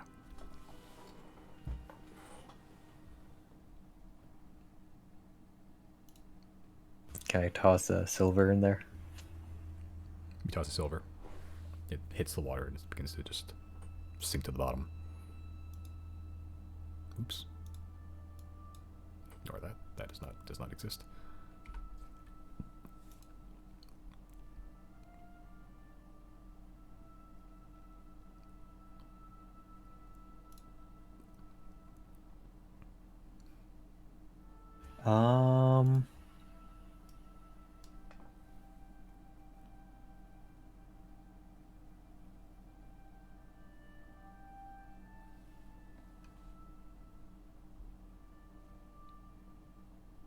Can I try and sit on it? Yeah, you sit on the hollow seat. Yep. Yeah, you sit on it. The water begins to rise up, like towards you, sort of up from the fountain. And you're sort of sitting on the seat, and there's just like this hollow cutout in the center. Hold on. What's your AC? It's 15. Okay. You take 13 points of bludgeoning damage.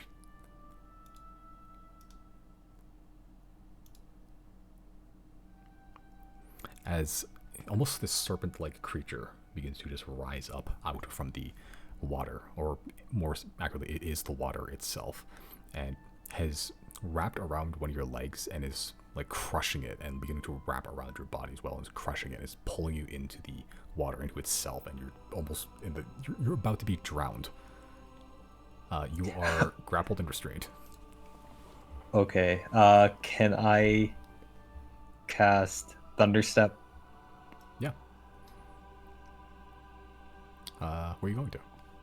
I'll just go as far as I can into the hallway. Okay, so about there. You can roll for damage, but not necessarily because it cannot chase you.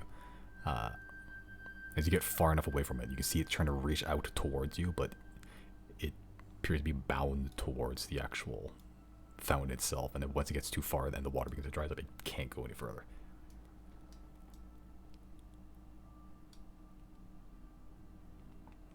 Okay, yeah, definitely not going to go in there. Yep, and after a while, it begins to just retreat back into the water, and it almost looks like it wasn't even there to begin with. Sneaky beaky. Yep, I'll run away, run away from that room. You straight up flee. Okay, and you find your back at the intersection again. I'll go up that hallway up to the top there. Okay. And yeah, I'll investigate the door. Okay, make an investigation check.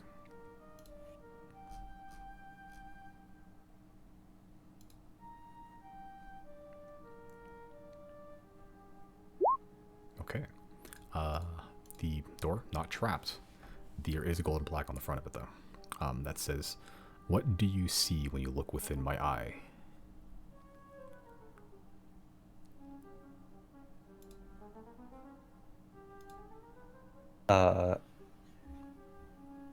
Do I see anything on the letter I? No, it's just the letter I.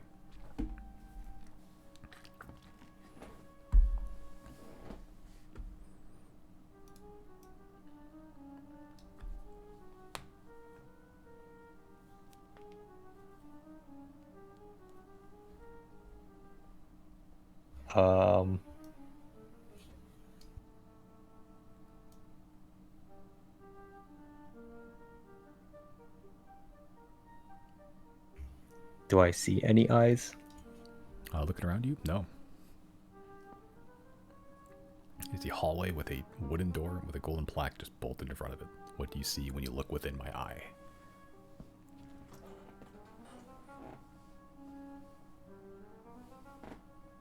Can I try and open up the door? Yeah, it opens up. Inside, you see a bunch of weapon racks, almost exclusively swords, of like the longsword variety, very European, very standard, and some sort of straw training dummy. You also see a skeleton and a lot of bloodstains around this room.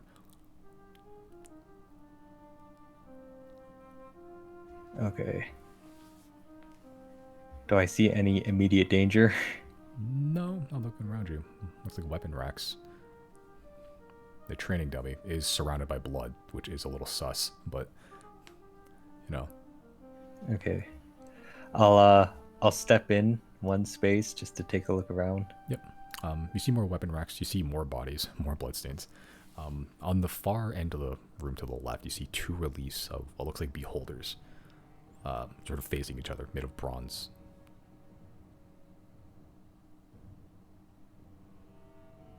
Okay, I see. Um, I think at this point I'll just I'm gonna try and teleport to the other door Okay. on the other side of the room. Dimension door. Um, let's see how far it is. It's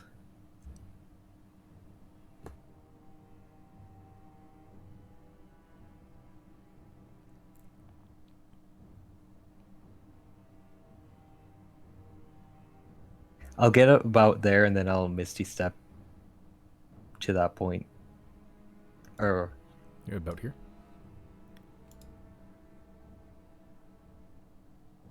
yeah, one more space. Okay, one more space. All right. You cast Misty Step. It doesn't work. You're doing it. You're casting the spells. You're saying the words. It's not working.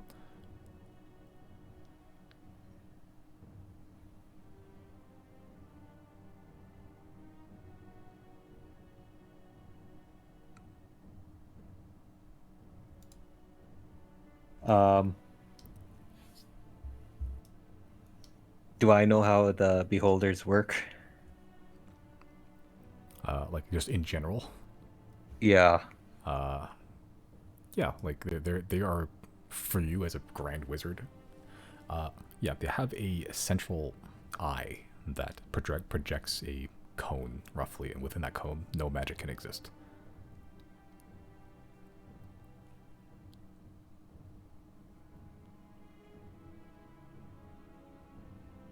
Do I see anything in their eyes? You go up in front of them, and looking in, they're solid. They are solid bronze. They look like a beholder. The jagged teeth, the open mouth, the several eye tentacles, and a single large central eye. Once you go in front of it, you can feel all of your magic items just power down.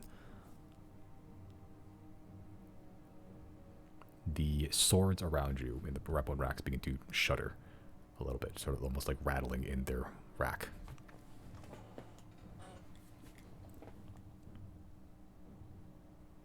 Um, and I just see it bronze in the eye. It's just a bronze relief. It's just solid. There's nothing within the eye itself. Oh, okay. Yeah.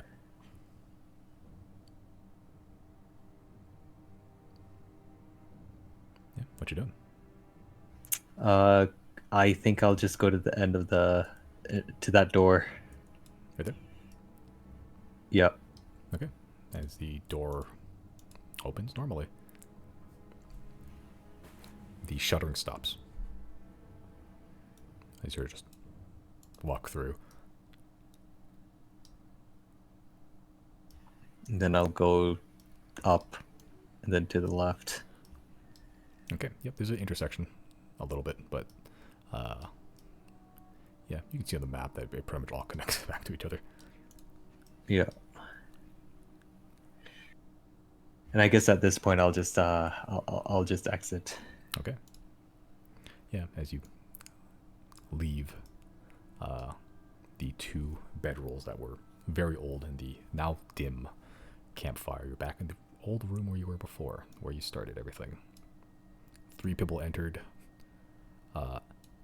4 people left. I guess. Yeah. Yeah, as you begin to just walk out, back out the spiral staircases, the 2-3 minutes upwards. You eventually find yourself back out into the Granal Forest.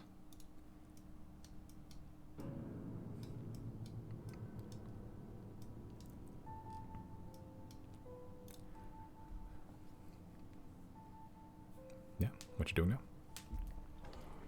With your I think at this okay. yeah, I think I will because I pretty much had a rest, right? Yes, And then you had a full long rest. um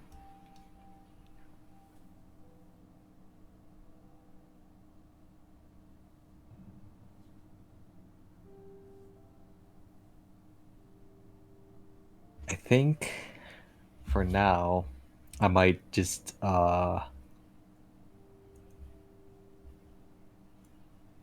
take it easy for now and just kind of digest what I found. Okay. Um, then kind of make preparations for, you know, getting a or creating the spell and that sort of thing. Okay.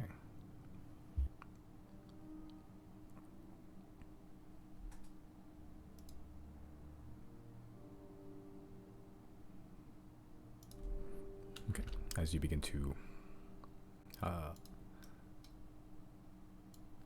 go back home, or where are you going? Or are you going to make your own base? Yeah, I'll but yeah, what I'll do, I'll go to the Silverwood. Okay. Well, actually, I'll go to the Atneys because um, I was gonna look see if they had the scroll for um, Mighty Fortress. Okay. Um, I will say that. Uh, yeah, just because we're running a little long here, I'm not gonna RP the whole Agni thing, but it will take a while. They can get it, but they don't have it currently because it is kind of a high level like spell. It's 8th level, Okay. right? Yeah.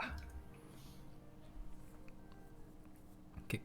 Um, yeah, they can get it for you, uh, but it'll take a while, like a couple of weeks, um, which eventually they bring back, and they eventually do have the mighty scroll, um, which they can sell you. Wait, the look at the base cost here. Uh, done. Jesus, gotta find it.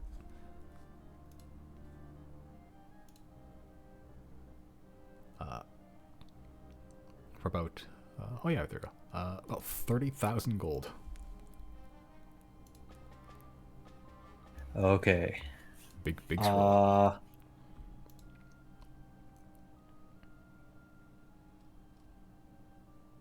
How much is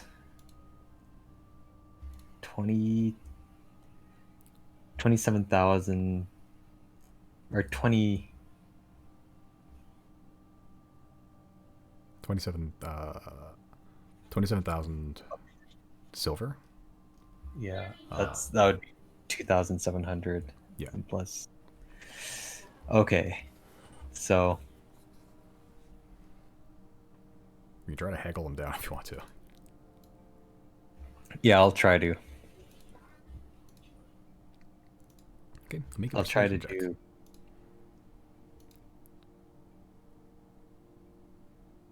Um,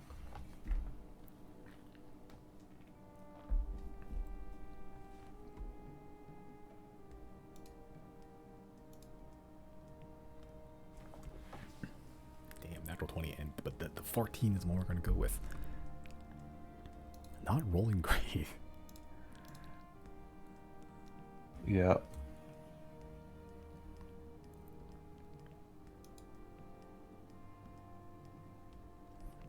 Uh,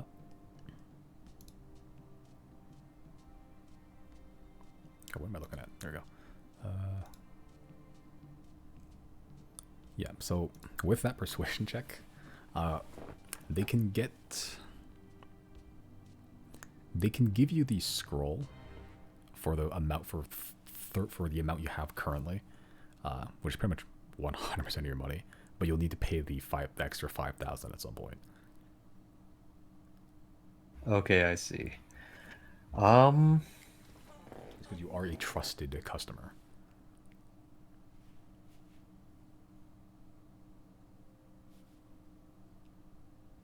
I will. I'll consider it for now. Okay. Um,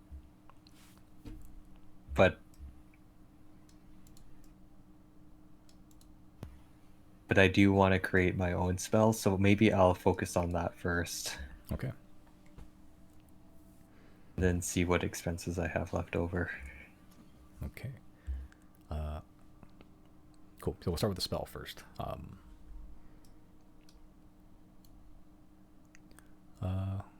Where are you going to be doing that actually? At Prattle's house? Yeah, I guess I'll do it at Fragils. Okay. Cool. So Pragil will not help you with the creation of a spell because he believes that is a very personal wizard task to do, and that is something that you should aspire to yourself. So, roll 3 Arcana checks.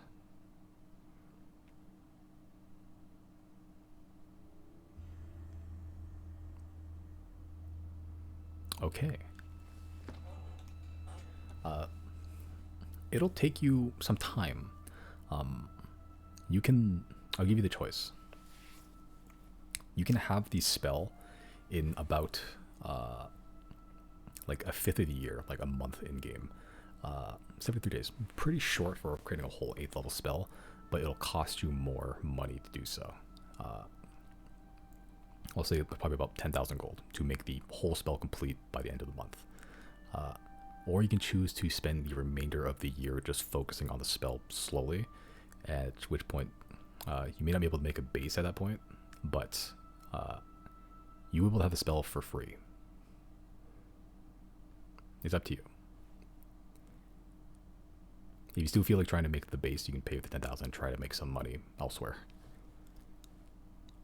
Yeah, I think I'll do that. Okay. All right. So by 1/5 of the year, you manage to, about 73 days. You spend a lot of the time at Pragil's house, just getting your affairs in order, just relaxing with your adoptive father, more or less. And it is some part of you is kind of does miss these whole like just chilling in a wizard's laboratory in his weird eccentric like extra dimensional mansion, just sequestered in the middle of a cave somewhere, and like this strange, almost hermit like lifestyle of just being on your own and just doing magic stuff away from civilization at your own behest whenever you want.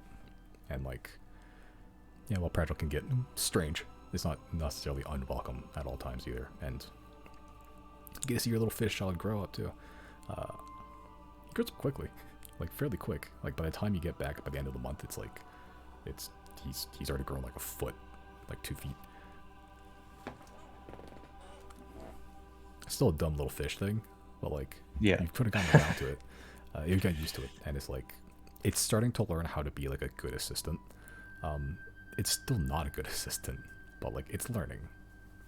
Yeah. Okay, so you can mark off 10,000 for the spell, which you now officially have created. Chrysostomus Killager's chaotic containment.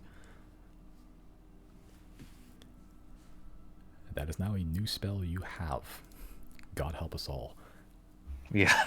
Okay, we still have another 4 months or so to try to make a base. Which, how are you going to make up that money?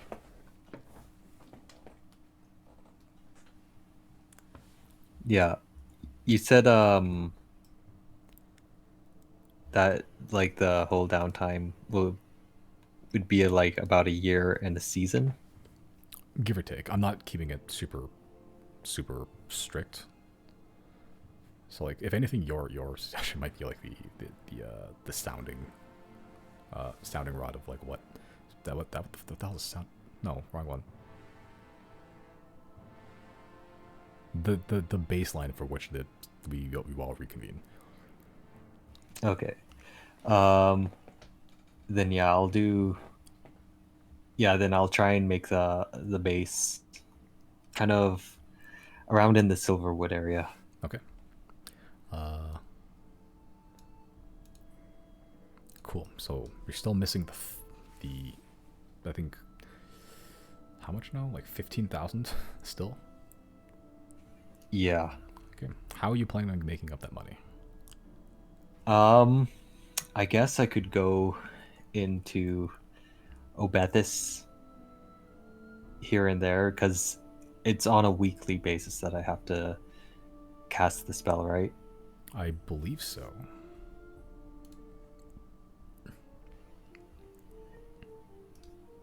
I think you're right. So yeah. So within that time, I'll be Yeah, maybe taking a job in Obethis or something like that, or even Imus or some place like that, Okay, so just and doing odd jobs here and there, left and right, seeing what you can make up.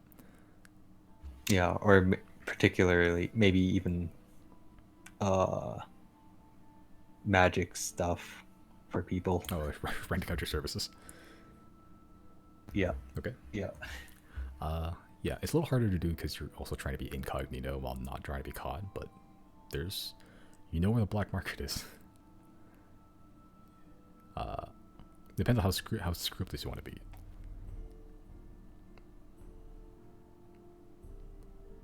Or do you want to stay strictly legit? I'll I wouldn't mind. I think it would be okay to dab a little bit into, To dabble a little bit. yeah. Yeah, into the undermarket and the black market, stuff like that. Underworld. Okay, Maybe they need special plans or something. I don't know. sure. Just roll 2d20s for me, just a base do 2d20. Or two of them, I should say. Okay. So, you're mostly playing up using your arcane stuff, right? Yeah, mostly. Okay, make an arcana check, a base arcana check.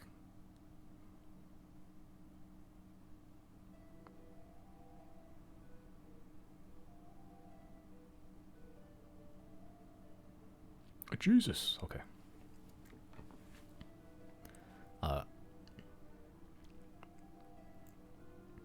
Okay.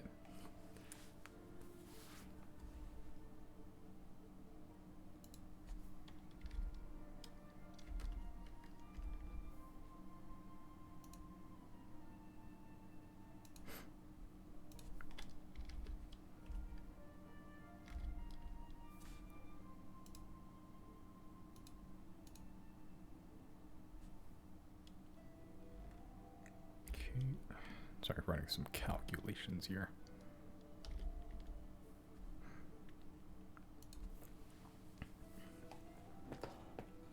Okay. Throughout the rest of the year, and slowly building up your funds, and like you don't need to make the entire thing in one go. Like you discovered, I didn't even think about this honestly. You can do it once, once every couple of weeks, so you can make up the money you need to do it 1 week and just upkeep it for the rest of the year. And you successfully do that. It was kind of lopsided because the rolls were kind of low, but then you rolled a huge arcana check. So that kind of balanced it out. You make about 22,000 for the rest of the year. Okay.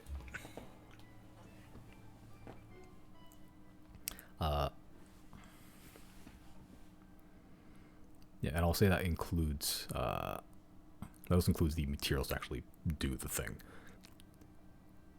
Just because I'll be nice. Okay. Yeah, whether that's scrounging up like just like from favors and stuff, like hey, I need all the stuff I need to, like gems to it's gems, right? Like diamonds or something. I think so. Yeah, I just through like through just straight work mostly. You earn, especially with your high magical talents, just using it to detect magic, identify objects, create some minor magical enchantments for like underworld and above world. Your services become coveted in some way. Not many people hear of you necessarily. That's what 2 roles are for. But for the people that do, they know that your talents are very good and your services are very high quality. They pay a little bit more because of that. So you get enough to pay for the scroll and enough to actually get the materials enough to actually do it for the rest of the year. Okay. So over the next year, you're spending just researching, casting, and working for the rest of the 365 days. that you spend creating your base. And you can give me the details later, but what does the outside of the base look like? It's almost kind of stone walls and just kind of the basic description of what it says, having like the turrets there, and um, I think I'll have one wall that has doors into to it rather than having a door on each wall. Okay. Um, and just kind of surrounded by trees in kind of a clearing. I would have picked the location, I guess, somewhere maybe like a few miles away from where like we left Gary and that sort of thing. Okay, so closer to there. Yeah, yeah, something like that. And then next to maybe like a water source and that sort of thing, and then kind of in a clearing and having trees around it, and then there's yeah, just kind of more stone like, maybe with kind of like fancy engravings around some of the brickwork and that. Okay. Yeah. Then at the excitement is almost palpable as the final day. You have the fortress for the whole year more or less, and you can design it however you want. But on the final day, you know that the final casting of Mighty Fortress will be the final one you'll need, and that the magically conjured stonework and the beautiful engravings on every single brick and the turrets, so that like can just people can stand up and just look at the rest of the forest and this beautiful forest clearing nearby the palm, which is Riley's favorite thing. Yeah, you create a base, a little hideaway from the rest of the world, away from most civilization, and certainly away from most prying eyes. Um, I think I at the like the end of like when I finish building it and that sort of thing, or maybe during like, or actually probably at the end, I'd like to try and do the mystery teleportation circle. Okay. Yeah, hold on.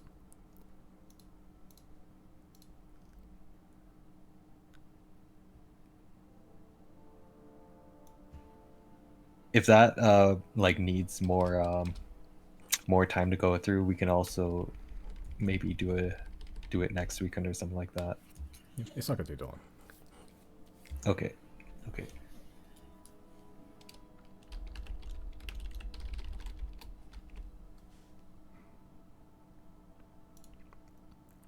Okay, so the final week, you cast the teleportation circle. Uh,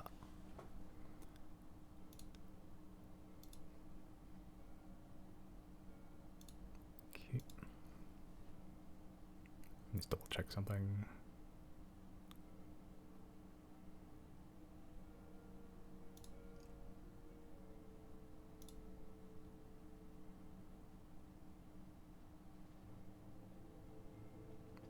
Okay, as you sort of just find this mystery teleportation circle, just wondering where it leads. It was found in a book in the middle of Prattle's library, just on the end. Just a random teleportation circle. I sort of cast it. You teleport, unknown to where, and even when you teleport there, you don't even know where you are, really. You're in some sort of underground vault. It is almost perfectly domed, made of stone.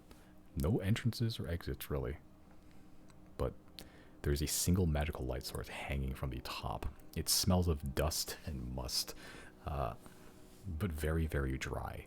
Like this place hasn't been opened or even like seen light in who knows how many years. This domed stone chamber with one hanging light affixed at the very center at the top. Also, directly in the center is a chest.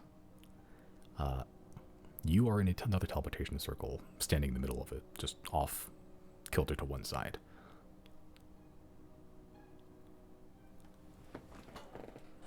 But there is just a single wooden chest in the middle. I will. Yeah. Well, actually, I'll. You know, detect magic to see if it's magical.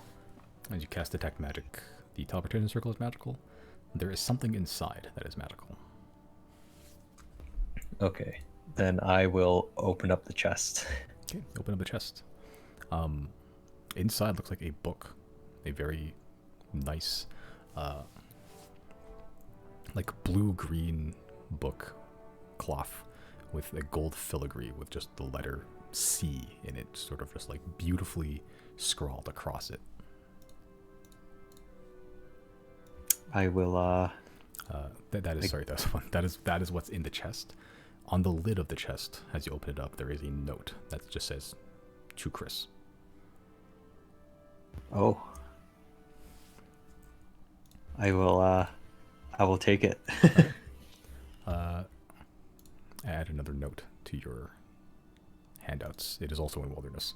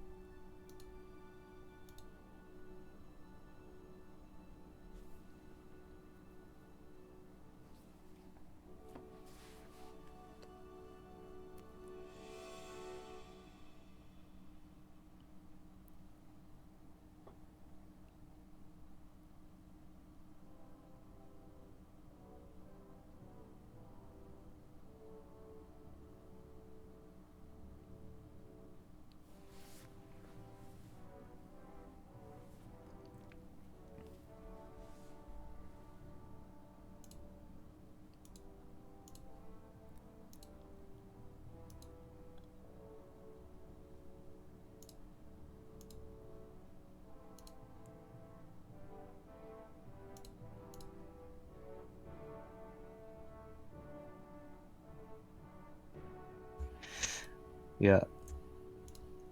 He says, "Daddy number 2."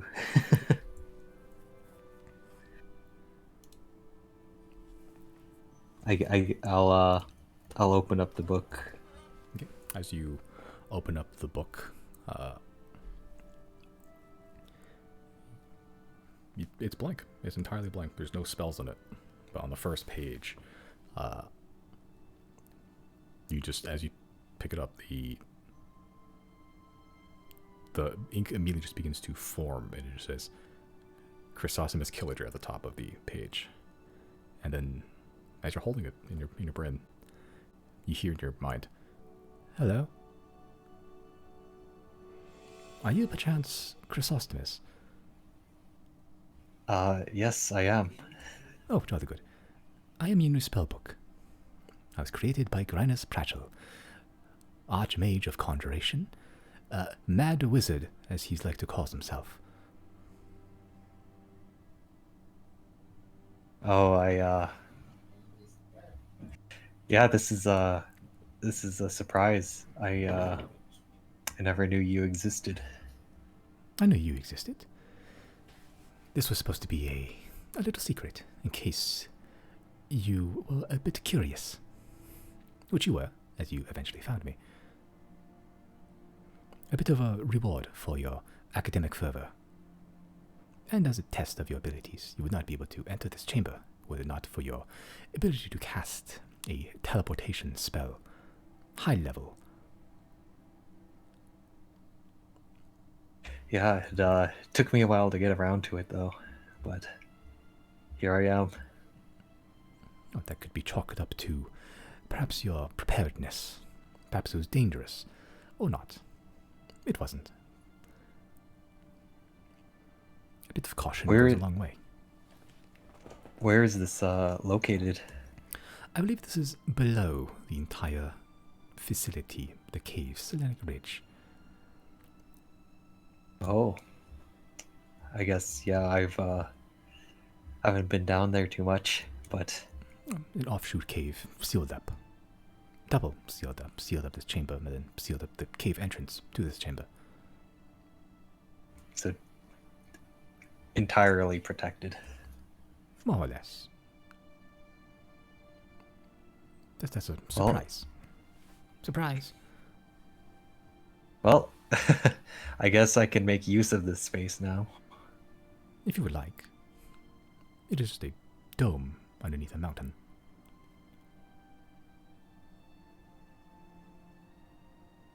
But I guess I could copy my spells into here.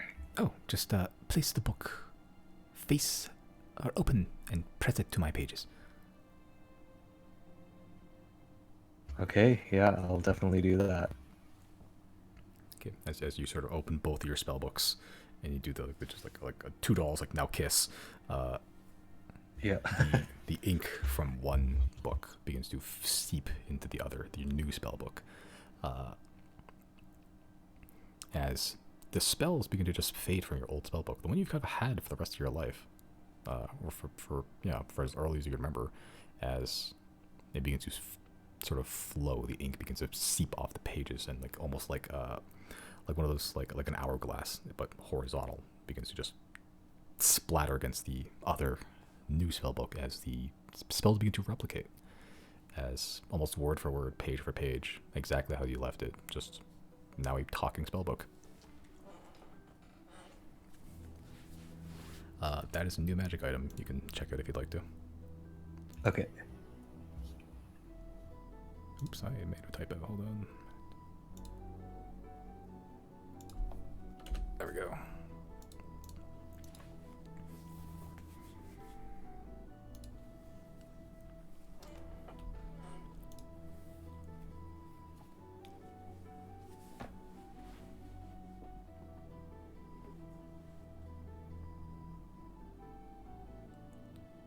Awesome.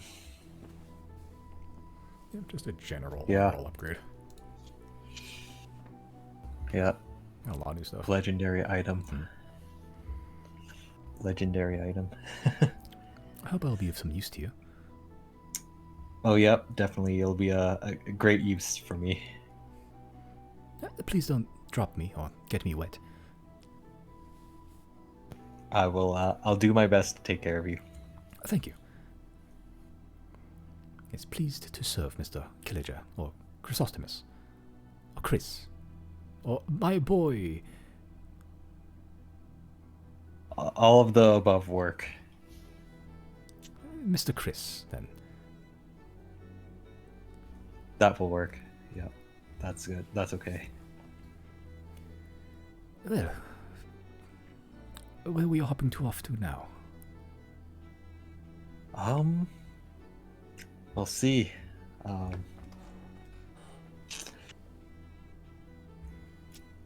Just more exploration and adventure, I guess, awaits. Oh, jolly good. And discovering secrets.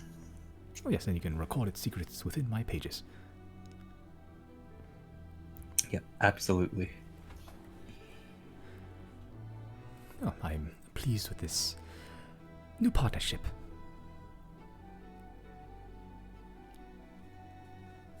I'm excited. Excited to see what comes.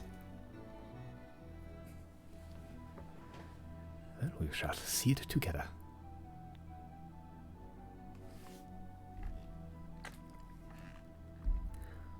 And then I guess I'll leave the dome. Okay. The dome room. All right. As you leave, return back to whence you came. Yeah, and back to your new home. Your home away from home. Your little keep, which you can also name if you'd like. You don't have to today if you want to. I was thinking of it kind of, I don't know, maybe I'll think of a name, but something to do with the Zodiacs. Yeah, sure. Yeah, don't have to do it today. Yeah, is there anything else you'd like to accomplish We've been going for almost 5 hours.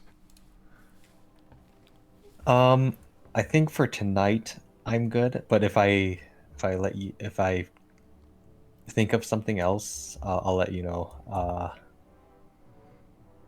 Okay. But for now I'm good. Okay. Okay. Yeah. Side note, at some point earlier-ish, like after a couple of weeks into your spell crafting, well, a couple of days actually, you get a message from Riley on the text chat, the group chat. Okay. A little fish shows up. Would you like to answer it? I will answer it.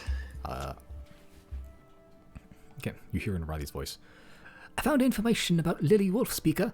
Turns out, old monarch of Hara.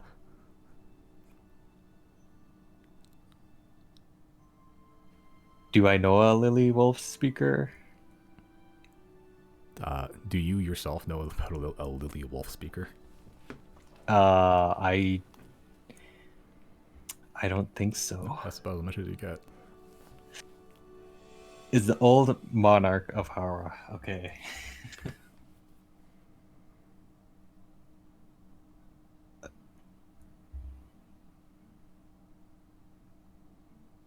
Yeah, I guess I'll just say, I know the secrets of Maz Mazak. Okay.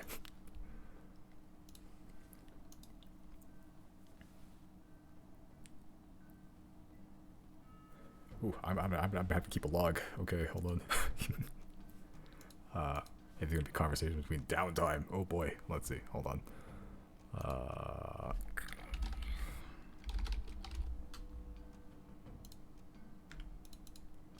Oh boy. Oh, this was not what I.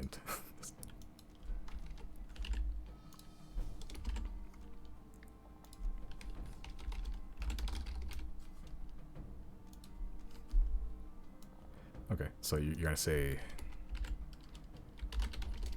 What'd you say? I found the secrets of I know. Mazazak. Yeah, I know the secrets of Maz Mazak.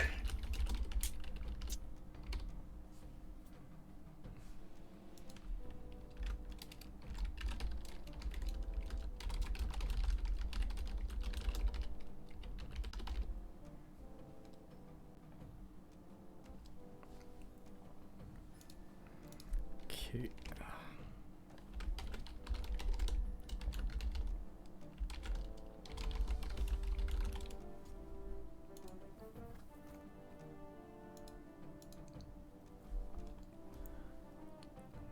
Okay. Bone has asked me to text him whenever someone messages. Okay.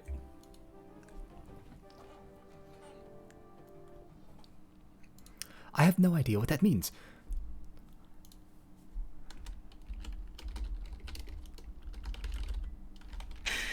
This is gonna be a nightmare to keep track of. I'll just leave it at that. Just make it kind of cryptic. Okay. That'd be funny. That's gonna be very funny, actually. Okay. Is there any final things you'd like to do for this downtime? Well, Chris does feel bad about Clover and Charm. The lucky strikes. They're kind of collateral damage.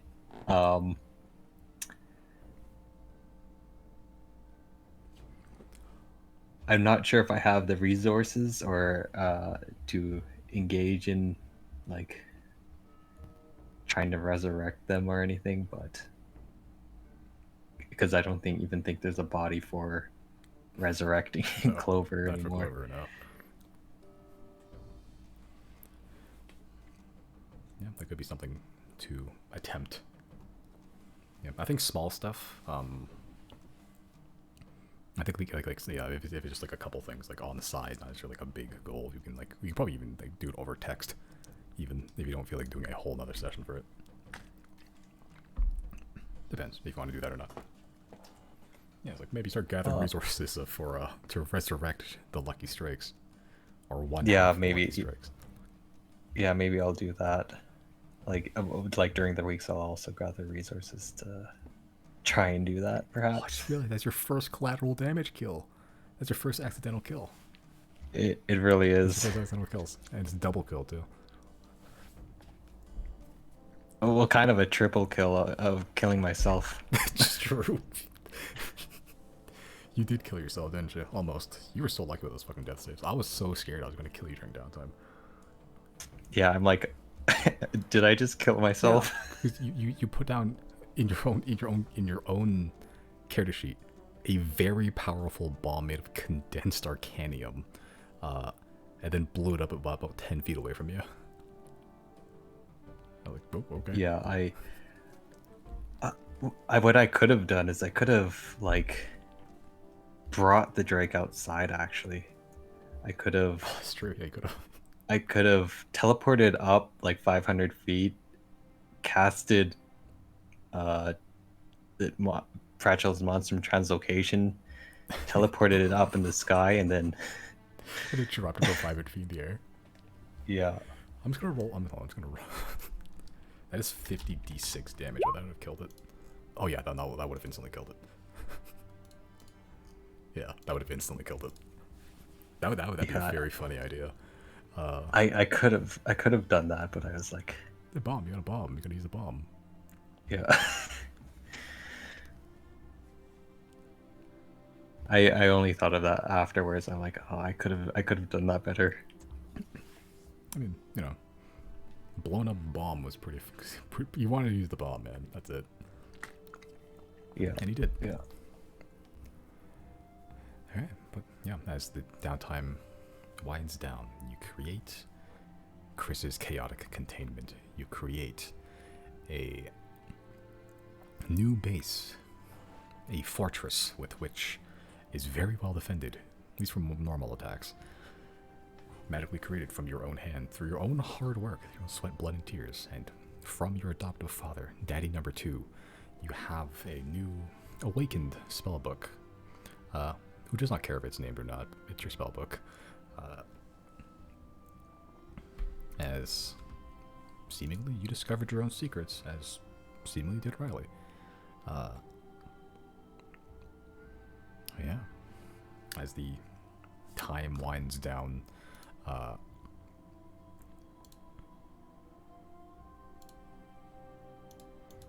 you get near the end, the final few weeks of your downtime.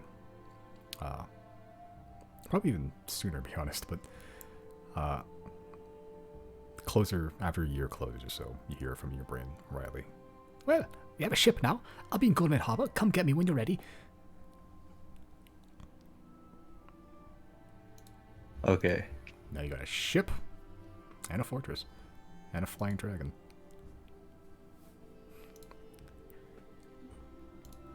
I guess that's where I'll go when we're all gonna meet up. Okay.